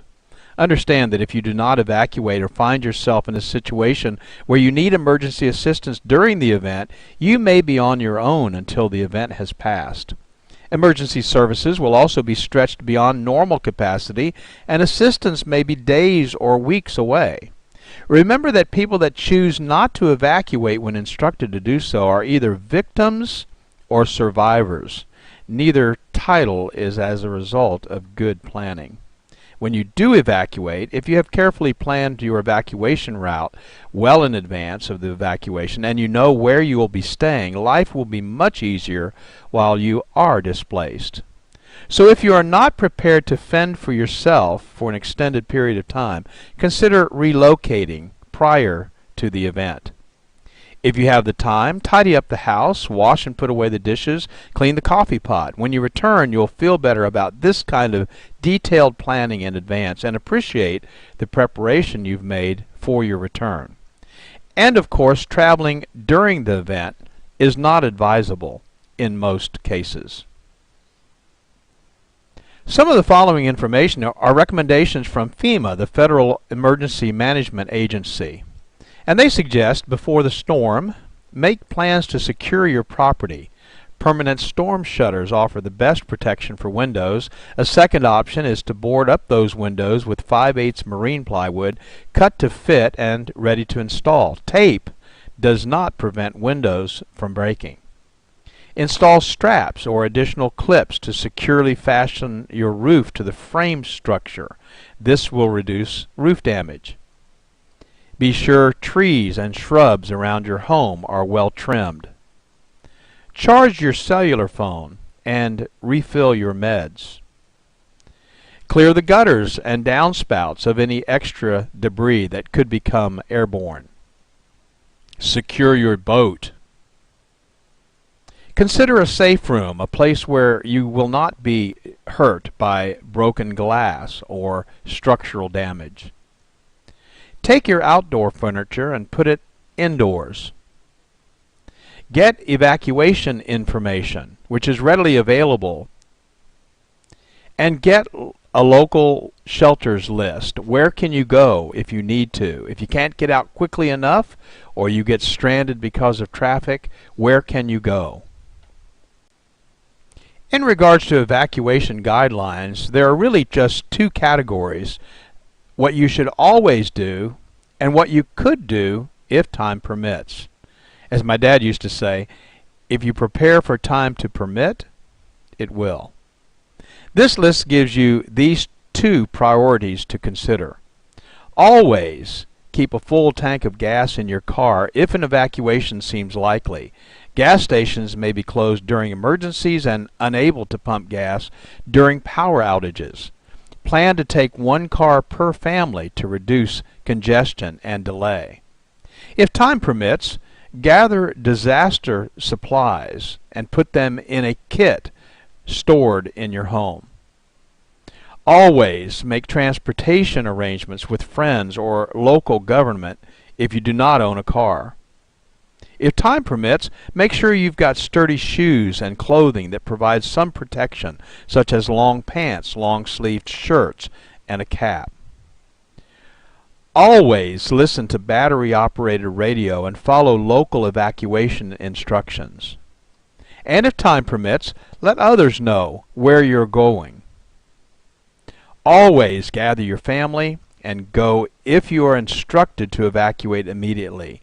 Knowing your family is safe will give you a great peace of mind during the uncertainty of the events that might follow the storm. If time permits, secure your home. Close and lock the doors and windows, unplug electrical equipment such as radios and televisions and small appliances such as toasters. microwaves, leave freezers and refrigerators plugged in, or if time permits, empty them so that there'll be no risk of damage being done to those freezers or refrigerators. You should take some precautions on your way out. Leave early enough to avoid being trapped by severe weather. Plan to then follow recommended evacuation routes. Do not take shortcuts. They may be blocked. Be alert for washed out roads and bridges. Do not drive into flooded areas. And stay away from downed power lines. And of course the question always arises, when should we evacuate? Well, you should evacuate under the following conditions. First, if you are directed by local authorities to do so, be sure to follow their instructions. If you live in a mobile home or temporary structure, such shelters are particularly hazardous during hurricanes, no matter how well fastened they may be to the ground. A Cat 4 hurricane can remove the entire roof of a commercial structure, so what do you think it could do to something as light as a mobile home? And of course, you've always got the added concern of tornadoes. If you live in a high-rise building, you should evacuate. Hurricane winds are stronger at higher elevations, so your safety might be jeopardized if you decide to stay. If you live on the coast or on a floodplain, near a river, or on an inland waterway, flooding might be the biggest concern because a storm surge of some kind always precedes a hurricane. The Gulf Coast of Louisiana and Mississippi experienced anywhere from 15 to 40-foot surges, enough to totally wipe out the coastline for several miles back into the non-water frontland. If you feel you're in danger, you should leave. And if you have health issues that might need emergency or regular attention, you should go to a place where your concerns can be addressed readily. So what if you decide to stay? Well, you definitely want to listen to the radio or TV for information, so be sure to have plenty of batteries for both. Secure your home. Close the storm shutters, secure outdoor objects, and bring them indoors. Turn off the utilities, if instructed to do so. Otherwise, turn the refrigerator thermostat to the coldest setting and keep the doors closed. This will ensure the preservation of frozen foods for some time following the storm should power not be restored for a long period of time. Well, frozen foods could last for a couple of days in the freezer, even without power. Turn off propane tanks.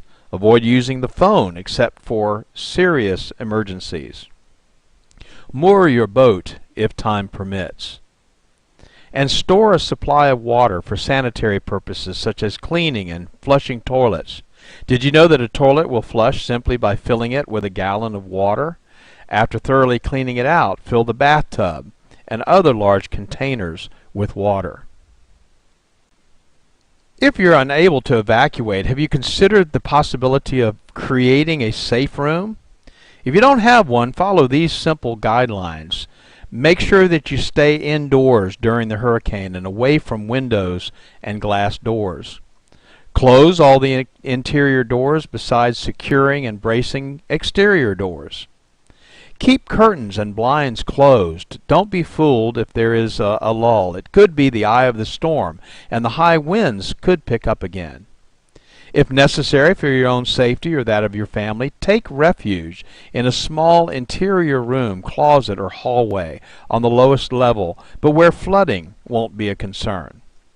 And if you sense tornadic activity, which often accompanies a hurricane, lie on the floor under a table or another sturdy object.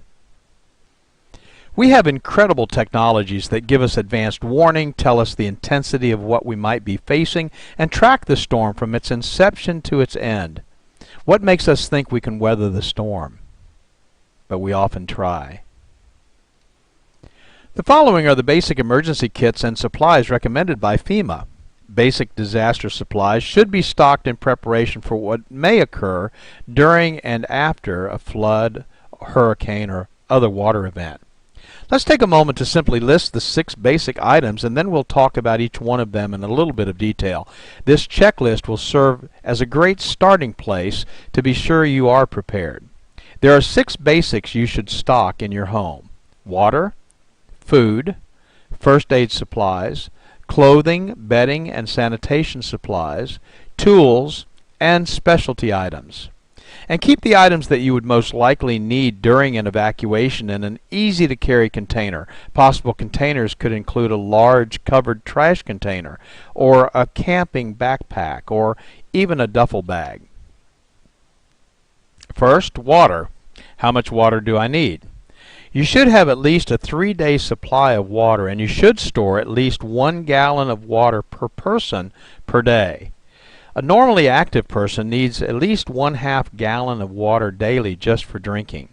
Additionally, in determining adequate quantities, take the following into account.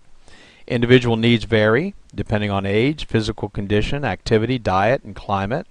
Children, nursing mothers, and ill people need more water. Very hot temperatures can double the amount of water needed, and a medical emergency might require additional water. How should I store water? Well, to prepare safest and the most reliable emergency supply of water, it's recommended that you purchase commercially bottled water. Keep that bottled water in its original container and don't open it unless you need to use it. Observe any expiration or use by date. If you're preparing your own containers of water, it's recommended that you purchase food-grade water storage containers from surplus or camping supply stores to use for water storage. Before filling with water, thoroughly clean the containers with dishwashing soap and water and rinse completely so there is no residual soap. Follow the directions below on filling the container with water.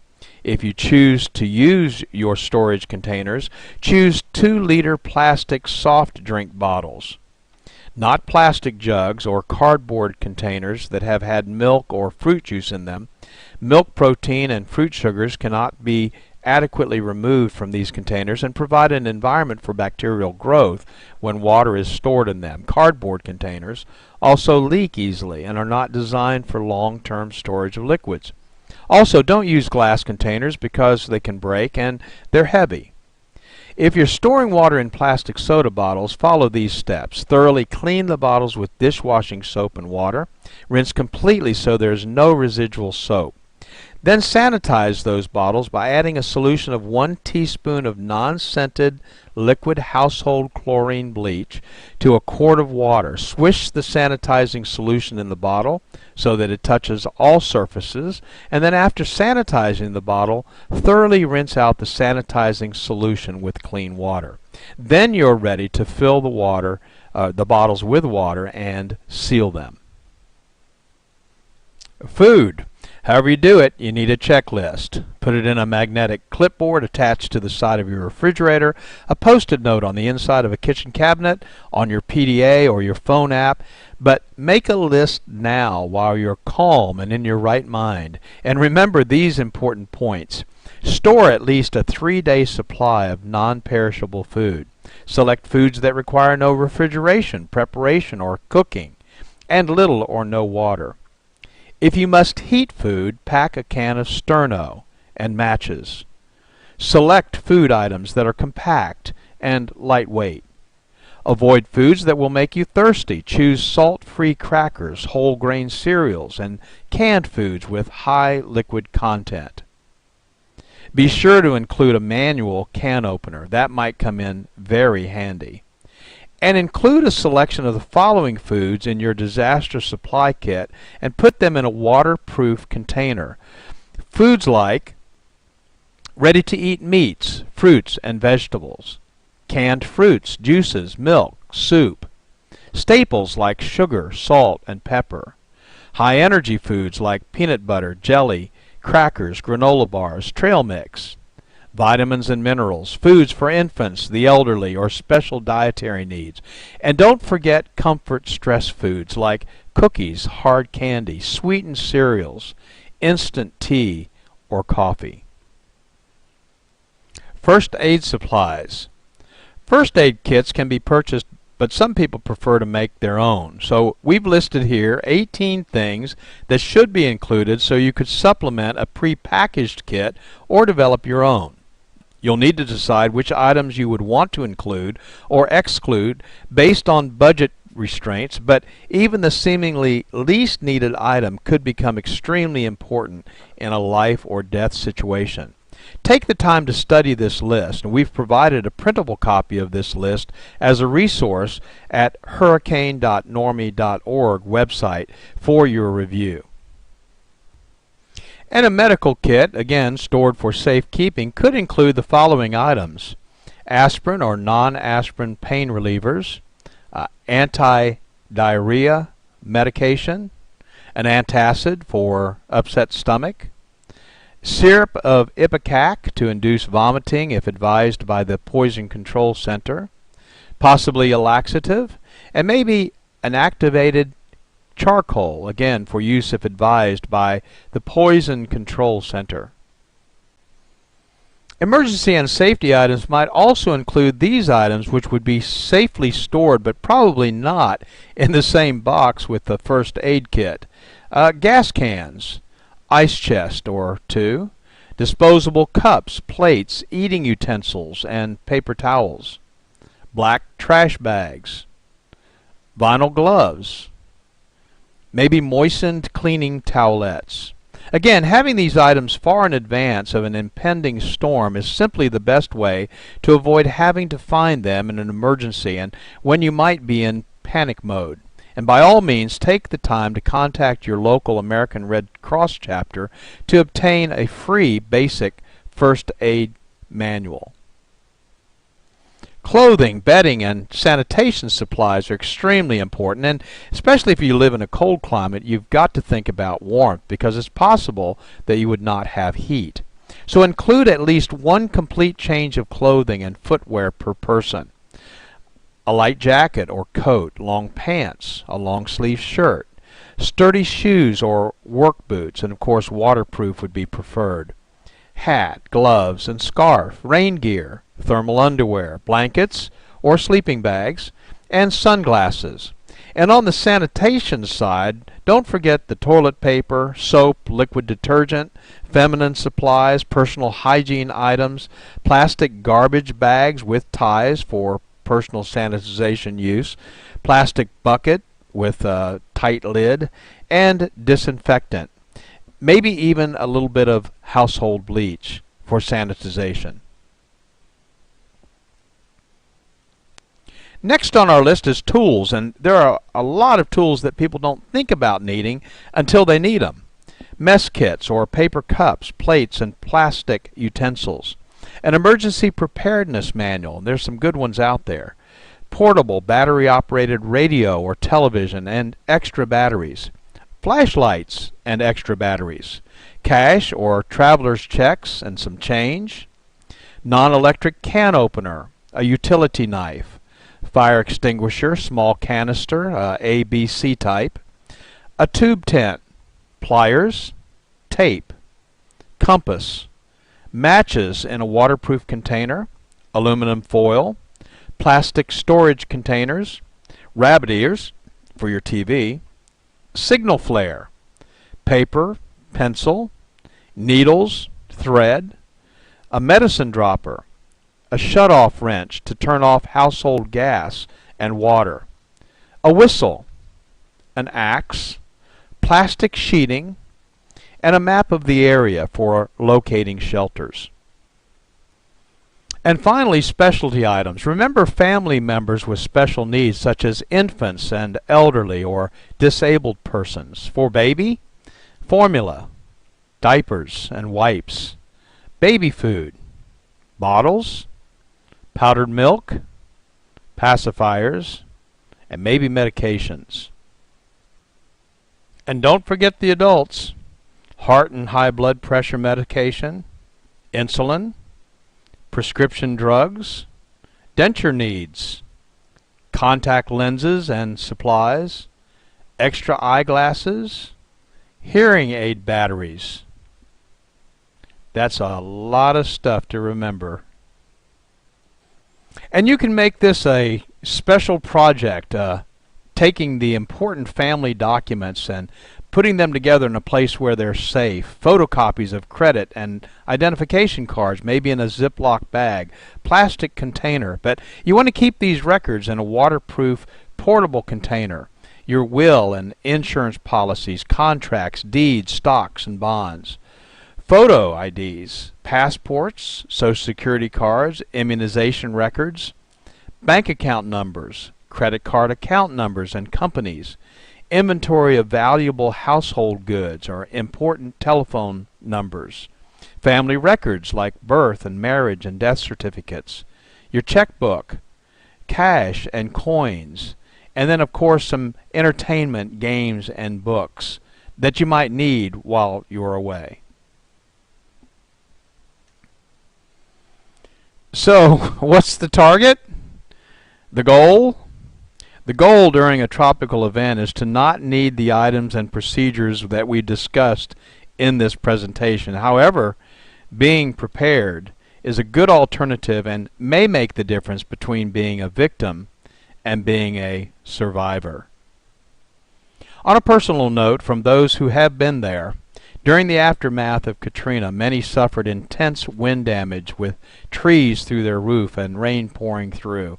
Your prized possessions, though not as important as your very life, of course, should be taken with you. If you evacuate, and you can do so without compromising the essentials, take the things that are important with you.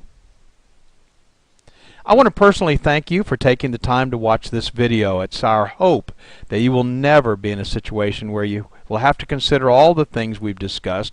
But if you are, now you're prepared to be prepared and survive. For more information, go to normie.org or normieproetf.org or email us at support@normie.org. We're here to serve you. Thank you very much.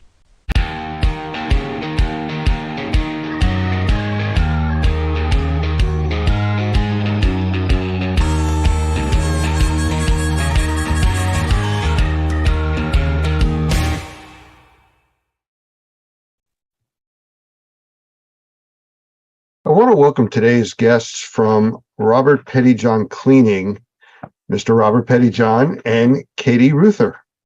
Guys, want to say a quick hello?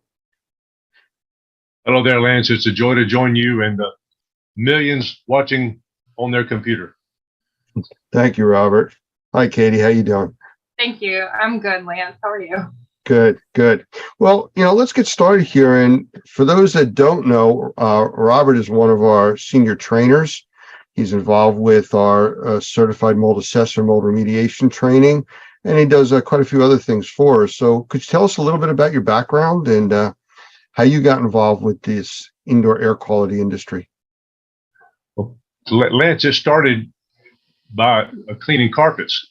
My wife, Karen, and I were living in Kentucky at the time, and we were looking up at the light fixture on our ceiling and saying, we're going to be here the rest of our lives, or we're going to do something else. So we had an opportunity to go to Hawaii. So we sold everything we had and bought 2 one-way tickets to Kauai and sold jewelry on the beach for a couple of years. And then, like everybody should do, but then we had a little baby born over there. This little girl here to my right and to your left. Little Katie was born over there on Kauai, and we couldn't imagine raising her far away from my mom and daddy or Karen's mom and daddy, Mr. and Miss Chapman in Easley, South Carolina. So we came back to South Carolina, and I did a few odd jobs, and one thing led to another, and I felt the Lord lead me to come up here to Southeastern Seminary to get a PhD in world religions. But he obviously had other things in mind because we were stone cold broke when we got up here. I said, Lord, what are we going to do? I answered an ad in the newspaper that said, clean carpets, make $800 to $1,000 a week. I said, well, that'll pay a few bills. So I started doing it. It was a carpet cleaning company is what it was. So I started doing that. And then one thing led to another. And I realized that I didn't know everything I needed to know. So I went looking for some other resources. And fortunately, I found them. But that's how we got started cleaning carpets in 1989 here in Wake Forest, North Carolina. You know, we've talked in the past about diverse backgrounds and, you know, where people are today and where they came from. So I just want to get this right. I'm visualizing it's the beach bum surfer becoming the doctor PhD, you know, in a short trip. Well, we did a little bit of windsurfing, but not that other stuff like they do in the pipeline in the North Shore of Oahu or any of these other big surfing venues. And I was accepted into the PhD program at Baylor University and also up here at Southeastern Seminary, but I never enrolled. We were just too broke, and I had to do something else. So I never became the doctor, but that's okay. Well, I'll tell you, Katie, I know you were dragged through this, probably kicking and screaming most of the way. And if you would like to tell us a little bit about your background, if you're comfortable with that. Oh gosh. So I grew up with the back seat of our minivan on the front porch to accommodate the carpet cleaning machine. Oh, that's right. Yeah. And that's okay. Fond memories. Yeah, but I think I officially started working in the business when I was in 3rd grade, pulling hoses. And as far as I know, I was the only 3rd grader that had a sizable bank account. So I guess I appreciate the life lessons and responsibility that came with working at a young age. And I worked on and off, went to college, tried to find a different career. And after college, I came back and worked in the office a little bit in the field.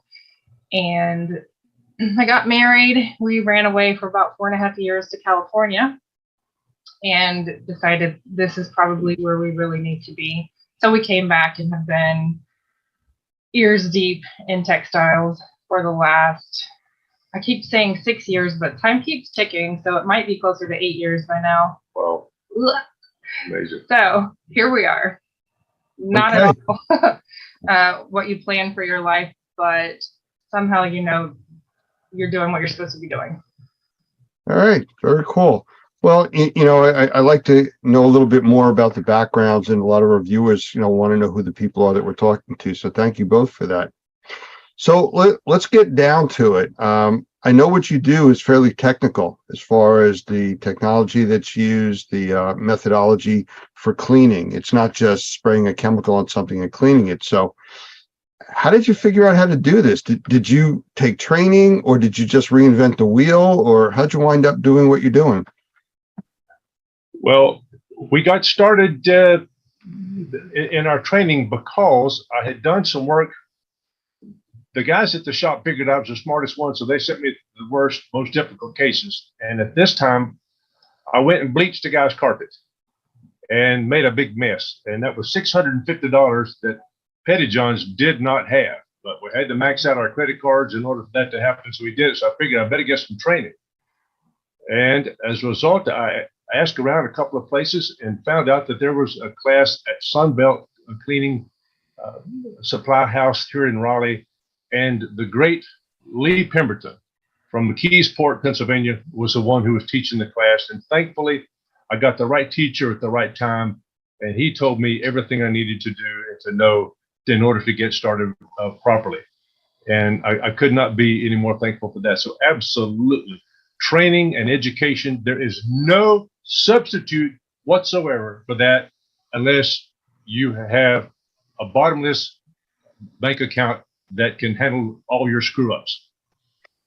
Okay.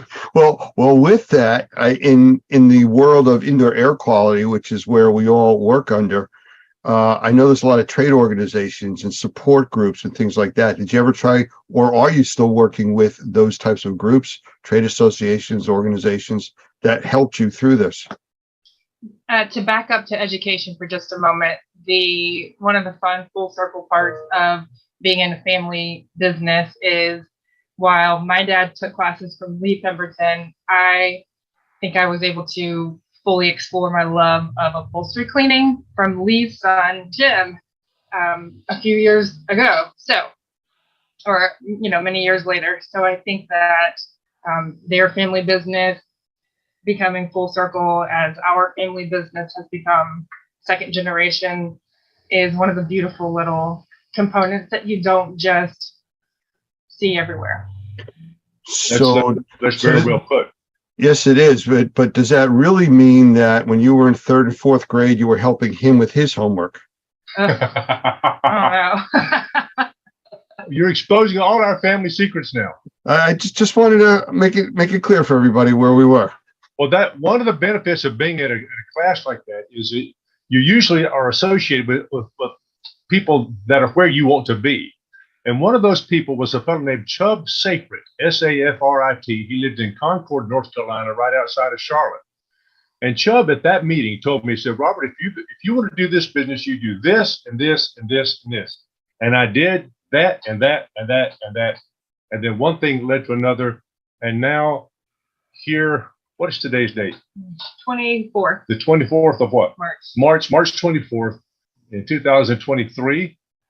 I'm being interviewed by the great Lance Eisen and the Normie crowd, along with my baby daughter, Katie. And I'm so very thankful to be here. But that would not have happened had I not been in the right training organization, doing the right things by people who knew what they were talking about. Well, I understand, and I thank you for that. And I understand that you've been a part of and some leadership in organizations too along the way. That's where I was trying to go to with this, to kind of talk about your path to where you've gotten to now with the different groups, support groups, organizations, things like that you've been involved with. That's a good question. Well, you ask good questions, man. Thank you very, very much, Lance. Well, yes, both my wife and I have been privileged to serve as president of the Mid-South Professional Cleaners Association, the finest regional trade association anywhere in the country, without question. My daughter Katie is on the board of directors right now at Mid-South. We were the founding members of the Association of Drug Care Specialists that is headquartered in Dallas, Texas, one of the charter members of that organization. I'm one of just a handful of certified drug specialists here in the United States, the only one in the Southeast. I'm also privileged to be a part of the Restoration Industry Association, where I'm one of about 125 certified water loss specialists in the whole country. And that's a real big deal. So whenever years ago, we used to go get gas and we had to get paid for it inside the convenience store. And when I came home, Karen said, "You went to the gas station, didn't you?" I said, "Yeah, how do you know?" "Because you smell like smoke." You remember that everybody smoked inside those gas stations. Well, that's the way it is now. You start to smell like the people you hang around. And fortunately, being a part of this national organization for mediators and microbial inspectors known as Normie, I'm beginning to smell like you, Lance, and I'm so thankful for that. I know there's a compliment in there someplace. I'm just not quite sure how far I have to dig for it. So I'm just going to kind of move on, and let's talk about indoor air quality. As long as you talked about, smells and things like that. Rug cleaners, carpet cleaners, I've seen these guys with their trucks and they go out and they spray some stuff on the floor and vacuum it back up and they're off to the next job.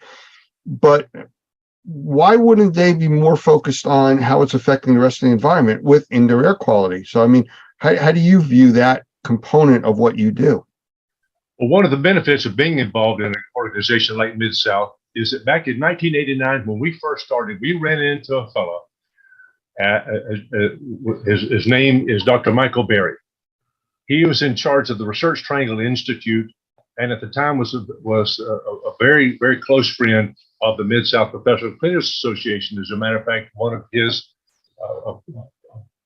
students, a guy named Donald Pumphrey from up in Brown Summit, North Carolina, did a cleaning of the Frank Porter Graham Child Care Center in Chapel Hill and discovered that the recidivism rate for people who got for the kids that were in that carpet cleaning, they got their carpets cleaned regularly, was much, much, much less. They almost never ever got sick. So Dr. Berry, in his book called Cleaning for Health, I don't know if people can see this. This is the one that Dr. Gavin McGregor Skinner is very interested in working with right now. But he says in his book some very, very powerful things about this business of cleaning. He said, in carpeted buildings, check entrances. It is especially important for you to analyze how and where unwanted matter gets deposited inside. This matter can be wet or dry or oily when it rains or snows or whatever the case may be. But he also says something very, very profound. He said, with housekeeping, we manage and take advantage of the sink effect we find inside. Kitchens have a literal sink. If dirty dishes and garbage are allowed to build up in it, bacteria will proliferate, and someone is likely to get sick. Some surfaces are better sinks than others, Dr. Berry says. Carpets and fabrics are very effective sinks. Pollutants stick on or fall into their fabric surfaces due to gravity or electrostatic attraction. Such complex webs of fibers can trap and hold pollutants for a very, very long time. Housekeeping that makes the indoor environment biologically clean promotes long-lasting health. We were fortunate in 1989 to be associated and to be acquainted with Dr. Michael Berry. And even as my role with the ICRC, I was fortunate to serve on the board of directors and the executive committee of that organization for 6 years, for crying out loud. But one of the people we met was a brilliant fellow who worked with the Journal of Cleaning, Restoration, and Inspection. He wrote an article called The Influence of Flooring Type on Allergen Levels and Airborne Particles. This thing right here, an amazing, John Downey is his name, an amazingly brilliant fellow. But he says, and I'll just read one short sentence or two. In conclusion, the results outlined here do not support the common recommendations favoring hard flooring rather than carpet that are currently given to those with asthma and allergy concerns. Adds to the growing body of research that suggests no flooring type is definitely preferable over another. We hear so many people, Lance, as you well know, who say, rip the carpet out, take the carpet out. Well, no, the carpet is an effective sink. With every 1 square yard of carpet, there's 1.4 acres of surface area in that. That's a great sink, or a reservoir, as Dr. Gavin McGregor Skinner says.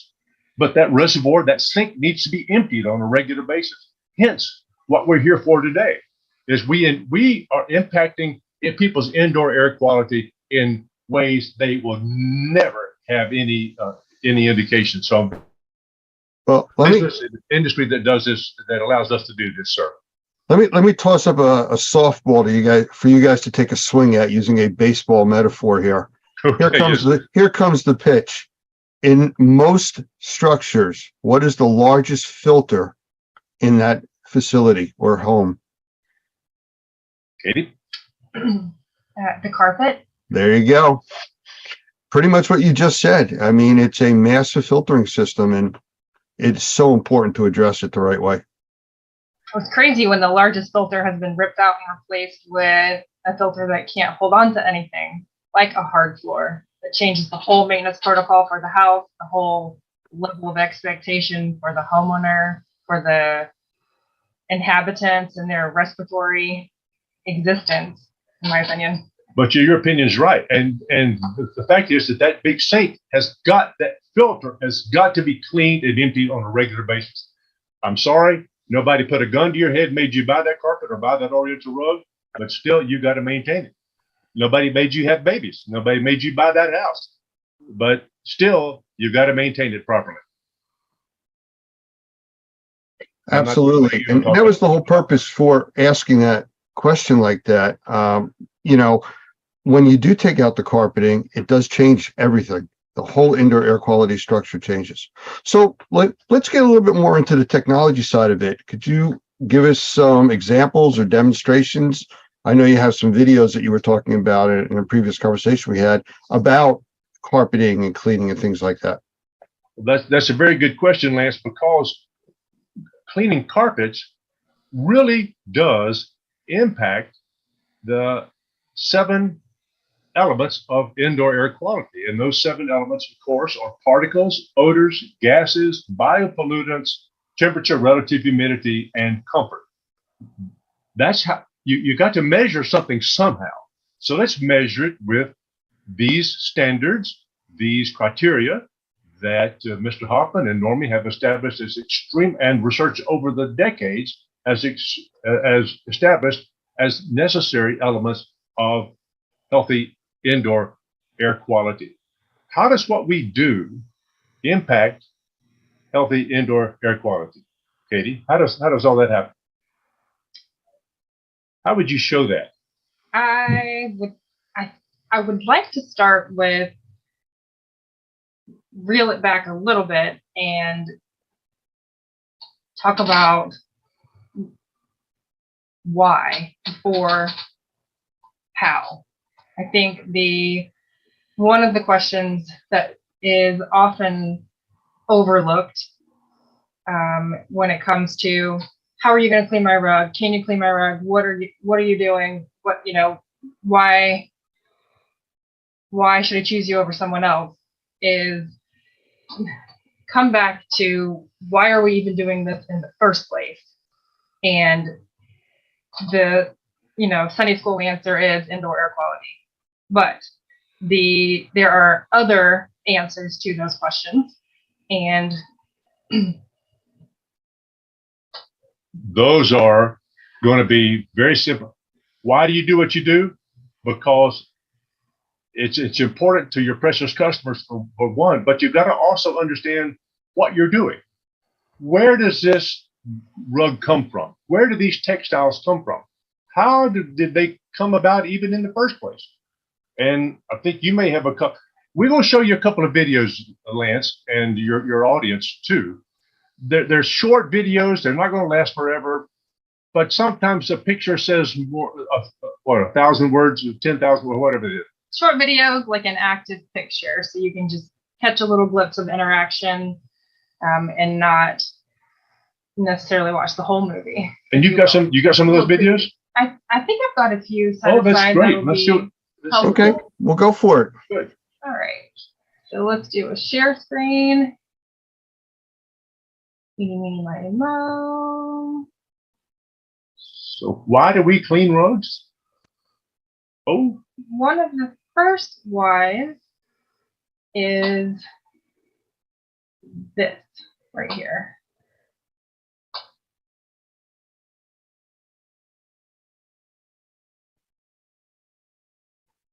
Can you see that, Lance? Yeah, absolutely. And being a grandparent, I mean, that speaks volumes to me.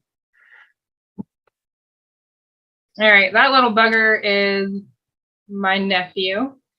And clearly, oh, there's my niece. And this is one of the primary reasons I clean things, is because I've got little kids and nieces and nephews that are crawling on my floor. And I've got a dog at home, and I know what the dog has done. I know what my kids have done to my floor. And while they're not this young anymore, literally eating the carpet as they pull themselves along, it's still shoes in my house. They know what's this close to their face. And it's important to keep the little people in my life safe. Plus, their respiratory systems are much less developed than the rest of us. And there's that bell curve of life that from the very beginning, you're more sensitive, and at the very end, you're more sensitive too. So not only for babies, but for seniors in their homes, for people who are having elective surgery, for people who are bringing children home from freshly been born. Oh gosh, there's all kinds of reasons. But this is why we do what we do, dadgummit, is because there's people lives that are depending on what we're doing. We're cleaning for health, my friend. That's a big deal. Well, one thing that's a little different is most indoor air quality mold assessment work is measuring environments in that 4 to 6 foot breathable range. That's kind of the standard that most industrial hygienists look at, and testing is done at, because most people exist in that area breathing wise. The children that we're looking at, they don't fall into that range. They are way below it. They're down in the more humid area. They're down where the bigger particles are collecting because they're heavier. So they're more exposed to more, and the carpeting. So I agree with you completely. And if people don't take their shoes off when they come in their house, that's the single most important thing you can do to maintain your carpets, by the way. We clean for a lot of Asians, and they're accustomed to taking their shoes off and their slippers, they call them. We lived in Hawaii, and everybody would take their slippers off when they came into the house. Well, these people that we clean for from the Philippines and from other Asian places, their carpets, I said, what are we here for? And they said to clean your carpets. Well, they look fantastic. Why? Because they don't walk on them with their dadgum shoes. They take the shoes off before. It makes a huge difference. Okay, let's look at some more videos. Let's have some fun today. Okay, Kate? All right. So as a company, Petty John's, we do a lot of oriental rug washing, area rug cleaning, loose rugs, not to differentiate between installed carpeting. And matter of fact, there's a rug on the back right behind us in the screenshot. That is an Afghan war rug with the tanks. Yep, the tanks and all that. That was made at a special time. We have a rug here on the wall from Tabriz in Iran. We got a bunch of rugs out there from Iran and from Turkey, Syria, from up in the Four Corners area of our country where the Navajo rugs are. Big deal. Let's show the video, see where they come from. so before you clean something, it's helpful to have an understanding of how it's made. And I like to differentiate between loose rugs and installed carpet because there's a lot of, can't you just clean my rug in my home? It's sitting on the floor just like my carpet is. Well, the construction difference between broadloom carpet that's installed in your home and a hand knotted oriental rug or even a machine made loose rug is wildly different. The density of the tufts, the material, the backing in and of itself is just wildly more accessible and meant to be cleaned in home on a broadloom installed carpet versus a hand knotted rug, which is super, super dense and a lot of that dry soiling is going to get driven into the foundation and it's just not accessible from a cleaning standpoint in the home. While Katie's looking at these videos, let me say one thing to you, Lance. You used the term broadloom a while ago. Hey, Robert, hang on one second. If you're guys are gonna talk for a while, stop your share so we can see you on the big screen instead of just a little screen with your files. Okay. Oh, that's fine. So I understand. So that was just the tiny amount of background before we get into where does the oriental rug come from, or where does the hand knotted rug come from?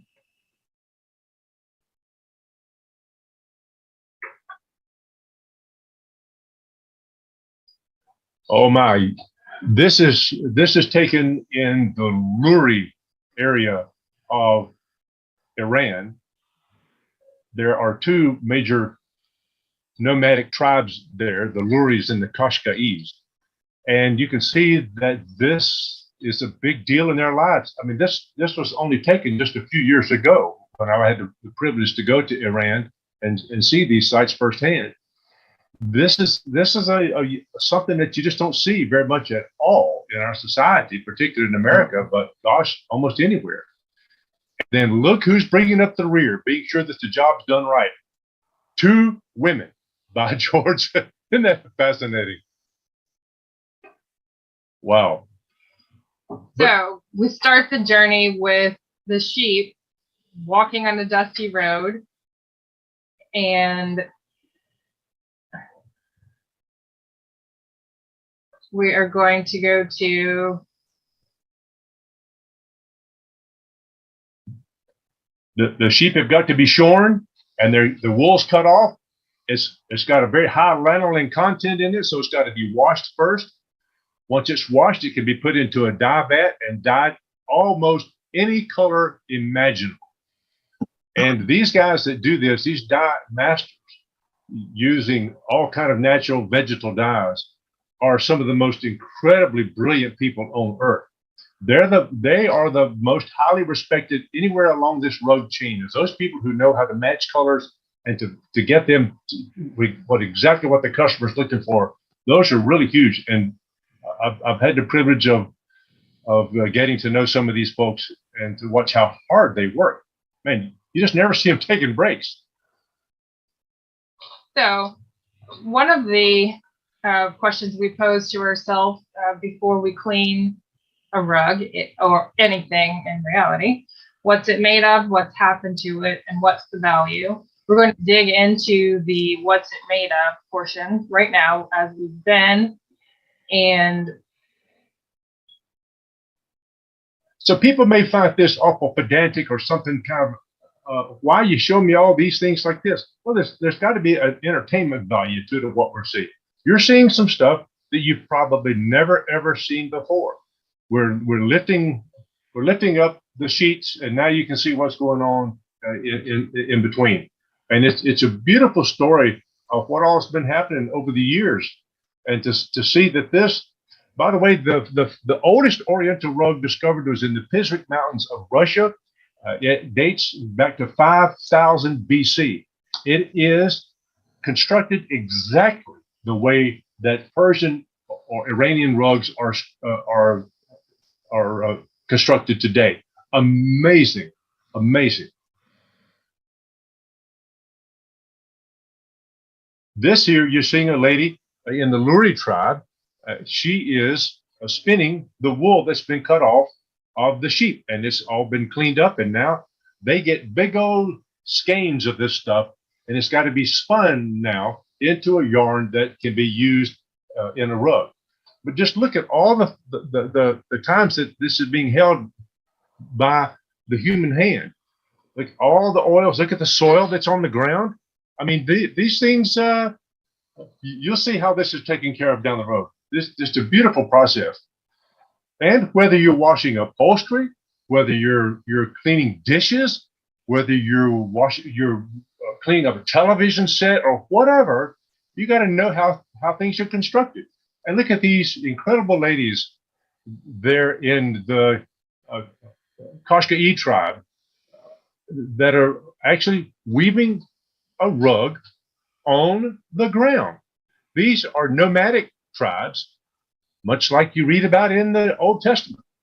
And these girls are all dressed up, ready to meet their husband should he come by. And it is, I mean, literally, that's the truth. And just look at what they're doing on the ground, for crying out loud. Wow. If this doesn't want to make you want to preserve the investment, we're, as Ron Toney says, who's the IICRC #1 certification, by the way. Ron Toney says we are able to preserve time spent. Oh, what other job can you do that can preserve time that's already been spent? I've got 2 daughters, and a lot of these people who are making rugs, as you'll see in the videos, they're all women. Men are out there smoking cigars and drinking tea and trying to sell something. But no, these ladies are the ones working. And by washing a rug properly, we're preserving the time that they spend on it. Just look at the incredible dexterity that these ladies have got in their hands. They're taking 2 or 3 of these yarns together, and this lady is cutting this yarn off as she goes. Those knives are unbelievably sharp, but her fingers, no slices whatsoever. Just a beautiful, beautiful context of why we do what we do. And if you don't know why you do what you do, it becomes a game of gossip, somebody has said. No, you've got to know why you do what you do. This is why we do it. And once the rug is finished, it's got to be finished. So let's see what's going on here. If you've ever felt a wool rug on the back of the rug, it can feel kind of scratchy and kind of rough. Well, in order for that not to happen, they actually set fire to the bottom of a rug. Wool, on the other hand, wool rugs do not catch a fire. That's why they are used exclusively in the airplane business. You look at the airplane that you fly on, the Delta, Pan Am, whatever you got. There's not Pan Am no more, is it? No. Okay. But any other airline you fly, they all have wool carpets. Why? Because they don't catch a fire and burn. What does the burning actually do? The burning actually removes the scratchy stuff that's on the back of the rug. And there's an aesthetic value to having an Oriental rug. And one of them is it feels so soft and so plush under your hands. You can pick it up and look at the back side of it. But now, after all those rugs are dealt with so many times, They got to be cleaned somehow. Let's watch and see how these folks are washing the rug. There's 6 elements to any cleaning process. There's chemical action, mechanical action. This is where you're brushing your teeth or your hair or your dishes or whatever. Chemical action, mechanical action, dwell time, temperature, rinse, or dry. Those 6 elements. You can see that they're wetting this thing down. They're actually using laundry detergent to wash these rugs out on. And they want to wash them and get them as clean as possible before they. But you just look. Are they rinsing them out completely? Are they really getting those things completely clean and rinsed out? There's the question about that. Let's continue. Now, once you wash something, you got to dry it up. This is Mr. Reza Zolanvari, one of the most brilliant and compassionate men you'll ever meet. He has Zolanvari rugs. You can look them up. And these are, you see the rocks out in Iran, that sun is beating on those rocks all the time. And they've taken these rugs, they've turned them face up, and the rugs, the bottom of it, what Mr. Zolanvari is explaining is that these rugs are drying from the bottom and from the top with the sunshine and a little bit of air. There's not very much air movement. Temperature, air movement, and dehumidification are the 3 factors that influence drying anything, whether you have a flood in your house or you're drying wet rugs. Temperature, air movement, and dehumidification. You're seeing that process.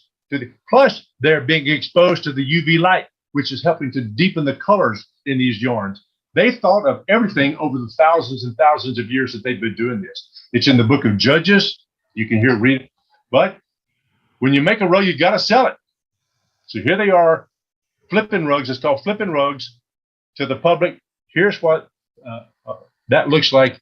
And this was taken in Iran or Persia, whatever you want to call it, by some of the most careful, beautiful human beings. Just look at these textiles.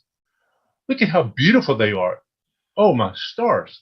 So many hands are involved in the production of the rug before a brand new rug gets to a showroom or gets to your home, where it's new and presumed to be clean and ready to use.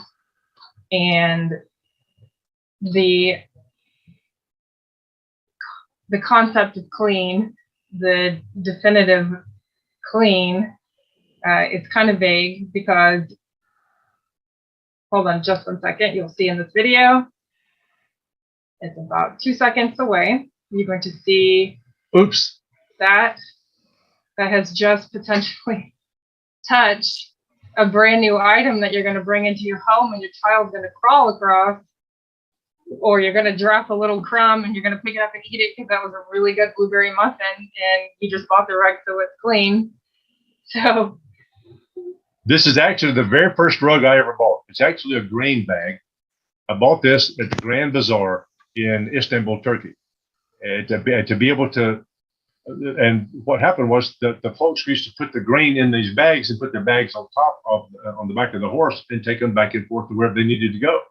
So this is now, fortunately, this has been cleaned, and that man that you saw in there has got a huge, huge heart, but he is unfortunately no longer with us. A dear, dear friend of our rug industry, and he's no longer with us. So, but this is understanding where these come from and how they get around and how they make it into people's houses. There's a story behind every one of these rugs. There may not be a story behind a carpet, but there's almost always a story behind an Oriental rug. We bought this rug in Ephesus on our honeymoon when we were on the Mediterranean Sea. We bought this, the very first purchase we bought, we went downtown and bought it at the rug shop. And now this is the first thing we ever bought as a married couple, somebody would say. Or I don't want to start crying or nothing, but my granddaddy taught me how to dance on this rug. Or this is when my brother and I used to play the Hot Wheels around the outside edges of the guard border on these rugs. All kind of stories behind them. And you just mentioned one about your mama a while ago. There's stories behind them all. And these are very, very real. A lady brought a rug into us the other day, about 6 or 8, 9 years ago, something like that. And it was a polypropylene, tore up and all that. And I said, ma'am, if you'd prefer, we could just go ahead and put it up back there. And I was pointing to the dumpster. She said, oh, no. This is the only thing my mother ever gave me. I can point to you in our shop right now where the two of us were crying, and we cleaned it just like we cleaned the governor's rugs, even better. This was a big deal to me. We made this just like it was. It belonged to Jesus himself. So that's just. You know, when you're talking about how the rugs were made, the care that goes into them and everything else, I mean, just like with anything that you would want to clean or repair or fix, you have to know what it's made of. You have to know how it's constructed. Otherwise, you're blindly going in there and possibly doing something to damage it, throwing bleach on it to get the dirt out. Well, that's going to take out the color, you know, or using the wrong type of equipment to disassemble something. So it's really important to understand how things are constructed, which is what you just showed us. So thank you very much for that.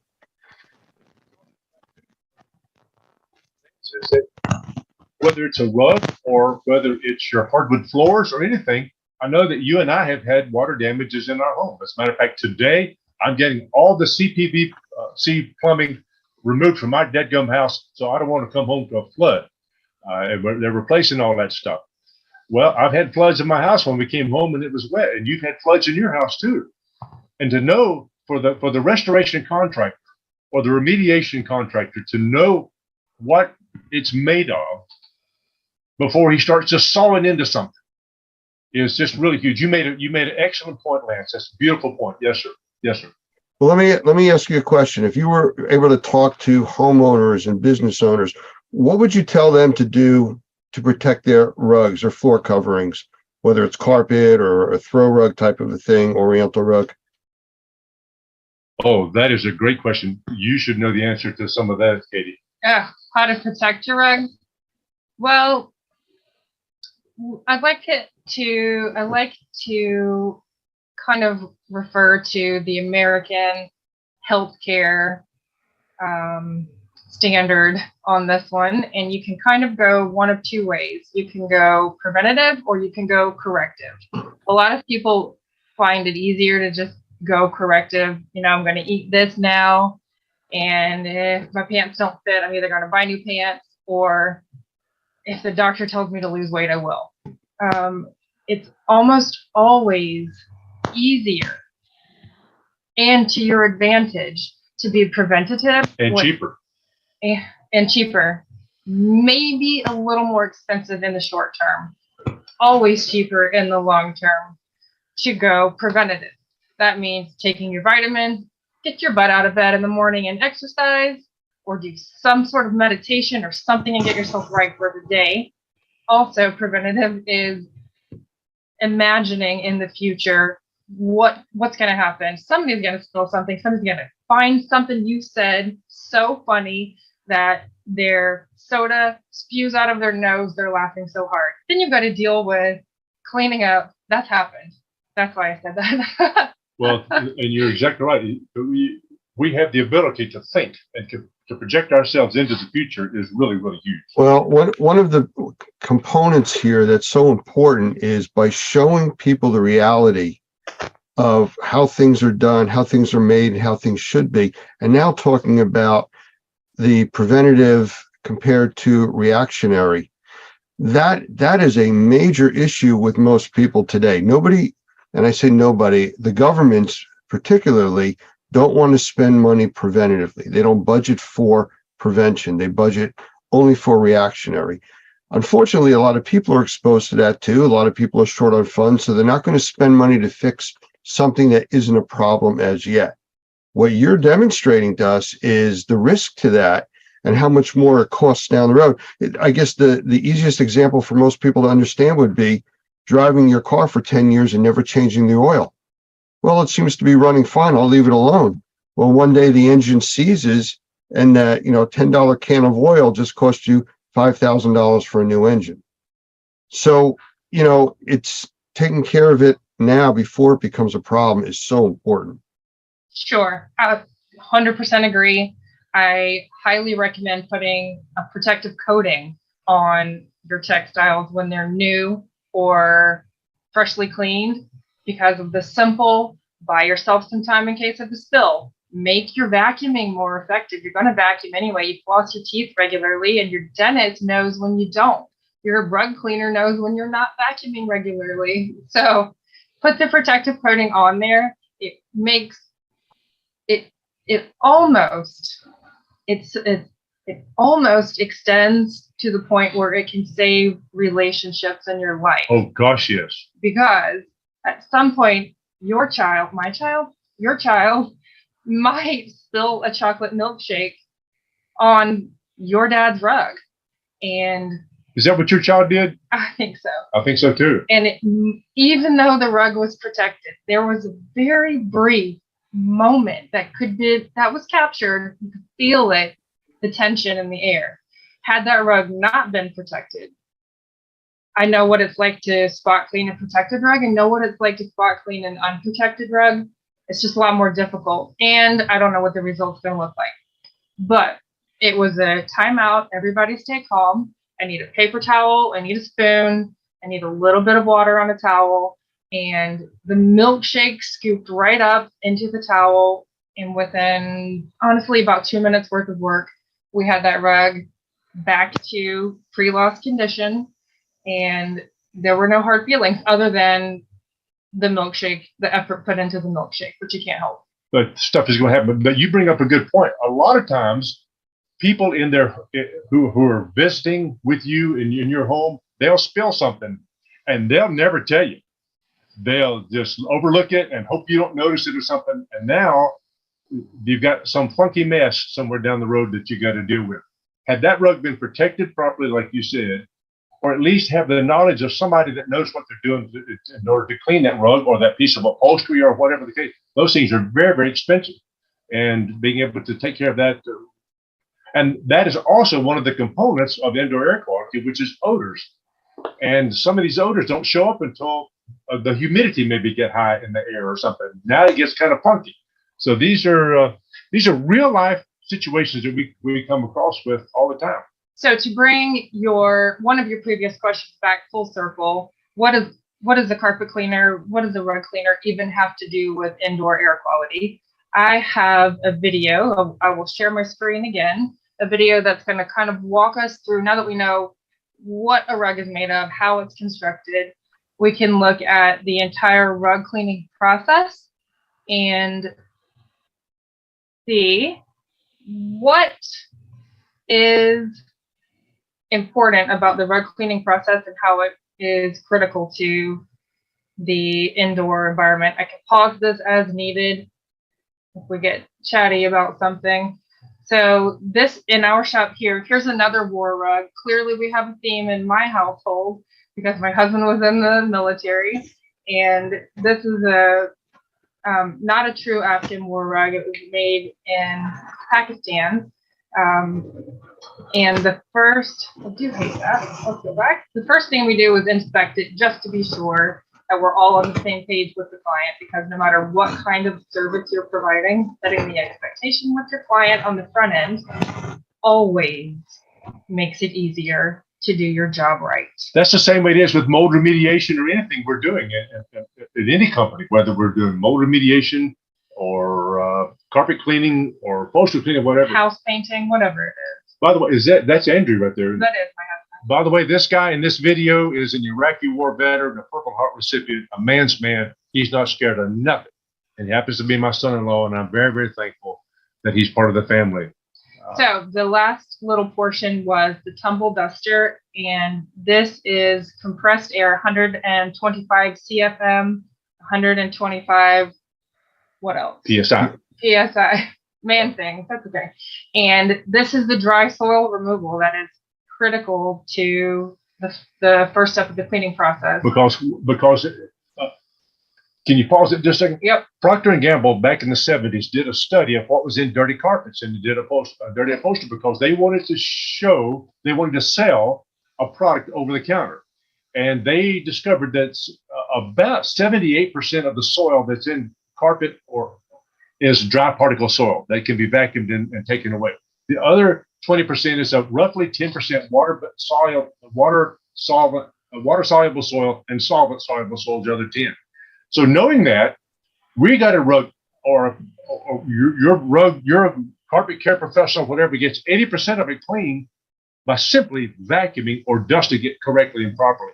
Amazing how much of that. And hence, what are we doing? We're improving indoor air quality. But if that's all we did to that rug right there, it goes back in as a much more healthy part of that customer's indoor air quality. But look at all that dry particle soil, and these are big chunks. We're not seeing the little stuff. So you see these little, the dusty, the skin cells, the things that come in off your shoes.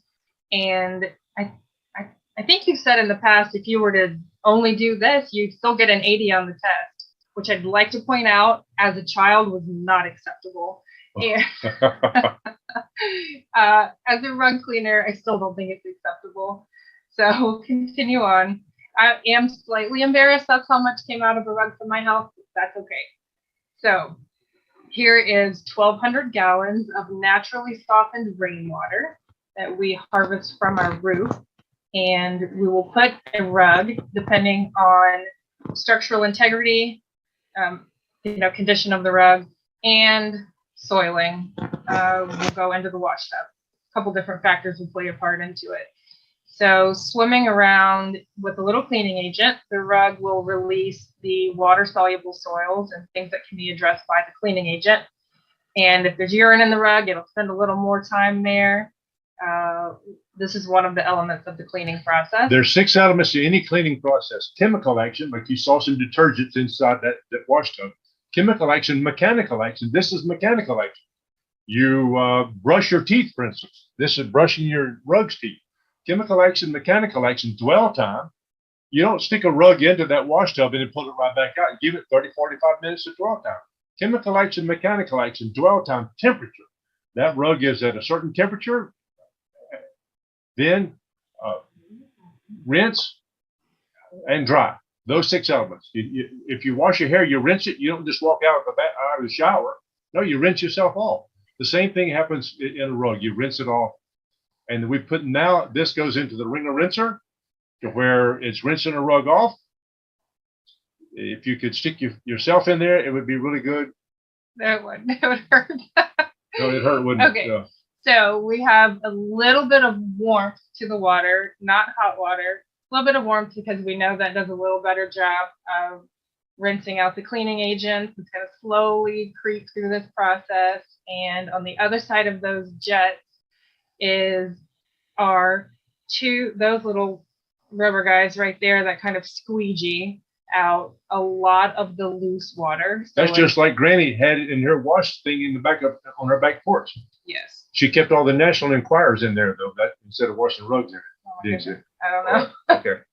And then the rest of the water is spun out in the centrifuge, which is going to spin at about 960 RPM. And it's a little faster than the Gravitron at the fair. It would literally liquefy you if you got into it. That's And 10,000 PSI is what it is. That's the RPM. Yep. And then the final grooming, when you wash your hair, you comb it when you're done so that it doesn't dry out and knotted and tangly. And then you dry it. So then our rug is going to go into the dry room where we duct in hot, dry air and recirculate that heat, duct out the humidity, use air movement and temperature and dehumidification to get this rug dry. Most rugs are going to be dry in that 4 to 8 hour window because we're able to really seal it in and get it nice and warm and a very effective drying system. And then the next day we'll detail any little spots that maybe didn't come out because they're solvent soluble, detail the fringe is needed, roll it up, put it on the wall and say, come get me. So that is our rug cleaning process. And that is how you pull particulate out of a rug to make it a clean, healthy filter again. And we do the same thing with upholstery too. We blow it off to get the dry particles out of there. By the way, we've had extremely good success even with moldy upholstery. to be able to blow it off, to put a disinfectant on there first, blow it off completely with 125 psi, 125 CFM, and then wash it again thoroughly, and then blow it off again, and then test it and send it off to the lab, and it comes back food grade clean. We've taken rugs that we put 15 gallons of raw, untreated sewage, doo-doo, on those rugs, rolled them up for 4 days, and taken them off and cleaned them and got them washed and clean. Send them to the lab up in Grand Rapids, Michigan, where they test all the cereal boxes and all that, and it comes back food grade clean. That's a huge deal for people that have mold in their homes, or they have any kind of an illness or something that's causing them to have bad indoor air quality. Well, we can now, my goodness, we can save the roads, and there's people all over across the country can do the same thing. One of the things that Katie was talking about is preventive maintenance. One of the preventive maintenance ways that you can do this is to research your area and find somebody who is a certified rug specialist with the Association of Rug Care Specialists, ARCS, or look up Normie, Normi, and look for a Normie professional. That guy should have done his homework enough to know who the rug professionals are in his area, who the textile professionals are in his area, because none of us is good. Well, almost none of us is good at everything. Speak for yourself. Well, before you kids start arguing, let me jump in here and say that obviously the passion is there for what you do and how you care about your customers and their property and how you take care of it. So kudos for that. Absolutely. We only have only the way we were raised. It's only the way we were raised, Lance. Mr. and Miss Chapman ingrained that into Karen, and my mom and daddy surely did the same thing for us. Well, they did a good job, but we have a few minutes left. So is there anything you'd like to wrap up with or say to anybody watching this? I just want to reiterate the fact that cleaning your textiles in your house impacts the indoor air quality of what you're breathing. Mr. Hoffman says that these cleaning techniques and all that are for people who like to breathe, and we enjoy breathing, and our customers enjoy breathing. And these rugs. Oh, I'm glad you put this up. This is from Shaw Industries, by the way. I'm not screen sharing Okay, right now. can you screen share it? I can. All right. I sure can. This is important.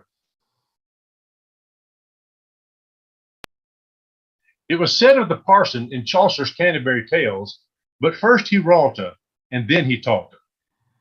Well, if I'm going to sit there and tell you stuff to do, I ought to at least do it in my own dadgum house. So let's go to the next one, too. Okay, so let's talk about this, though. Okay. The first lines of defense. We always say vacuuming is one of the best ways of maintenance, but before vacuuming, what can you do to reduce or prevent the load of soiling that's going to be on your floor covering? And the 3 zones, as Shaw calls it, zone 1, 2, and 3, is get the moisture off of your feet first, and then something to collect the bulk of like a scrubby, bristly kind of floor mat. Yep. And then something to get whatever might be left on it. So why does it keep going the same direction? That's okay. I'm sorry. Here. This is my front porch, and you see that I've got some rug pad that was cut wrong, so we use it out there. That's absorbing the moisture off from the bottom of my shoes. And you see that little scratchy little green rug mat. That's an AstroTurf mat. I want to scratch the stuff off the bottom of my dadgum shoes. Studies have shown it takes 15 steps to remove the soil from the bottom of your shoes. So let's accelerate that, please, and we can do that. And then another thing we do is we put a nylon walk-off mat there and put our shoes over to the side so that we're not traipsing that stuff all in our house. Why? Because my wife and I breathe about 3,000 gallons of air every day, just like you and Andrew and your babies don't drink quite that much, but everybody that's watching this video, you drink 3,000 gallons of air a day. And do you want to get it clean as possible for your healthy indoor environment? And fortunately, we're starting them off young at Petty John's. But she needs to put the phone up and not talk to her friends while she's doing some work, though. You know, Katie, you had spoken earlier about that whole child labor thing when you were growing up. And Oh, gosh, no, I see this isn't really skipping a generation. Okay, just handcuff me now. You can go ahead. Friends and family, all of the little ones have been obsessed with vacuum cleaners, which is funny. Is it funny? I think it's in our DNA. But it goes back to these things here we're talking about here, Lance. These cleaning for health. Research has shown that if you can identify where the reservoirs or the sinks are in your house, or in your office, or in your car, or anywhere, then you can identify the pathways that that reservoir takes to get into your lungs or into your body, that a germ or a virus or a mold spore or something would get into there. Then you can interrupt that pathway and stop that from getting into your body. This is one of the beautiful things that Dr. Gavin McGregor Skinner is teaching people to become essential cleaning professionals. And by the way, during the corona, you remember we called some politician's office and told him that we cleaned the governor's rugs. And he said, okay, you're an assistant cleaning professional. So we got that designation early on. And how many times have we taken a rug and taken the ATP meter and before and after and seen the reduction in organic load almost non-existent? We had fun playing with that during COVID when everyone was hyper aware of ATP meters and organic load. And we tested a random rug out in our shop. I think it had urine in it, so we knew it was going to have a decent organic load to begin with. And when we were done cleaning it, literally right out of the centrifuge, we groomed it, we put it on the poles like you saw in the video, did another ATP swab on it, and did one of those cartoon eye rub things, did another swipe with another test, and it said 0. We were like, did you do it right? Unbelievable. No. Well, I'll tell you what, I want to interrupt you here because I think you're giving away all the secrets to part 2 of Petty John Cleaning here. So we're just about out of time for this segment. So if we can wrap this up, maybe we'll do another segment in the near future and go into some more detail on that. Well, fortunately, this business is in our blood. My granny lived at 25 Liley Street in Somerville, Georgia, right across from the Bigelow Sanford rug mill. And she babysitted all the children for the executives of that place. My uncle was a dolpher there. Both of my aunts worked in that rug plant. And my daddy's PhD is in organic chemistry, for crying out loud. And he worked at DuPont for 35 years as a senior research chemist with them, and developed a lot of different textiles that we use today, as a matter of fact. And fortunately, it's in our blood, but also a respect for the people who made this rug is in our blood, and respect for our precious customers is in our blood too. We're not here. John Donne says, no man is an island unto himself. We're not here by ourselves. No, we're part of the whole. And what we do impacts people's lives. And that's the beautiful thing about Normie, is that Mr. Hoffman and you, Lance, and Roger, and all those guys, and David, and all those guys out there are preaching this sermon over and over and over again. And it's taking. I think our society and our culture is really beginning to develop a huge appreciation for proper indoor air quality. And thank you, Lance, for what you've done and for allowing us to look under the sheets to see what's going on at Petty John's too. Well, Katie, Robert, I thank you very much for spending this time with us. Very educational. And maybe we'll do this again with the part 2. Well, that'd be fun. Thank you. Thank you so much, Lance. Thank you, Lance. Take care.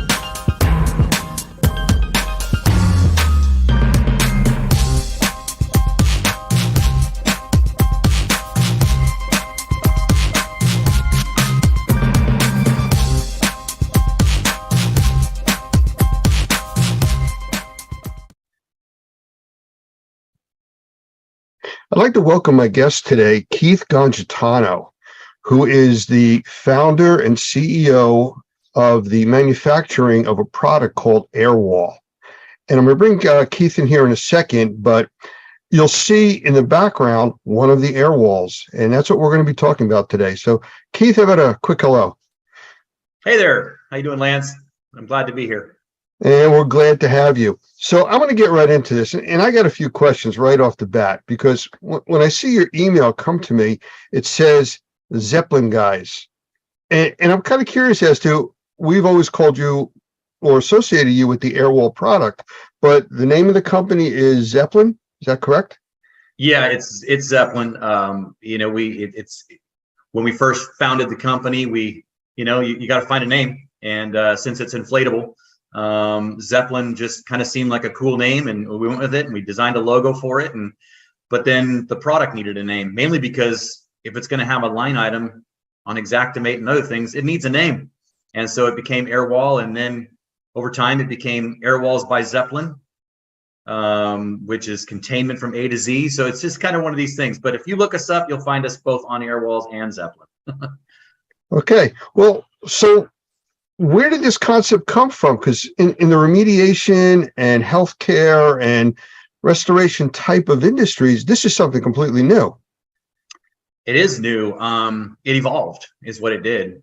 It started with me helping a friend with his restoration company back in the summer of 2017, and I was in a crawl space.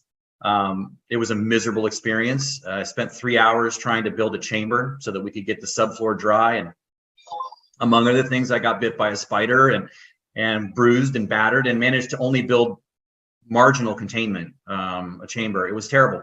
And so I invented the crawl space tool. It was just kind of one of those fully formed ideas in my head. I just knew how it had to work. Convinced a friend who's now a part of the company, and pretty much has been since the beginning, because without him, a lot of this stuff wouldn't exist, just because he's the one that knew how to build it. His name is Cole, and I convinced him to build our first prototype for crawl spaces. And one thing led to another. We started thinking, what about a doorway? I wonder if we could use this very tool in the doorway. And so I repurposed it, and it was very ugly. And we thought, well, the concept works. It's just not going to work, in the sense that it's really gross and ugly looking. So we designed something for that. And then we moved on to windows. And then we realized at some point that, because we met a fine gentleman by the name of Mark Cornelius. He's among other things, he's a member of the board on the IICRC. He's a trainer for years. He's been in the industry for almost 40 years. And he loved our product and just asked me a very simple question. That he was looking at the doorway unit, our X, and he said, so how do you get out? And I looked at him with a very kind of lost look, and he goes, how do you get out? Where's your doffing chamber? When you're doing a mold job, you got to have a doffing chamber. And it just never occurred to me. And so that's, kind of what started my wheels spinning. And we went round and round and round. And the other question was always about power failure as well. What do you do about a power failure? Because the crawl space unit and the Airwall X, which is built for doorways, and the window units as well, they're all constant air kind of appliances. They require air from your air movers or your HEPA filters and things like that. And if the power goes out, well, then they deflate and they stop functioning. And so we went around for a long time before we settled on what we ended up with. And you'll actually see that behind me. You can actually see that's the full system. That's 2 Airwall Nexus on either side of me, and behind me is the front of the. Let me interrupt you real quick, yeah. Because we'll talk about all the different types of configurations and products and stuff that you've come up with, because yeah. I know your mind just works continuously on this stuff. But I mean, the simple question is, how do these work? I mean, air. Air. Okay. They inflate. And you're right. I tend to get, I love my stuff and I think about it all the time, so I go fast. The 2 that I talked about first, they require constant air. You connect them to your air movers, your negative air machine, and you do what we call pre-cycle the air. You capture the air coming out of the machine directly, and then you take that air and do what you want with it, whether it's to exhaust it from the structure and create negative pressure, or to create a manifold where you're actually directing the air to a subfloor or maybe the perimeter of the building. But these are different. This is different. That's behind you now, right? Yeah. So this is the latest. This is very different. In fact, what you'll notice again to either side of me is the Nexus, and the Nexus consists of 5 separate inflatable air bladders. And if you look at the bottom, you'll see those little round. Those are valves. And so you inflate each of these chambers separately. The idea being that if there is a power failure, first of all, these are inflated and they don't require any more air.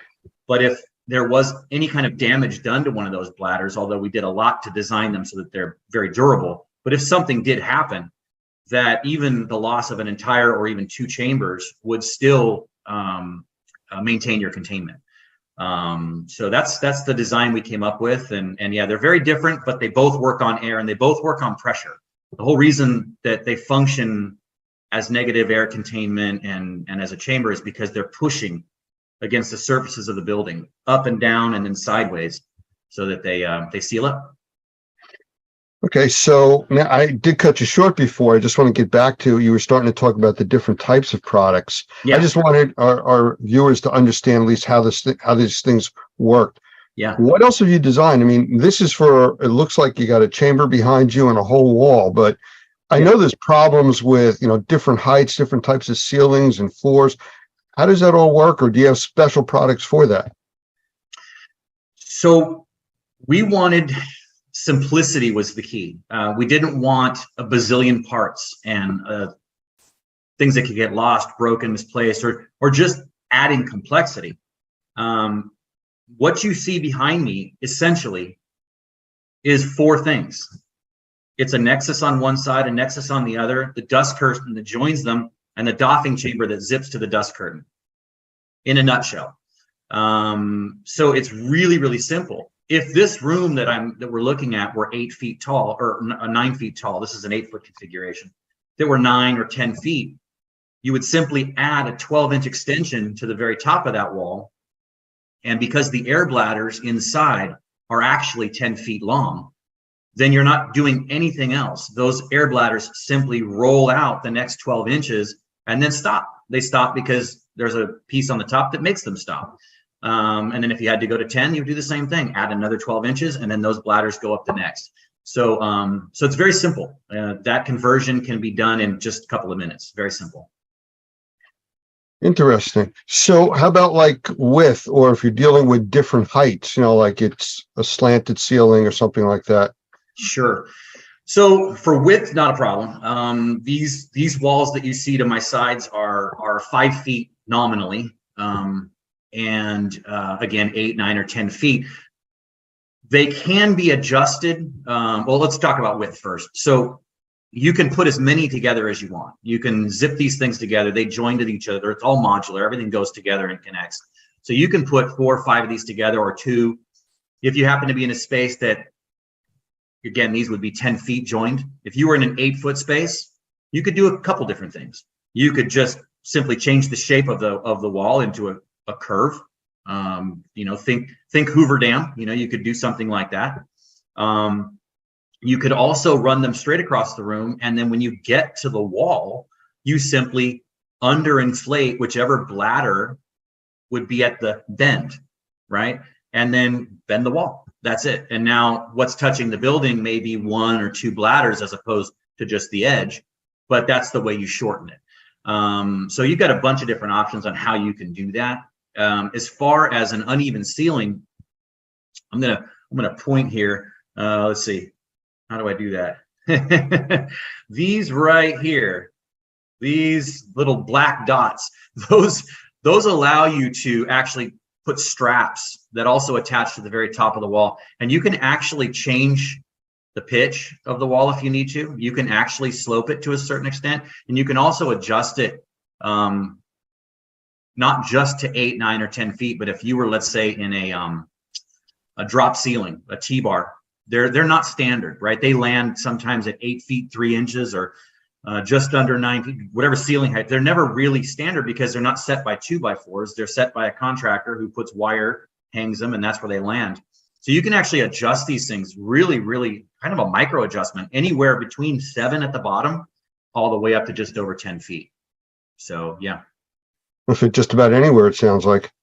It will. The only thing I don't think we're ever going to really do, and that kind of brings up another one of our thought processes here. We're probably never going to do like the vaulted ceiling scenario. So in a vaulted ceiling, you're probably going to have to either commit to plastic fully, which, you know, it is our goal here to try to get as much plastic out of this industry and construction as we can, or you're going to do a hybrid. And to be clear, we really did always design this product to be, when it's necessary, hybridized, merged with the plastic that everybody's using now, because there are going to be certain environments where a vaulted ceiling or some weird cutout is going to prevent these walls from, you know, creating the appropriate seal. So you may use 90% air wall, and then that last little bit you may connect, you know, to plastic. And because these walls work well with tape, they don't come off, which is great, because you can't say that about tape and walls, right? When walls have, you know, water literally dripping down them, or years of cooking grease or whatever, they don't stick, right? That's why a lot of failure happens with traditional containment. But these walls are designed to work with tape and not leave residue. So you can tape plastic to it for as long as the job takes, and then peel it off, and you won't have to worry about it leaving stuff behind. And certainly, whenever possible, you want our walls to be, or the air walls to be, touching the surfaces of the building, because that's going to create the superior seal without the problems of you know, damage like peeling paint or whatever else that comes with using tape. Well, I know that with some of the normie training that we do, we've actually incorporated some of the air wall technology into some of the types of hands-on training that we do, especially like when we go to the experience trade shows, where people are able to touch and work through all the new different technologies and products. And they fit into structures that we basically build on site. So we're able to adjust them, you know, in real time to fit into these structures. And it works out very well for us, because we're able to put those up with plastic, show the differences, and, you know, how you can make changes and everything else. So it does work. And it's adjustable, like you were talking about, to whatever structure we build at the time. Right. And it brings me joy to hear that, Lance, because, you know, I had this awakening. It was kind of late in coming. I've been doing this for 5 years, but I had this awakening about 5 days ago, where I realized, when I made my first shipment to Australia, that these things exist without me, you know, in different time zones and on different continents, and people are interacting with them, and what I spent years thinking about and designing has to work, and I can't be there to help them. I can't. So, you know. So you sent your children off to school for the first time, basically. That's what it sounds like, right? Absolutely. Yeah. That's what it felt like. Put them on the bus to Australia. Exactly. So let's go a little bit further into this. As far as like vertical markets and stuff, I mean, I could see it in the remediation industry, restoration, asbestos. How about like medical, or all of the above? Yeah, absolutely. That's actually one of the most exciting things about what's behind me here, is that when this came, all of a sudden, exactly what you're talking about just changed totally. So medical, if you have someone who has who's a burn victim, or is receiving cancer treatments, or is in some other way significantly immunocompromised, positive pressure environments are how you deal with that. And a hospital environment can create that, but that's very expensive. This can do that very, very easily, very simply, and doesn't require any permanent modifications to a building. On the flip side, we're all very familiar with negative air pressure because of the pandemic that we're all emerging from now, and the need for negative airspace, which is the exact opposite of what I just described. Instead of pumping clean, fresh air into an environment with people who have no immune system, you're instead drawing air in so that the bad boogies can't get out. So that's medical. But even more so, there's really, really strict enforcement when you're in a hospital environment because of generally who's in a hospital. People are sick when they're in a hospital. So if any kind of building modifications have to take place in a hospital, they have to do things to prevent dust and everything else from getting to people who might be unwell. And so it's not even just the direct medical application, but medical facilities, and because maintenance has to happen and modifications must occur, this can actually be a very a significant improvement to what they're doing now, which is putting up plastic. It takes sometimes hours or even a day to set up the containment to move a machine from one room to another, simply because of the restrictions on a hospital and what can and can't be done without containment. So that's a big deal. And then just I've been told mining. In fact, the folks in Australia, because mining is a big part of Australia's economy, mining is one. High tech, both chip manufacturing and also in like server farms, things like that, where very sensitive equipment is very, can't be exposed to dust. So that's another big opportunity. All the construction trades could benefit from it, basically. And then there's also, of course, the potential need for first responders and militaries, around the world. What if there's some kind of an outbreak, some kind of maybe a terrorist attack, a biological terrorist attack, and first responders and military have to show up and contain it best they can. This stuff, I mean, this what you see behind me fits into basically 3 duffel bags. So that's the kind of thing that a military could really benefit from. So, yeah. Well, while you were talking, I jotted down 3 quick questions, and you were just starting to touch on one. So let me ask it to you. But instead of 3 questions, I'll just do it as 1 question now. What I wrote down here was portable, durable, and cleanable. Yeah. Especially you started talking about mining and then, bacteria outbreaks and viruses and stuff like that. So as far as it being portable, I mean, they're pretty big. I mean, easy to move, and, cleanable. And how durable are they? All 3. You got 3 questions there. Okay, so let's start with portable. We already started on that. Basically, it's a gym bag. One of these walls fits in a gym bag. Of course, each one comes with said gym bag, and it's very, very easy to lift. I mean, the Nexus, fully loaded Nexus, is 25 pounds. That's it, right? So it's well below the lifting weight of any of the trades. I mean, most equipment is that or a lot more. So very, very portable, small, compact, lightweight, easy to use. It looks huge right now, but it fits into an itty bitty space, right? So that's really good. As far as cleanable goes, we were very intentional on that. And in fact, along the way, we had it pointed out. In fact, a well-known person in the restoration industry, Rachel Adams, had pointed out in 21 that she thought it needed to be a little more cleanable. And so I said, okay, let's do that. So we just simply reversed the fabric that we're using, so that what you see on the outside is actually a urethane. So it's much, much smoother and much easier to clean. The stuff before was also very cleanable, but it had texture. And so there was a concern that maybe some of the fibers and things like that might stick. But so we designed it to be smooth. They're all designed to be totally machine washable. If you really, let's say, are in a Cat 3 environment and you really want to make sure that it's clean, you can do that. All the biocides, no problem. Antimicrobials, no issues there whatsoever. You can spray away and it'll be just fine. So cleanable. And then durable. And I say durable for the end because durable, all this stuff is important, super important, but durable, because we're claiming to be better than plastic, we better deliver, right? Because this stuff isn't cheap, right? It takes 3 to 5 uses to pay off the investment in an air wall, which is really fast because they last for years. But, if I'm going to say I'm better and I cost more, then I better be better. And so durability was huge. We made sure that the outer shell, in the case of this one here, anything that's getting constant air, you could stab it with a knife and it wouldn't matter. I mean, we designed them with big open holes. So they're pumping out air all the time and they still work. Not so with this, right? If this gets a leak, there could be an issue. So the outer shell is very, very durable. It's resistant to snags and punctures and things like that, and cuts and all the rest.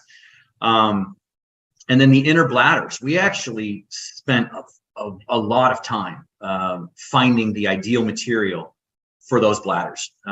They had to be lightweight.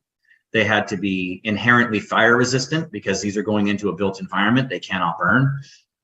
They had to be as puncture and tear and cut resistant as possible while maintaining lightweight and portability, right? I mean, you know,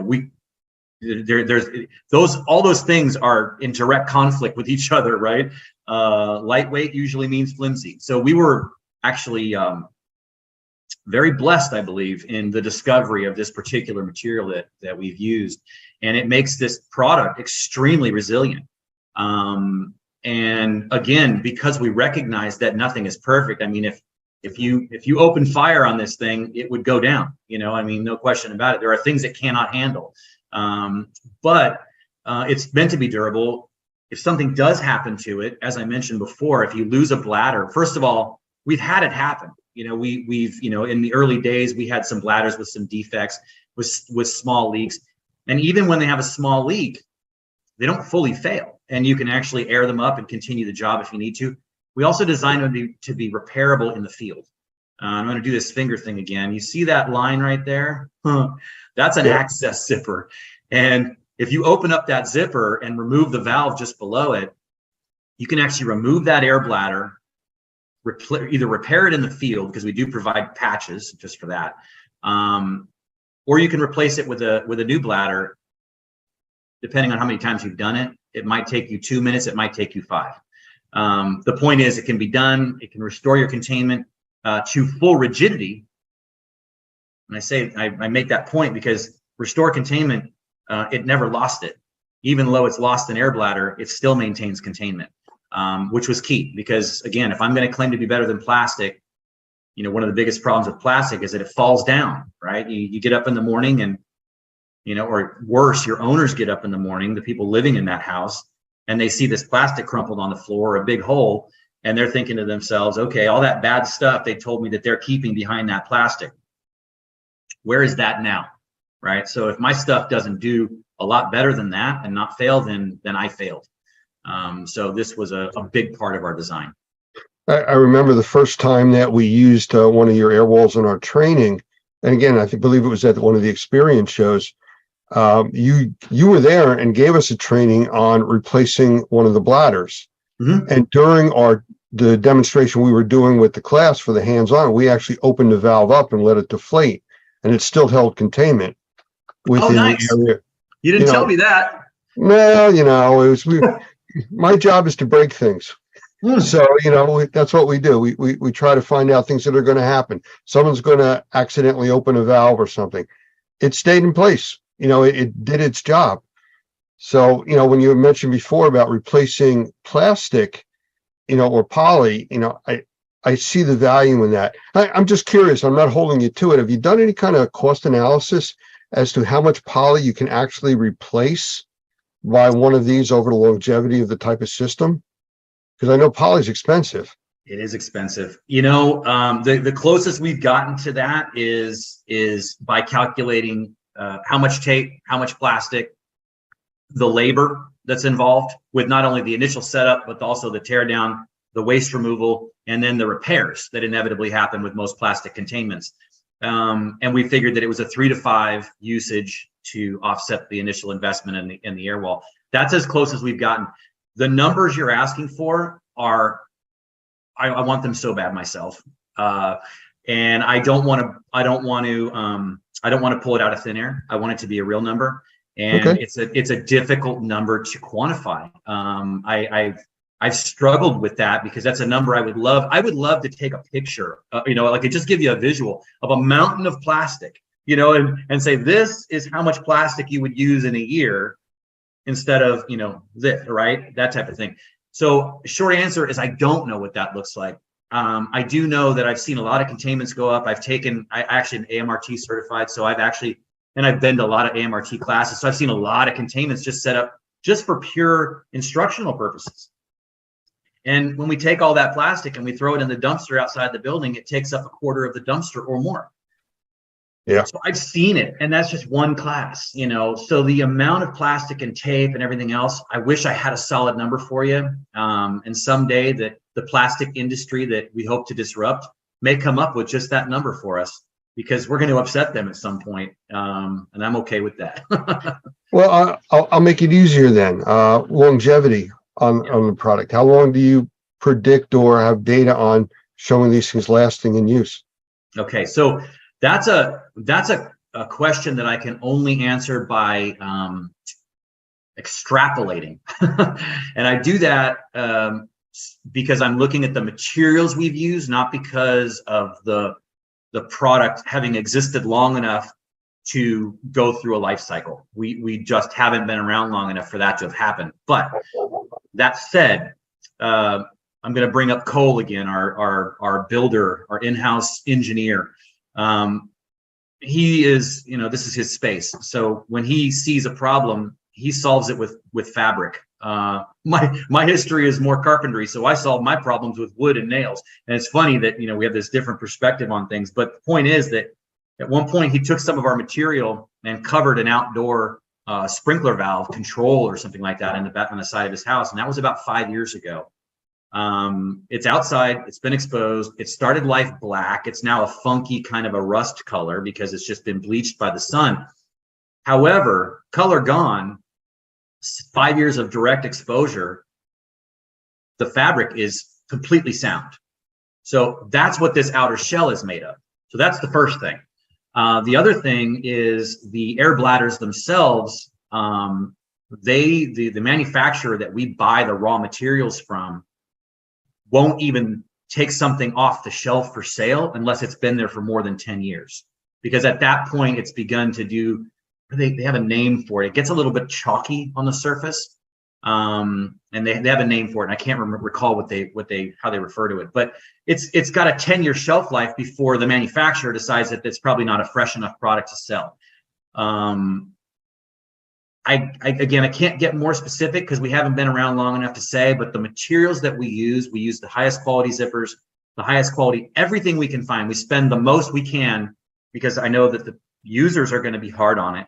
The environments that they exist in are brutal. And my goal is to not build in obsolescence. One of my proudest moments would be if someday I've actually filled the industry and I have nothing left to sell because all my stuff doesn't break anymore. You know, and I just don't, and I'm going to put myself out of business. That would make me happy, you know. It's kind of like the battery industry. You know, they're made to break or run out of energy at a certain point, so you buy more. You're doing the opposite of that. I'm doing the opposite. Yeah. But you know what? I recently had a water loss in my house, so I personally was involved with some of the stuff here. But I understand there's something really interesting about yours. I've never been able to experience this, but I had 2 air scrubbers running at my house for, I think it was 16 days that they were working. Those things are loud. Yes. From what I understand, and I remember talking to you about this, these things have a sound blocking quality to them. That's one of the coolest things. And I really wish I could say that was my plan because it works so well. Well, I wish I would have had them for my 16 days, but. Oh, you totally do. You totally do. Yeah, I for as well as it works, and I can't claim it at all, it's annoying. But the fact that it does is phenomenal. It's crazy. We discovered it. It's actually funny, a little story there. We discovered it in 2021 when we met you and Doug and all your team at the experience in Vegas in September. We met you guys at that show, and that's where we realized what these things could do. And I'll tell you how we did it. So far as we know, and no one's ever contradicted us, we were the first ones to ever run negative air pressure on a convention floor, right? We actually built a chamber out of our stuff and ran negative air on the convention, which was very cool. People were very like, nah, you know, so it was one of those moments, right? And we did that by just, I won't describe the structure because it's too much. But anyway, we built this chamber. People could walk into it and experience being inside of our decon chamber. And it was constructed of these Nexus walls. And when you went inside, I don't know if you've ever had your hearing tested, but when you go into that room and they close the door, you go, whoa, it's quiet in here. right? And a convention floor is never quiet. So to walk into this chamber and suddenly you have this intimate conversation space. In fact, I remember walking in with Michelle Blevins from CNR, and we walked inside, and she was asking me questions as the reporter, interviewer person that she is. We had this little conversation in there, and it was fantastic because we didn't have to yell. We could hear each other perfectly.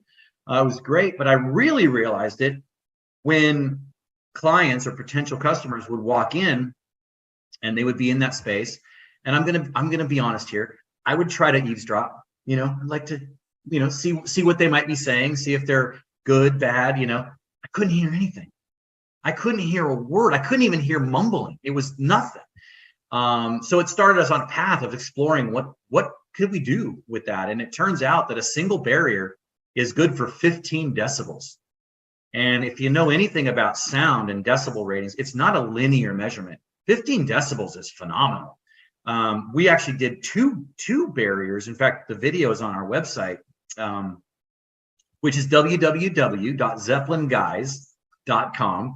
But that video, we did 2 barriers, and it was 25 decibels. And just for a point of reference, it was 50 to 75. 50 decibels is considered quiet. 75 is considered very loud. If you look at any scale, and you can look them up on the internet. So it's absolutely shocking how much it does. And I think it's going to change the way restoration is done, because people shut down the machines when they're trying to sleep. They do. They don't understand what they're doing. They don't understand that by taking an 8-hour shift off of those machines, that they're stretching that period that they're suffering by a third or more, right? I mean, so it's bad news, but if they're not sleeping, they're not sleeping. And I think every restoration contractor out there has experienced it more than once, where they come in and the machines are either still not running, or they've just been turned back on. And they know that because the dehues aren't even operating temperature. They know they just flipped them back on, right? So we think that that's going to be a huge benefit. And then let's take office spaces or worship spaces. I mean, no built environment is immune from a water loss. And so you may have a church that needs to run a service and dry the building at the same time. And if you have something that can block that sound and allow the service to continue at the same time the drying is happening, then you've done something, and in an office that needs to be able to operate and still deal with the water loss. That's a huge deal. Well, like I said, I had that, 16 days at my house. I would have definitely been an advantage there. But the company wasn't using those. They weren't familiar with it. And that's another story. So I'm looking at the image behind you, and I'm looking at valves across the bottom, zippers you talked about, hooks, things like that. How much training is involved in using these things? Very little. You could probably attest better to that, because you've actually monkeyed around with them and you didn't build them. So, this is that thing. I let my child go and someone else had to figure it out. I had one guy tell me that they're deceptively simple. And what he meant by that was, I show these videos, and there's no trickery in my videos. I don't rehearse these moves. I just do what these things do. So I'm not trying to make it look easier than it is. I'm just performing a function and setting them up, but it looks super easy. And he said it looks so easy that people are likely to not think they need any instruction, or to even open the instruction manuals, as many men are wont to do, even when it's difficult IKEA furniture, like, I can do it, right? So training, I think there is some need for training, but not so much because it's hard, but because we've designed so much into it that, you can't possibly know what these things are capable of unless I take a moment to explain it to you. What are the D-rings for? Well, one guy told me that's perfect for training my electrical cords. I keep my cords up off the ground. I can run them around the perimeter and they're off the ground. That's a big deal. I don't have to tape them down. I don't have to deal with all that stuff. Not a trip hazard. Great. That's what he thought they were. I had another guy say I could hang a light from it. Oh, you sure can. All these different uses. In fact, and in reality, they weren't designed for that. They were designed so that I could shrink that wall if I needed to, or I could fine tune the height if I'm in a drop ceiling. That's what they're for. But there's all kinds of things they can be used for. But if I didn't tell you you could do that, you wouldn't know. If I didn't tell you that zipper is there not just so you could load the bladder the first time and then forget about it, but so that it's placed where it is and configured the way it is so that you could do a field change, right? And change that bladder, a field repair, right? You know, it's zippers, it's snaps, it's hooks. There's not a lot else going on there. But if I don't teach you these things, you'll be missing a lot of features. You might be able to get the basic function out of it, but you'll lose a lot of the really cool stuff that it's capable of doing. So with that being said, with the configuration behind you, what is that? 2 5-foot sections or 3? What is that exactly that's there? Yeah, that's exactly. This room is about 15, just under 15 feet across. So you're seeing 2 5-foot Nexus, and then the dust curtain is also about 5 feet. And then the doffing chamber that you see behind me, it looks bigger because it's in the foreground. That actually has a square footage of just about 12 square feet. 14 square feet, because of the state that you live in has this most stringent requirements. They require 12 square feet, enough for 2 men to stand, or 2 people to stand inside and be able to don and doff properly. So that's a 14 square foot space. So you being trained and very comfortable with this equipment, how long would it take you to set up a configuration like that to block off a 15-foot opening with a decon chamber? What you see behind me takes about 20 minutes, roughly. One person? Yeah, one person. Yep, one person. You need a little ladder a little step ladder to connect the dust curtain. But yeah, no, one person can set that up. If you're brand new to it, it'll take you 30. But yeah, 25. I've done it so many times, I'm down to about 20 minutes. And it's no damage to any of the walls, ceilings, floors. It's just held in place. And it doesn't move under positive or negative pressure, you said, right? That's right. Yeah, no, the surfaces, in fact, what you're seeing behind us has actually changed somewhat, very small stuff. Basically what we have now is that we have all the edges are black. And it kind of clearly defines the edges, but it also, it's filled with this very soft, your couch pillows, that's called polyfill or Dacron.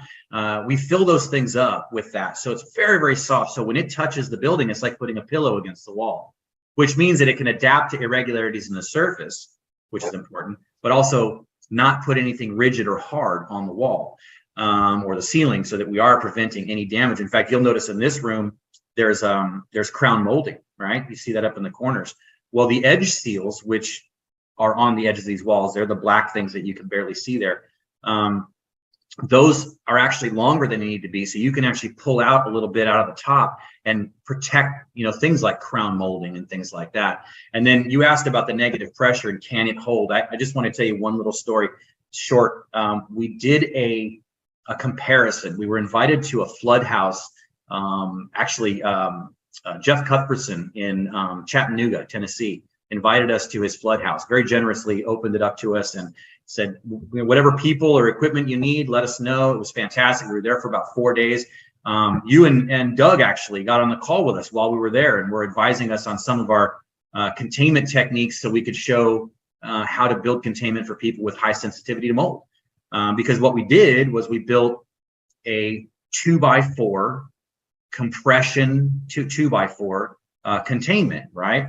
As well as a steel stud version as well. But this 2x4 version, we put it under negative pressure just to make sure it was working. And of course it was. And then we had this fun idea. If anybody's familiar with the movie Myth or the show Mythbusters, where they just ramp things up until things just break. We like to break things too, Lance, not just you. So we all had the idea, let's break it. Let's see how much negative pressure it takes to break it. And keep in mind, what we built was the gold standard of containment. I mean, I don't know how many times a year someone builds compression timber containment. It isn't often. It's going to be in schools and hospitals mainly, and everything else is going to be zip pulls if you're lucky. So this was good containment. And it failed at negative 41 Pascal. That's when it failed. And when I mean failed, I'm talking, we had 9-foot 2x4s about to fall on us. So it was coming down, and it was coming down fast. So it was a big failure. We put mine up and we said, well, we got to do the same thing. And so we ran up the negative pressure, and it basically maxed out our 500 CFM NAM. Couldn't do it. So we had to call up another piece of equipment from the warehouse, got another 500 CFM unit up there and turned it on. And only then did we get failure. And only the failure was only that the doffing chamber that you see behind me started to get sucked into the chamber. The walls themselves weren't falling. It was just that the doffing chamber was too light and it and its internal frame were being sucked inside. The number was 57. So from 41, using the absolute gold standard of containment, to 57. So when everybody kind of tries to figure out how it's possible without tape and without the things they're used to, how is it possible to create such high quality containment? Well, it works. You know, it works the same reason your car can drive on the road. Air pressure and friction, you know, it's just a lot of it. So if our listeners want to get in touch with you for more information, how do they do it? Lots of ways. You can call me, 408-247-9255 or area code 408 Airwall. You can get us on the website, which is www.zeppelinguys.com. That's ZEPPELINGUYS.com. And you can email me directly, Keith@zeppelinguys.com. You can reach out to me on LinkedIn. I will make it easy. Okay. Well, I thank you for taking the time to be here with us today. I mean, I think it's a cool product. We've used it. We're going to be using it at the upcoming Experience Show. Again, we actually use that as part of our a booth that we have there as part of the display system. So it's kind of interesting the things that you can do with this, thinking outside the box, you know, so really, really good stuff. Again, thank you for being here, and I look forward to you seeing you at the next trade show. Thanks, Lance. It's been great. I really appreciate your time. Take care. Thanks. You too.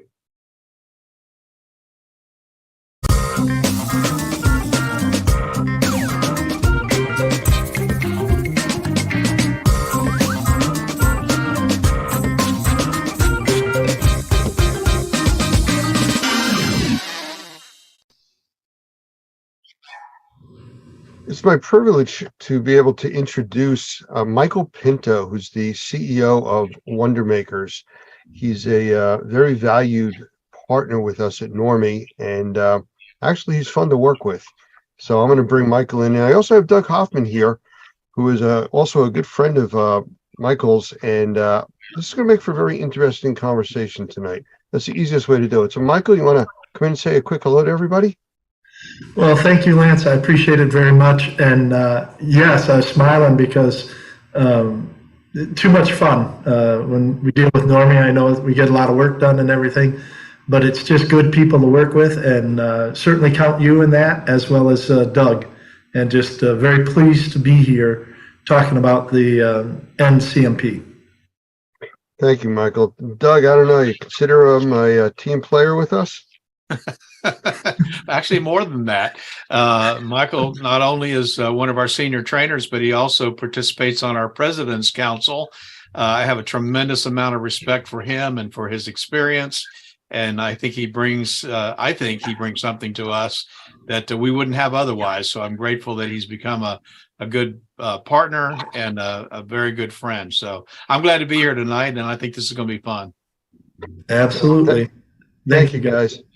You know, one of the things that I've seen Michael bring to the group is we've elevated the level of training that's available to our members. We have the basic training and the stuff that's very popular, but we now have these more advanced courses that really gets to or above the professional level, if you want to consider it that way.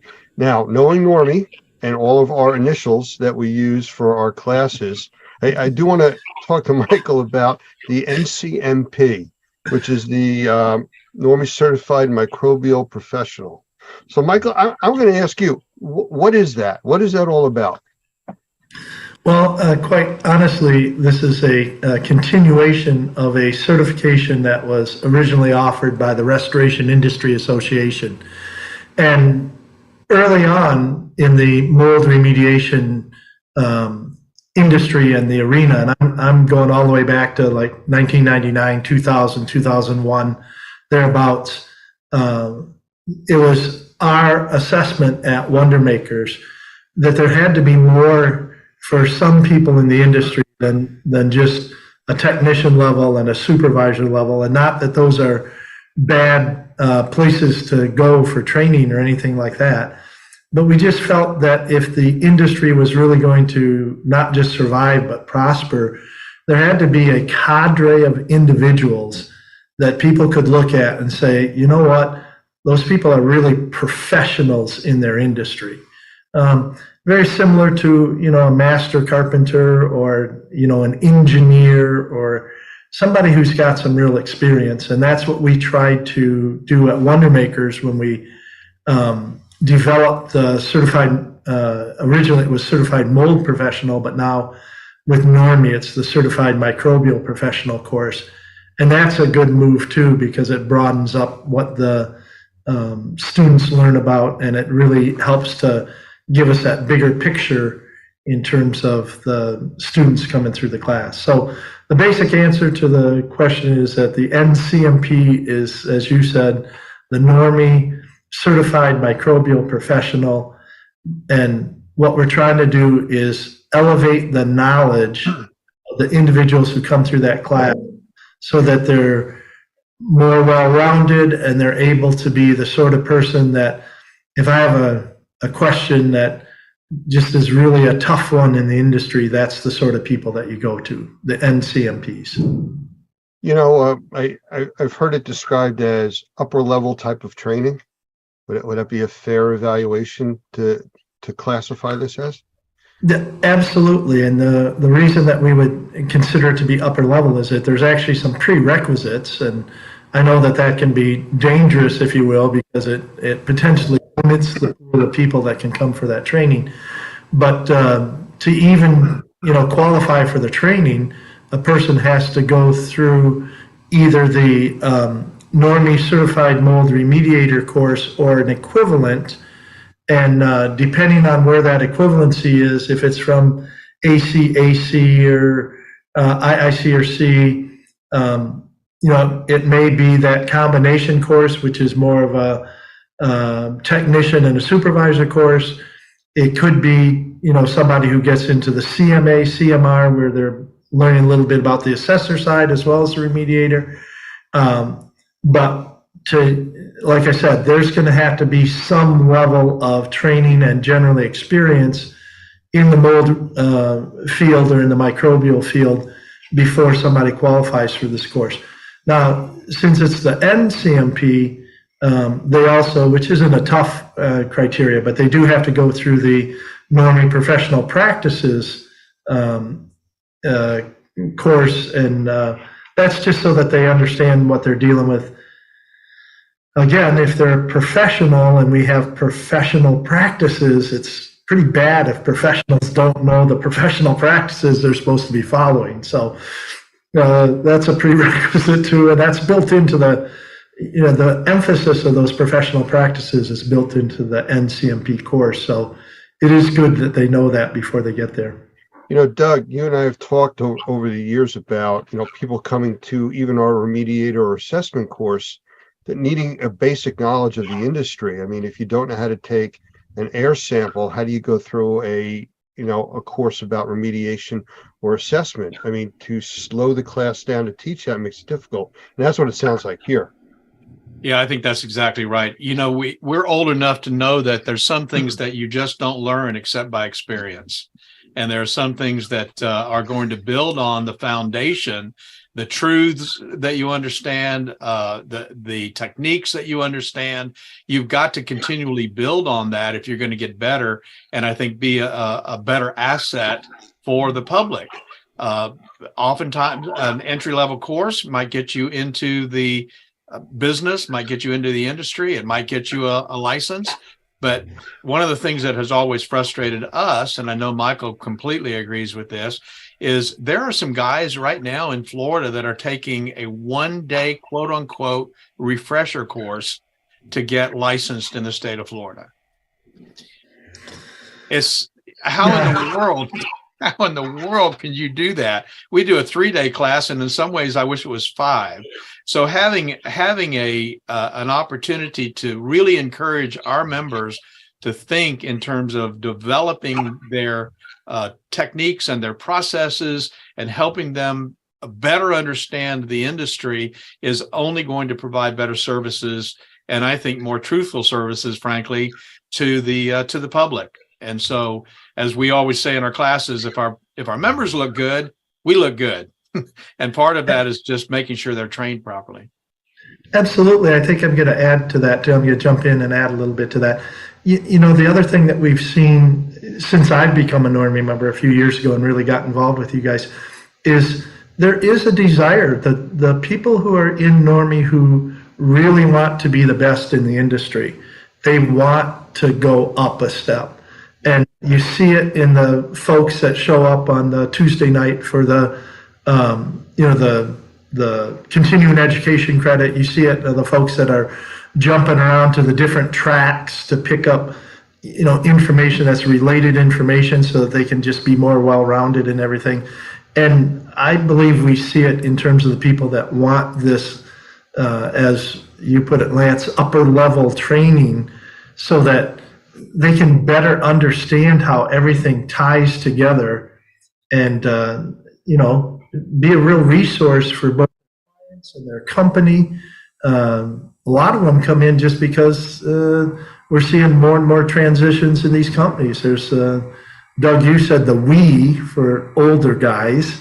Thank you very much. But we are seeing a lot of that transition. You've got a lot of people that are moving into retirement and leaving these positions of, responsibility in some of these remediation organizations. And we have a lot of people that are trying to step up to those. And like you said a minute ago, how do they do that without decades of experience?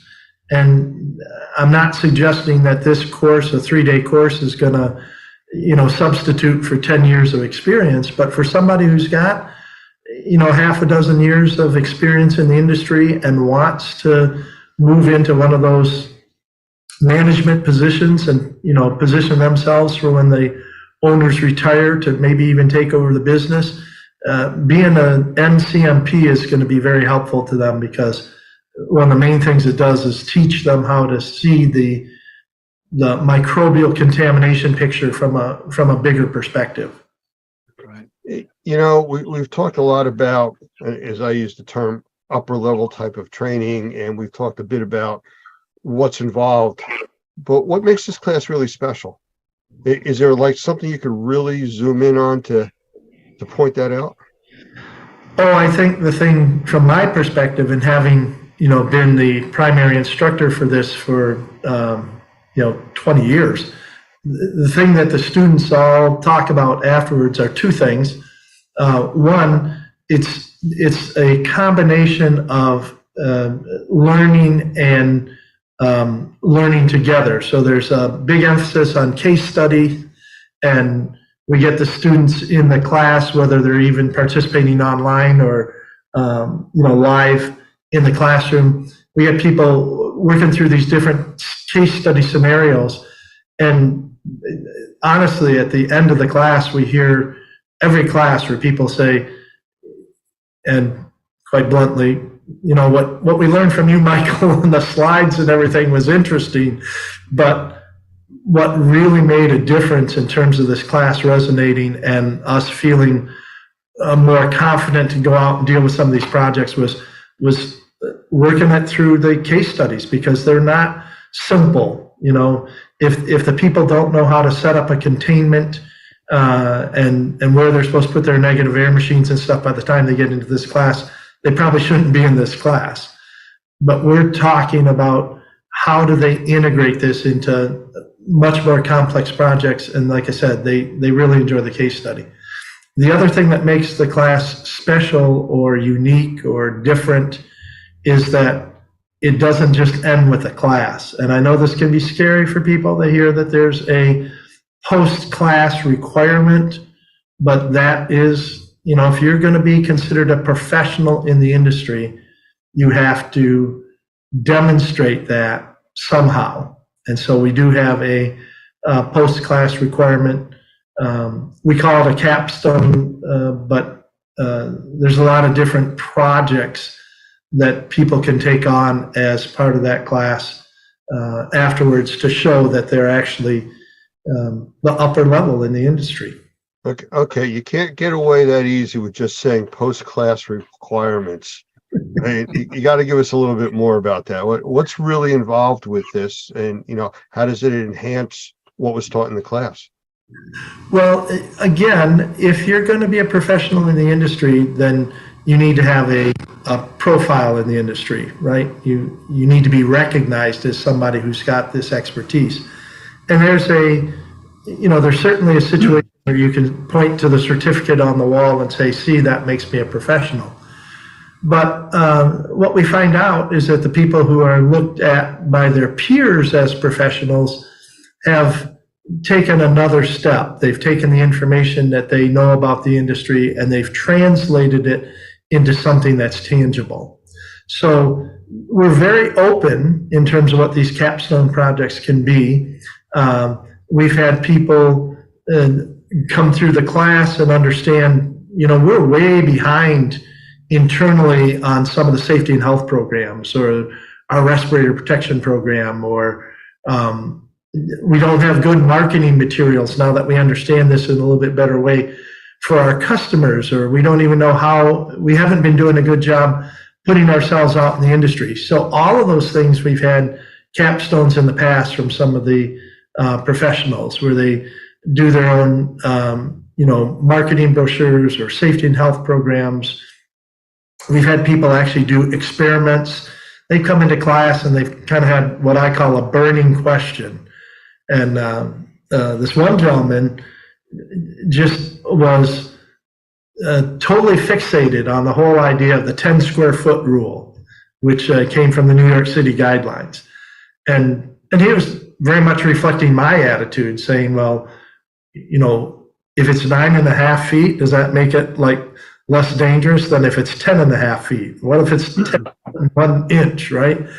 And so he actually did an experiment. He set up a containment area and did removal of less than 10 square feet. It actually turned out to be about 6 square feet of mold contaminated material under controlled conditions, and then did a lot of sampling while he was doing that to show what the impact was. And if you don't use your standard remediation techniques like negative pressure and HEPA vacuums, and the New York City guidelines say that you can just take a piece of drywall and cut it out, right?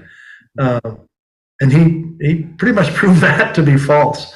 Now that was I don't want to say way more, but that was on the kind of the top end of what somebody might do for a capstone project.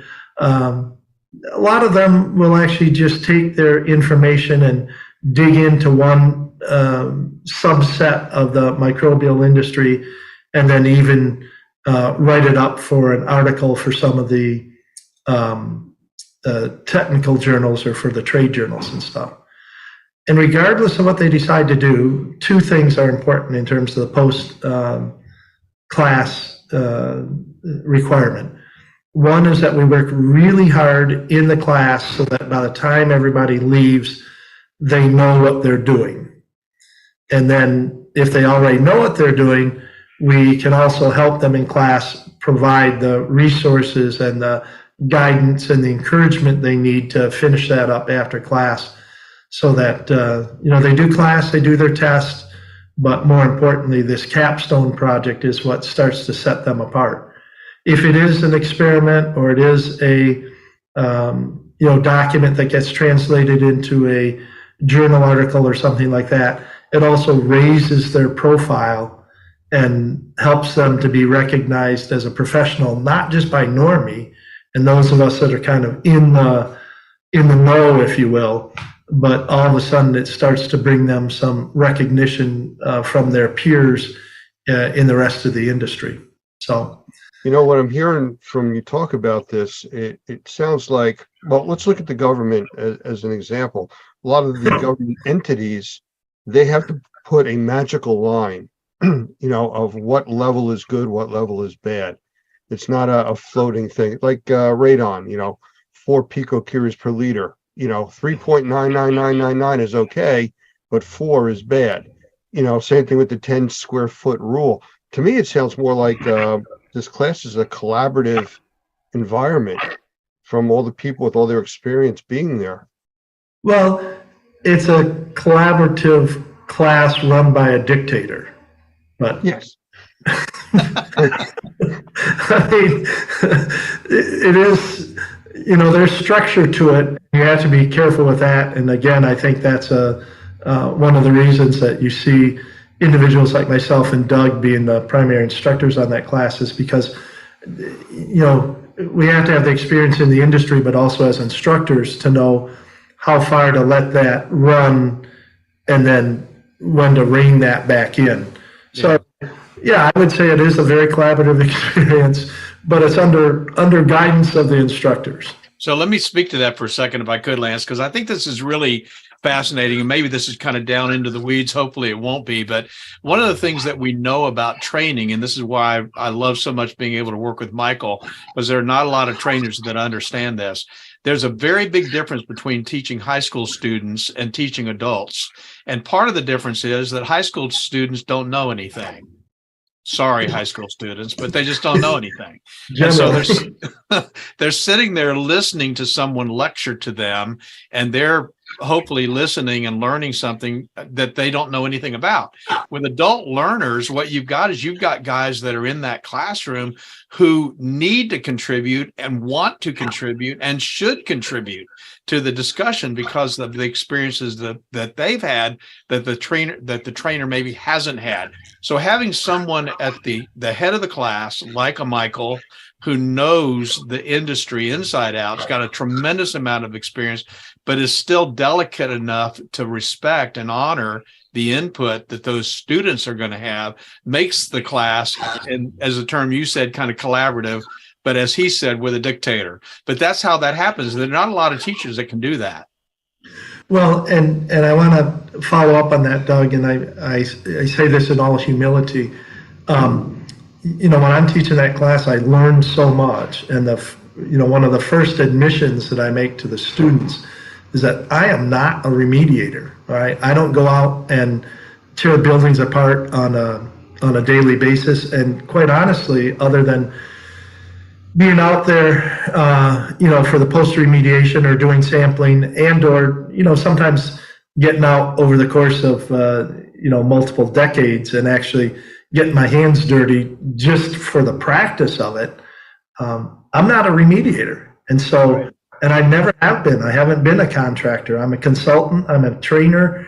I'm, a recognized professional. I'm an educator in the industry. But I have to tip my hat to the people who go out and do this every day. And by the time they get into this class, we generally, as you say, Doug, we have individuals that have a lot of experience and with the right coaching are willing to share what they know, so it does become collaborative. And sometimes it takes a half a day for people to warm up and understand that, we've got, I'm sorry, this is going to sound woke and horrible. It's a safe space for them to, open up and share their ideas and stuff. But I was using that term well before it was fashionable. Well, it sounds like it's a extremely packed 3 days, and I guess that's one of the reasons that you have the post-class type of work. But it doesn't though sound to me like it's drinking from a fire hose. A lot of these classes where they pack so much information in. So, Doug, I know you've talked about that kind of stuff in a long time, and you've seen Michael teach this class several times. The flow rate, I guess, would be the best way to describe that. Comfortable? Yeah, I think that's that delicate balance that I was talking about, as somebody who really knows what they're doing from a training standpoint, being able to give that information out in a way that it can be absorbed, but then start to see when the eyes are glazing over and take a break, And sometimes that just takes experience, just teaching experience and understanding how the classroom works. It is a lot of information. One of the things that we've really tried to do is to make sure that they have in their hands all the slides that we've discussed. They can take copious notes obviously for an exam that would follow, the certified proctored exam that would follow. But I think the idea is that being able to gauge the climate of the class, that's just something that, as I said, not a lot of people are able to do. But that's why one of the reasons I'm so happy that we've got Michael on board, because I think we have several trainers like that, and they're not easy to find. Well, thank you for the compliment. What I will say is that it's real work to teach that class too. I mean, to be an active listener, it takes as much energy as to be an active speaker. And each class is different, more so than the mold technician class or even the sensitized individual classes that I teach. The MCMP class is different because I have, as a lead instructor, I have a little bit more tendency to let some of that collaborative discussion run, and then have figured out how to bring it back, or how to, if I have to trim a little bit from some of the, subject matter that we're going to talk about. Like you said, they have all the slides there so that they're not necessarily losing any of the critical information, but we may, speed up going through some of that in class in order to give more time for the discussion, depending on where the discussion's going. Or sometimes, depending on who's in the class and the whole dynamics of it, or just toward the end of the class, a lot of times they're just tired.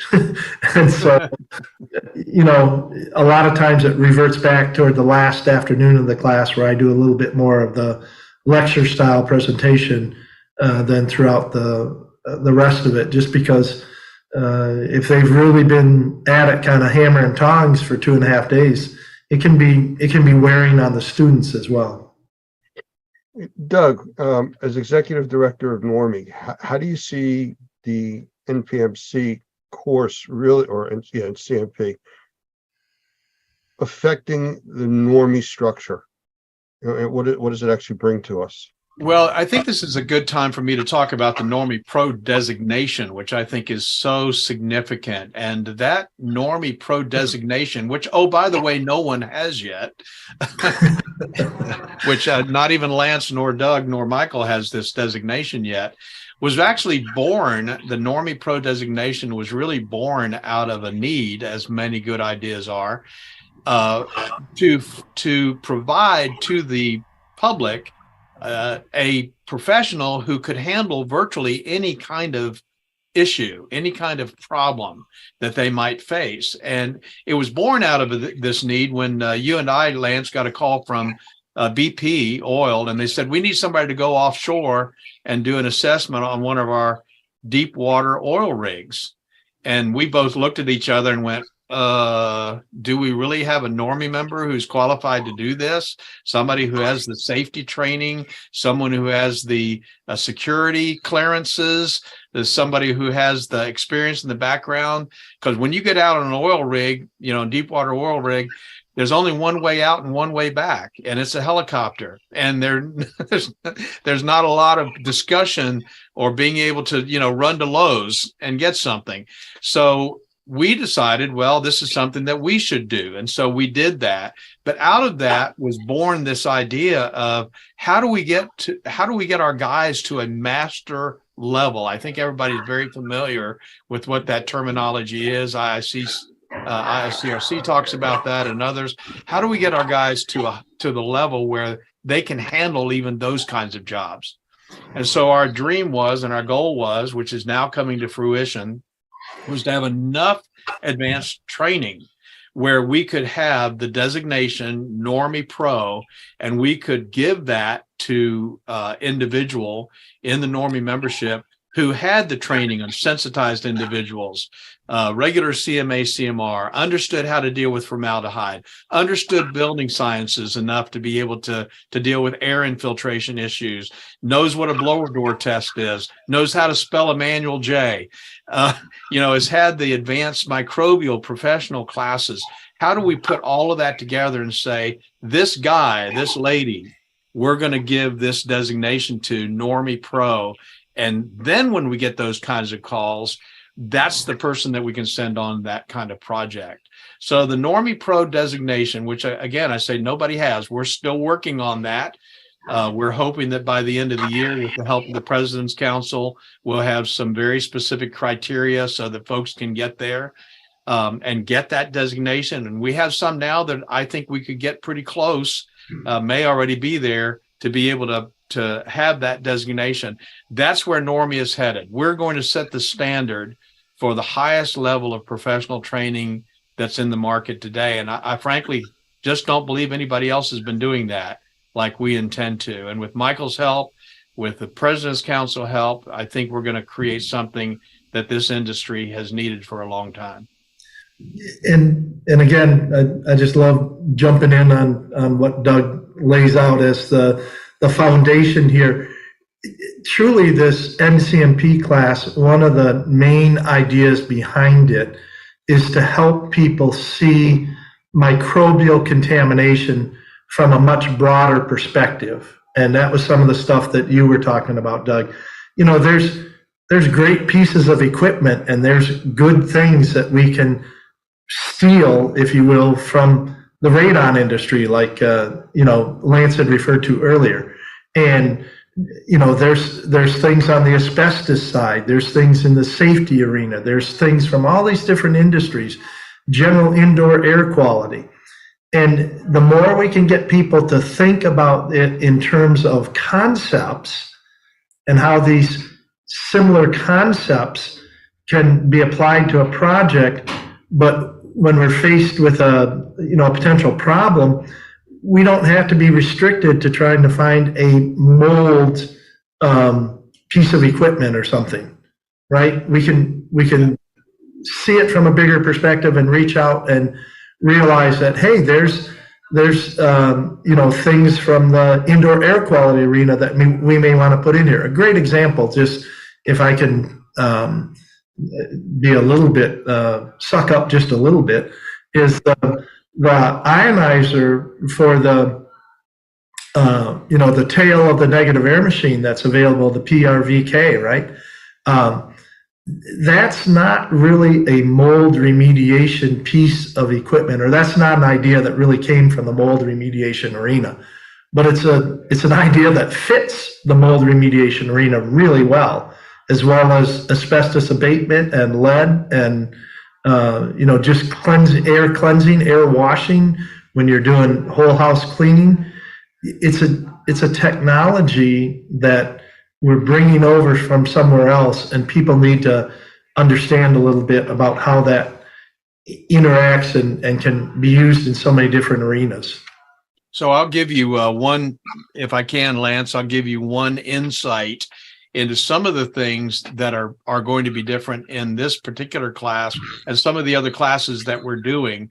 In fact, at the new CMA CMR class that we're going to teach next week, we're going to introduce the concept of air washing, low pressure air washing, which is something we've never done in our training before. But it's brand new, 2023 for us. Is not new to Michael. Michael knew what it was. In fact, he helped me understand how we could fit it into our training program. But I think the point that I'm making is that our classes hopefully will stay up with the industry, and in some cases maybe stay ahead of the industry. And that's why they're constantly changing. You come to a CMA CMR class that we do today, it's not the same class that we did before COVID. It's just not. And the NCMP class that we're going to do next is going to be different than the one that we did before. Yeah. And the other thing I would share there, Doug, and building on that, is that the only way we stay at and above where the industry is to rely on the people that are working in it every day. That's right. That's right. And tease out of them I'll be blunt with you. I'm thinking about it now over the course of the last 2 decades. Basically, every concept that's in this NCMP course, I have taken from, with their permission and with their discussion in class. But basically, I've taken from experts in the industry that are doing it every day. Yeah. And that, to me, is the best knowledge to share. Is not, and again, I have gone through lots of levels of academic training, but there's a difference between information that's coming at you from an academic standpoint and information that's coming at you from things that have worked and really made a difference in the real world. So, you know, Michael, that's so important on so many levels. I mean, we teach in our classes about, for people that are becoming supervisors, to ask your people, ask the people doing the work that have the working knowledge, how to improve their conditions, improve the technologies, give them what they need. And that's exactly what it sounds like you're talking about. Well, the other thing I would add to that, Lance, is that it's important for the professionals to look and listen and learn. As I said, the more advanced I get and the more little buttons and designations and all the stuff I have, quite honestly, the humbler I'm getting, because I just am figuring out how much I don't know in all these different areas that I probably should know to pull together. And I'm honored, quite honestly, it truly is. I think about it, I'm honored to be an instructor in this class, because I'm sharing ideas. And, you know, you may have heard the term, I'm sure a lot of people have heard this term, you know, standing on the shoulders of giants. And the crazy thing about that is that a lot of the giants whose shoulders we're standing on for this class are peoples whose names are not necessarily household names or even really well known in the industry, quite honestly. They're just individuals who go to work every day, do a really good job, and are creative as how they do it, and we're kind enough to share some of that in that collaborative portion of the class that then we can, you know, build on and use for the next one. I knew the word collaborative was going to come back in there someplace. Well, I had to for your benefit, Lance. Thank you. Anything else about the class either of you would want to say? Well, yes, I'll just say that I think this class, whenever it happens, we're looking at dates coming up in the next couple of months. But whenever this class actually happens, I'm really highly encouraged by the guys that have been taking our CMA CMR class. It's not too soon to get into this class, even whether you have a little bit of experience or a lot of experience. I think if you've been trained by Normie and you have that basic foundation CMA CMR class, this would be a very, very good class for you to take. I want to add something completely different, and that is that our experience in this class is that it's challenging. It's a fair amount of work and everything. That shouldn't necessarily scare people who want to be professionals. But probably the biggest thing is it's fun. And the people that come through this class, you know, talk to me even years and decades later about the relationships that they built in that class and their team when they were on their, you know, because we divide them up and then put them in different teams at different points in time for the case study and stuff, and how they got to know some of the other people in their class. And a lot of those, believe it or not, in 3 days become friendships and professional relationships that they hang on to for years and decades. And just, it's one of those things where if you're a professional in the industry and you start to see yourself as a professional in the industry, you want to hang around other professionals in the industry. You have that desire to want to learn from them and share with them. And so we see this, and we see it happen in a very fun way in the class. So the fun factor is actually quite high as compared to some of the other ones like the CMA, and not that that's not a fun class, but you know, there's so much basic information that's getting across in some of these other classes that you don't quite have the same ability to allow the students in class to express themselves. And the collaborative nature and the case study nature of portions of this class allow some of those personalities to come out. And basically it just usually turns it into a pretty fun class. You know, I think listening to the two of you, and we've talked for probably close to 40 minutes already, the way I would just sum up what I've heard is 2 words: upper level. Yep. I think that does it. That says it all. Gentlemen, anything else? I think we've covered quite a bit of information here tonight. Well, I'm just really appreciative of having the opportunity to chat with you and with Doug all at the same time and everything. And I would encourage anybody who's even, remotely curious to dig into it. And they can certainly call Normie and talk to Doug about it. They can, get the referral. They can chat with me about it. I'll be happy to spend more time explaining it. But it's a great class. I'm looking forward to having the next crop of people come through it. And I'll just tell you that I'm excited to say that we've updated our website at training.normie.org to incorporate information about this class, the NCMP. Now, one of the things that's kind of unique about what we're doing these days is that this is going to be a trademarked designation, which means it's based on Normie training, and the NCMP cannot be used by anybody unless they've been trained by us. And so I think that's an additional level of credibility that you're going to get in the marketplace if you're in the industry that you'll not get anywhere else. And I'm just grateful in a very big way to Michael and what he's been able to bring to the team. And I think he's filled a void. And I'm excited about where we're headed with this whole advanced training program. So thank you, Michael, and thank you for being here, especially for this interview today. Oh, absolutely. Thank you, both of you guys, and have a blessed afternoon, evening. Michael Pinto, CEO of Wonder Makers, and Douglas Hoffman, the Chief Executive Officer from Normie. Thank you both for being here. Thank you. Yep.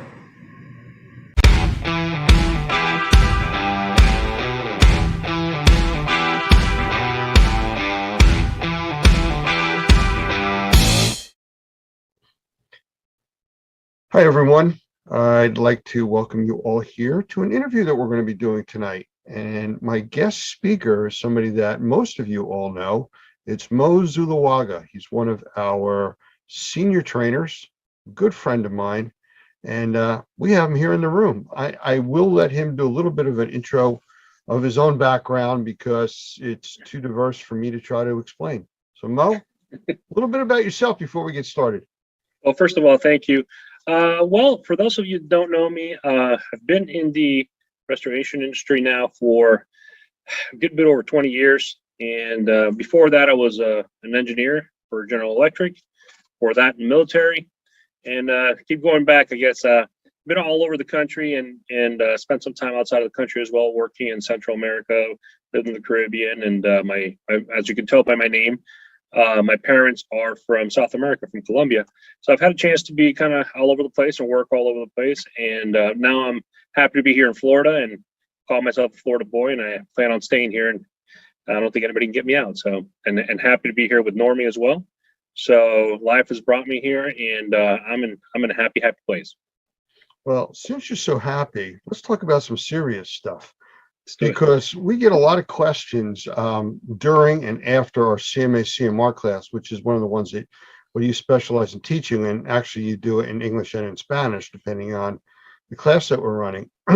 But I know that we're always getting these questions about technology and what does somebody need to start and what kind of equipment should I buy, and is there differences in moisture meters and air pumps and on and on and on. I think the moisture meter side of it is something that we get the most questions about for people in both the remediation and the assessor side because of the type of work that they do. So I'm going to put you on the spot and see if you want to talk a little bit about moisture meters and some of the differences between them and what you do with them. Sure. Actually, that's a great question, Lance. One of the interesting things about the class is we talk about in several sections of the class, we talk about one of the most important decisions that we need to make as remediators is we need to make a decision as to what equipment we're going to purchase, what we're going to use.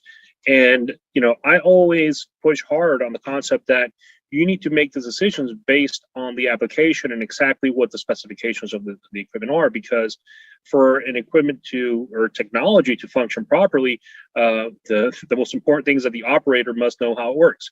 It must understand its capabilities and, most importantly, its limitations.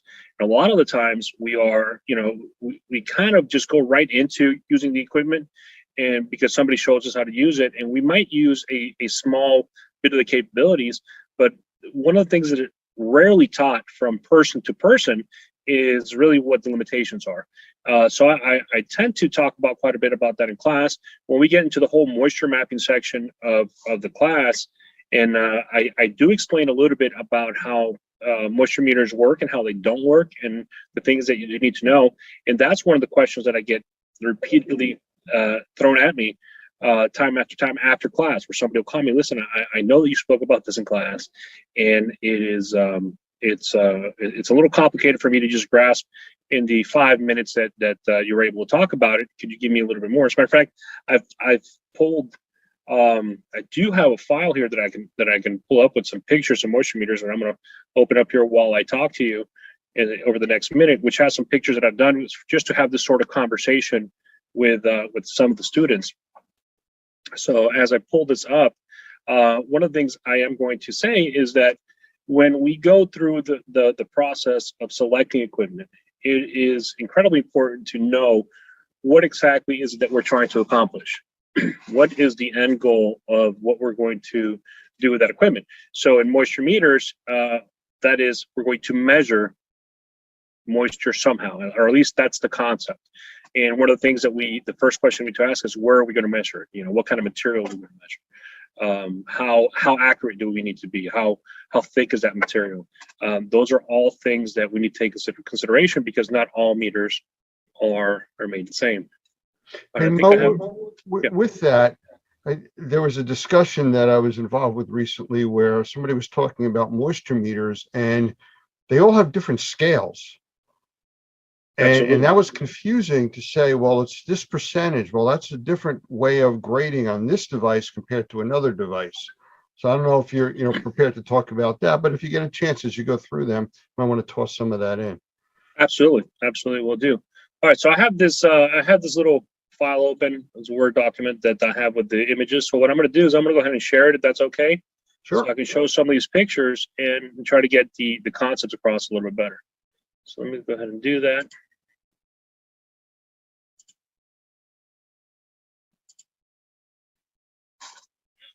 All right, toss this over to the center screen.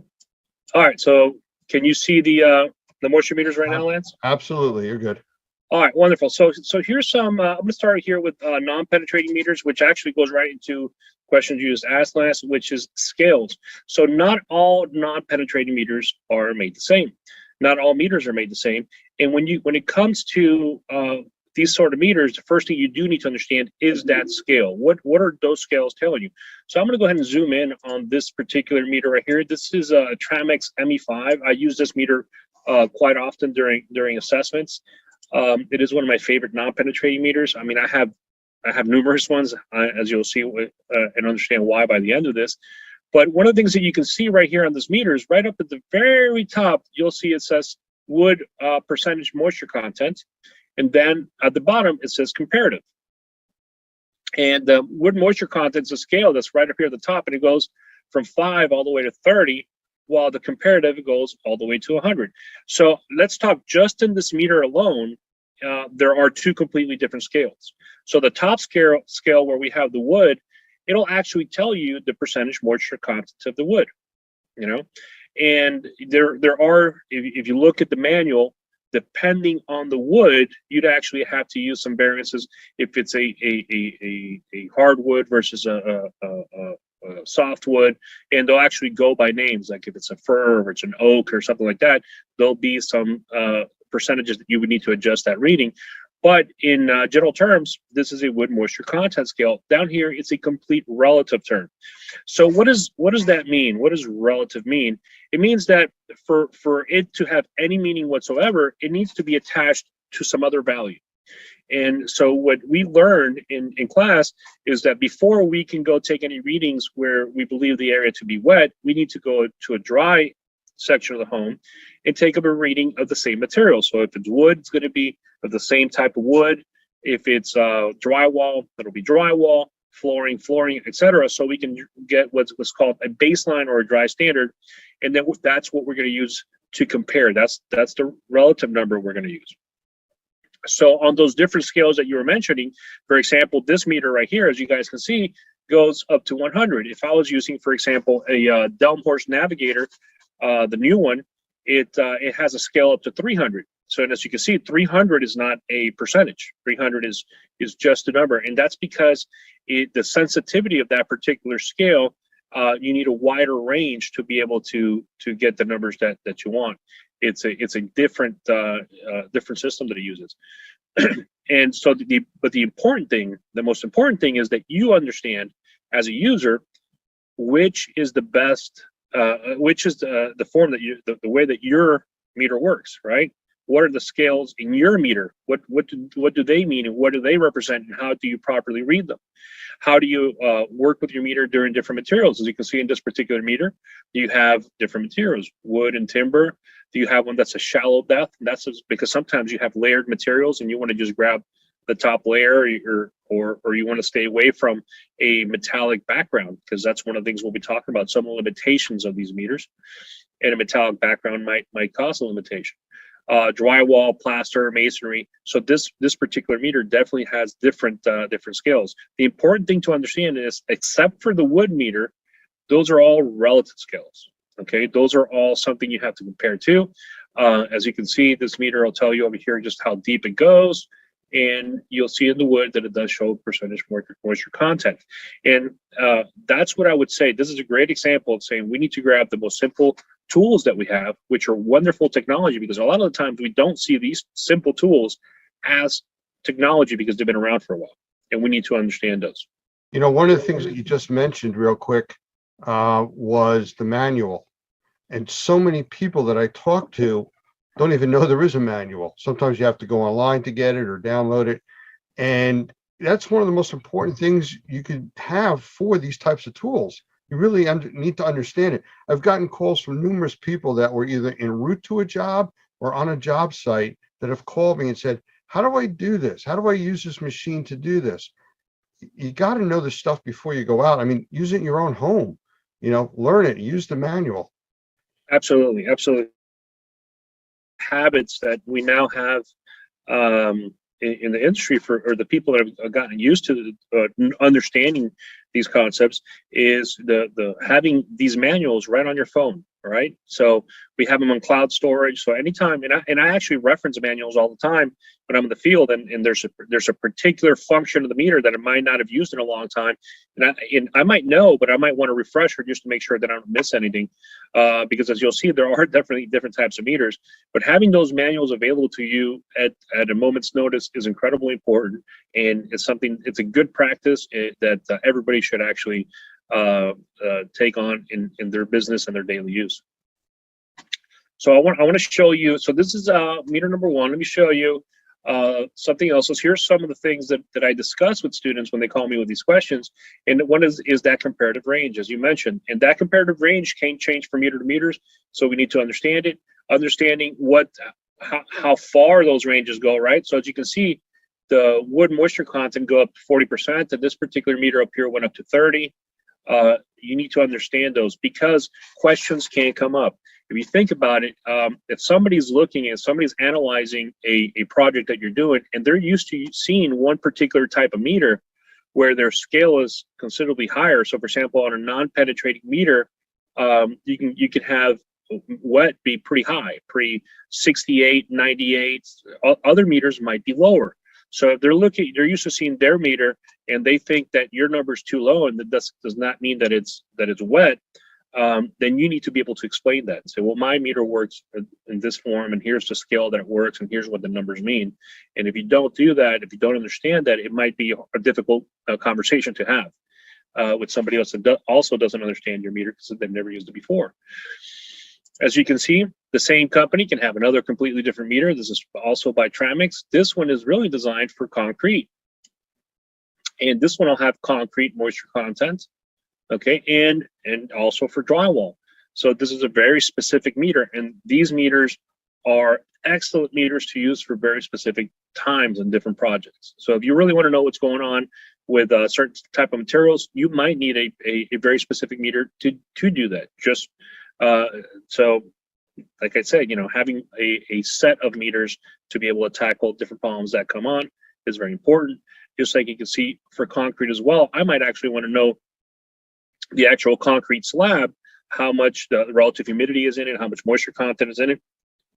I might need to tap into it and use a different type of meter with a different type of plug that allows me to be able to determine this. Because, for example, once we remove floors in some of these projects, before we can reinstall the floors, we need to make sure that we've actually correctly dried that